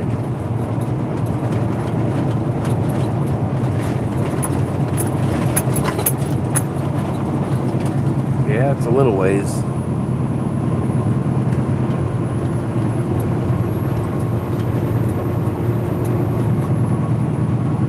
Yeah, I'm still showing the ETA of 2:28 p.m. I really don't need to be there till about 4. Because he may not, but he'll get there, and then, my truck has to be there. Well, it doesn't have to be, but, he's got to take everything out of the rental car. So he kind of needs a truck, to put his stuff in. Otherwise, it's just going to be sitting out there on the road or in the parking lot. So I need to be there, so he can put the stuff in there. Then he's going to have to go return the rental car. I guess he'll get an Uber to do that. So today's going to be kind of a messed up deal for me.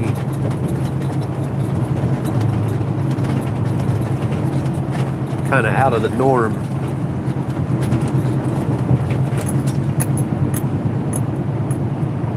I imagine he was probably in Joplin, but they probably sent him home for Christmas.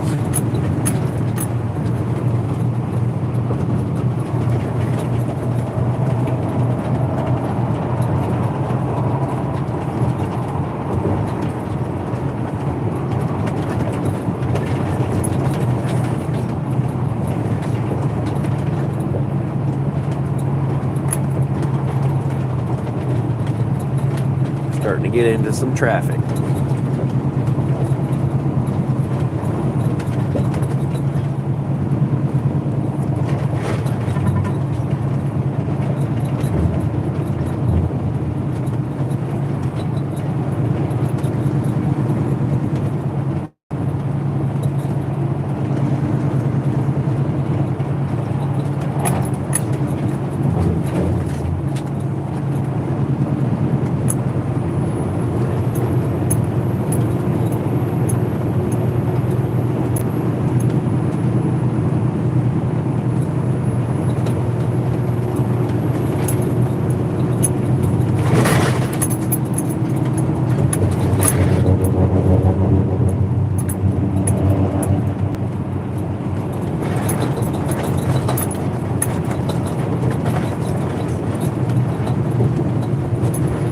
That's funny. They turned their blinker on like they wanted to get over in front of me.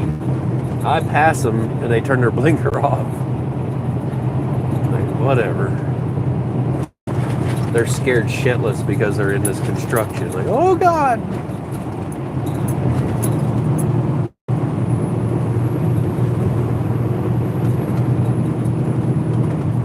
Here comes a little four-wheeler that's got some cojones. Cajones.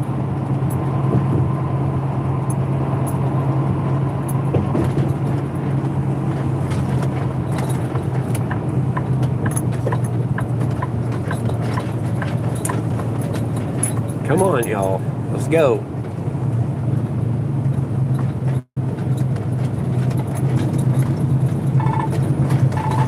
Good Lord. They're scared to freaking pass somebody because they got these concrete barriers. It makes them think that the lane is narrower. It's literally the same width as it was before. They just got those big, scary concrete barriers right there, right next to it. Freaking pass them already. It's okay, Karen. It'll be alright.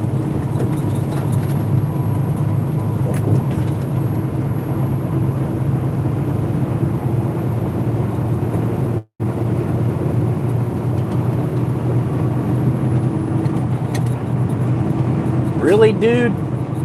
You were just going extremely slow and now you want to get over here. I just pick up speed to where I can pass them and they jump over in front of me. Oh. And they'll get back up here in this next section of construction and they'll freak out because of the concrete barriers.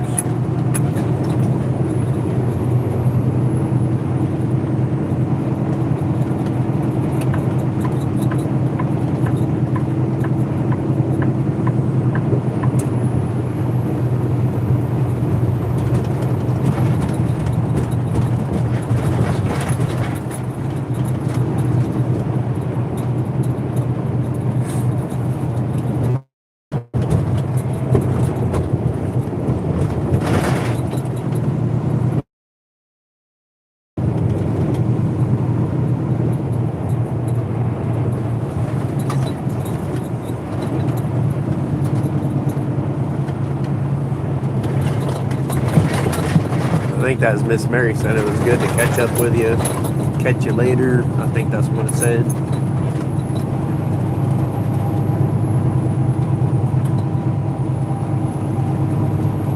Yeah. Ellie said, see you, Miss Mary. Have a good one.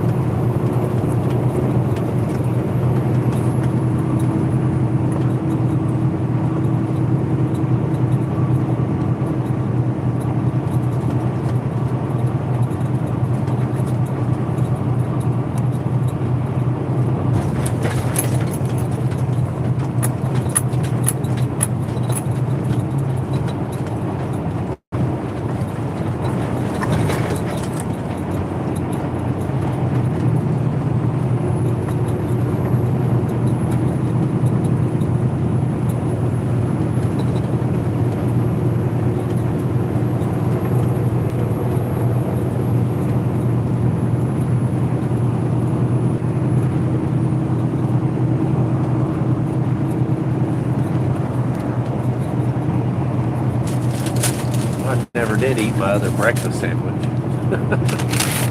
I was just sitting there thinking, man, I need to stop and get something to eat. I've never even finished breakfast. What the heck, Dave?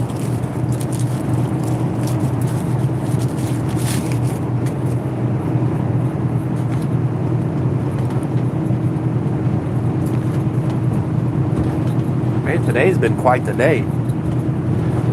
Got to stop by and see Ken and hang out with him for a minute. Did 2 lives.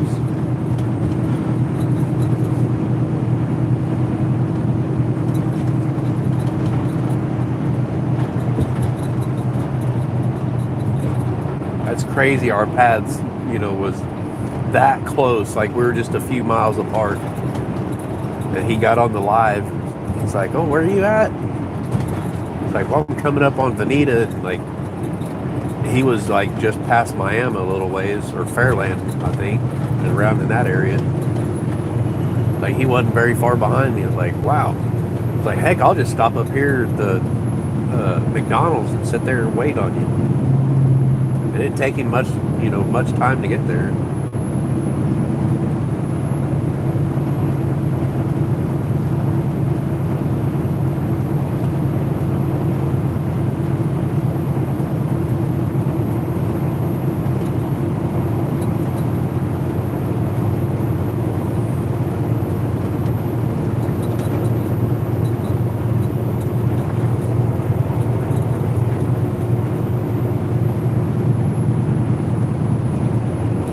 Yeah, I filmed a little bit with him while we were standing out there. I think he just took a picture.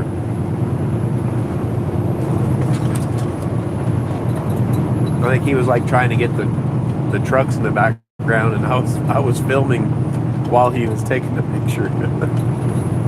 I'll end up putting that in a video, or maybe just making a video by itself.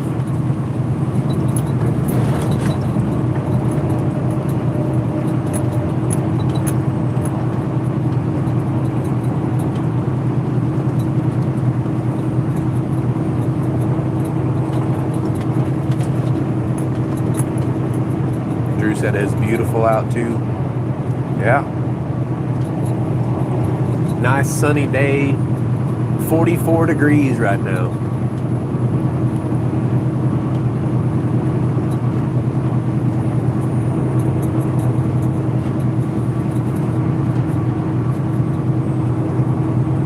All kinds of cool people have hopped in on the chat, been in here, hanging out. I love chats like this. It's like when people are like, "Oh, you just want your channel to grow big, blah blah blah." It's like, not really.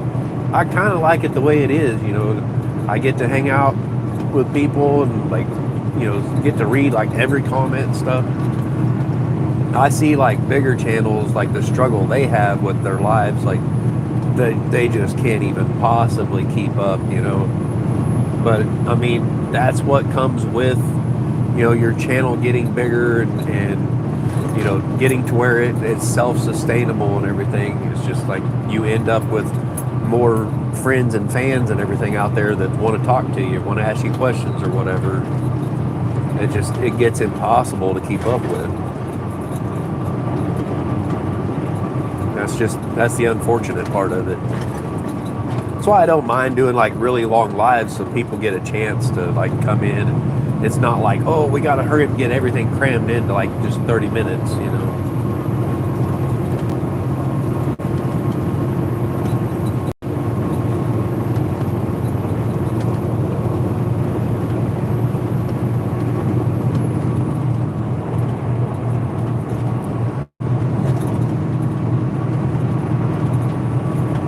Yep.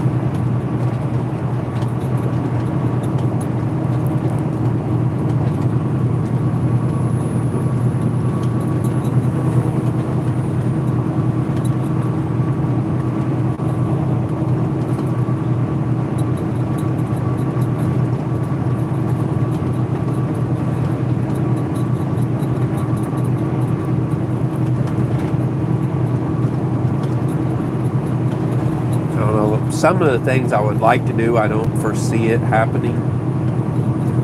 So in the future, I'm going to be kind of planning things a certain way.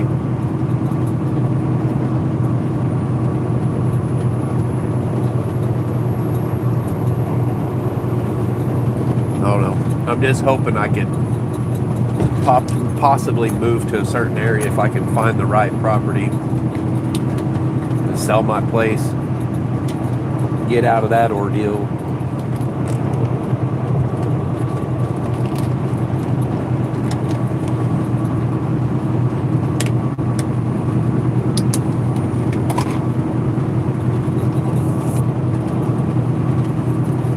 Move to an area that you could dub it YouTube land. A lot of friends and stuff down around there and they all do YouTube.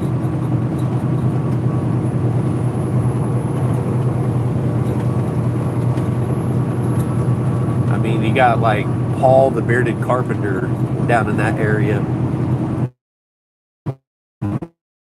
Love more than to be able to go hang out with that guy and help him build cabins, and learn from him. If I, afford to go watch him and help him and learn, on the side, not like I would be doing YouTube on that, but so I could go learn from him and help him and stuff. Cabin, that would be the ultimate. I mean, I've watched a lot of his videos and sit there and try to see, how he does it, like his little A-frame lift thing that he built, how he lifts the logs up into place and everything. I think I could do it, and I've got most all the tools I would need to do that. I've got all the tools I need, basically to do like timber framing. But if you timber frame, you still have to buy like man-made materials like plywood and stuff to cover it. Well, I guess you could do like tongue and groove. It just seems easier to do logs, I don't know.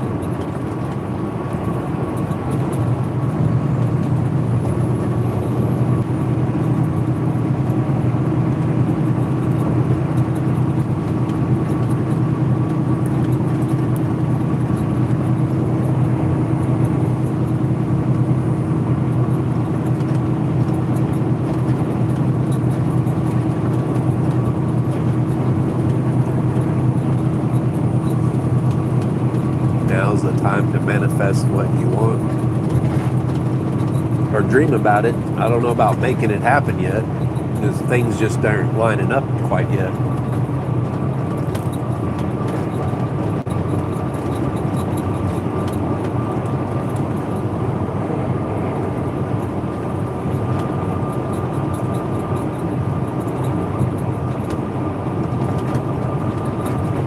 I mean, a lot of things have to be a certain way before I can move on from what I'm doing now.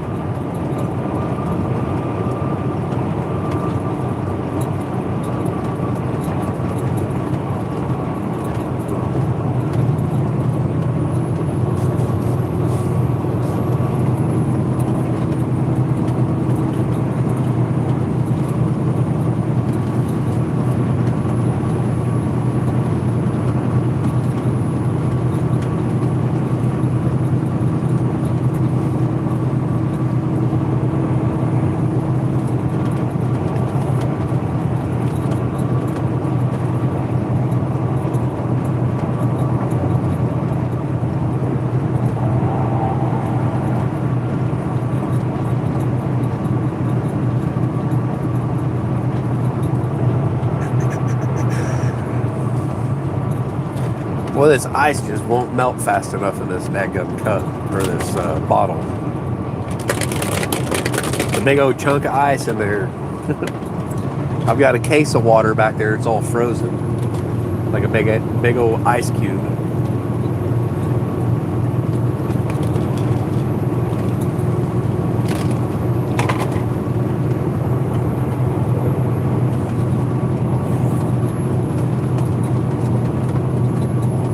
Well, I'm getting ready to be in Anna, Texas, so I'm going to go ahead and hop off here, y'all. Been fun hanging out with you. But like all good things, they always have to come to an end. So I'm going to get off here. We'll see you later. Put it on the dashboard. What, the ice, the cube of ice in the bottle? Can't exactly just put it up there. I could probably put it in front of the camera and show you. Hang on. Get back over here now. Yeah, see? I can't drink ice. It won't even come out of there.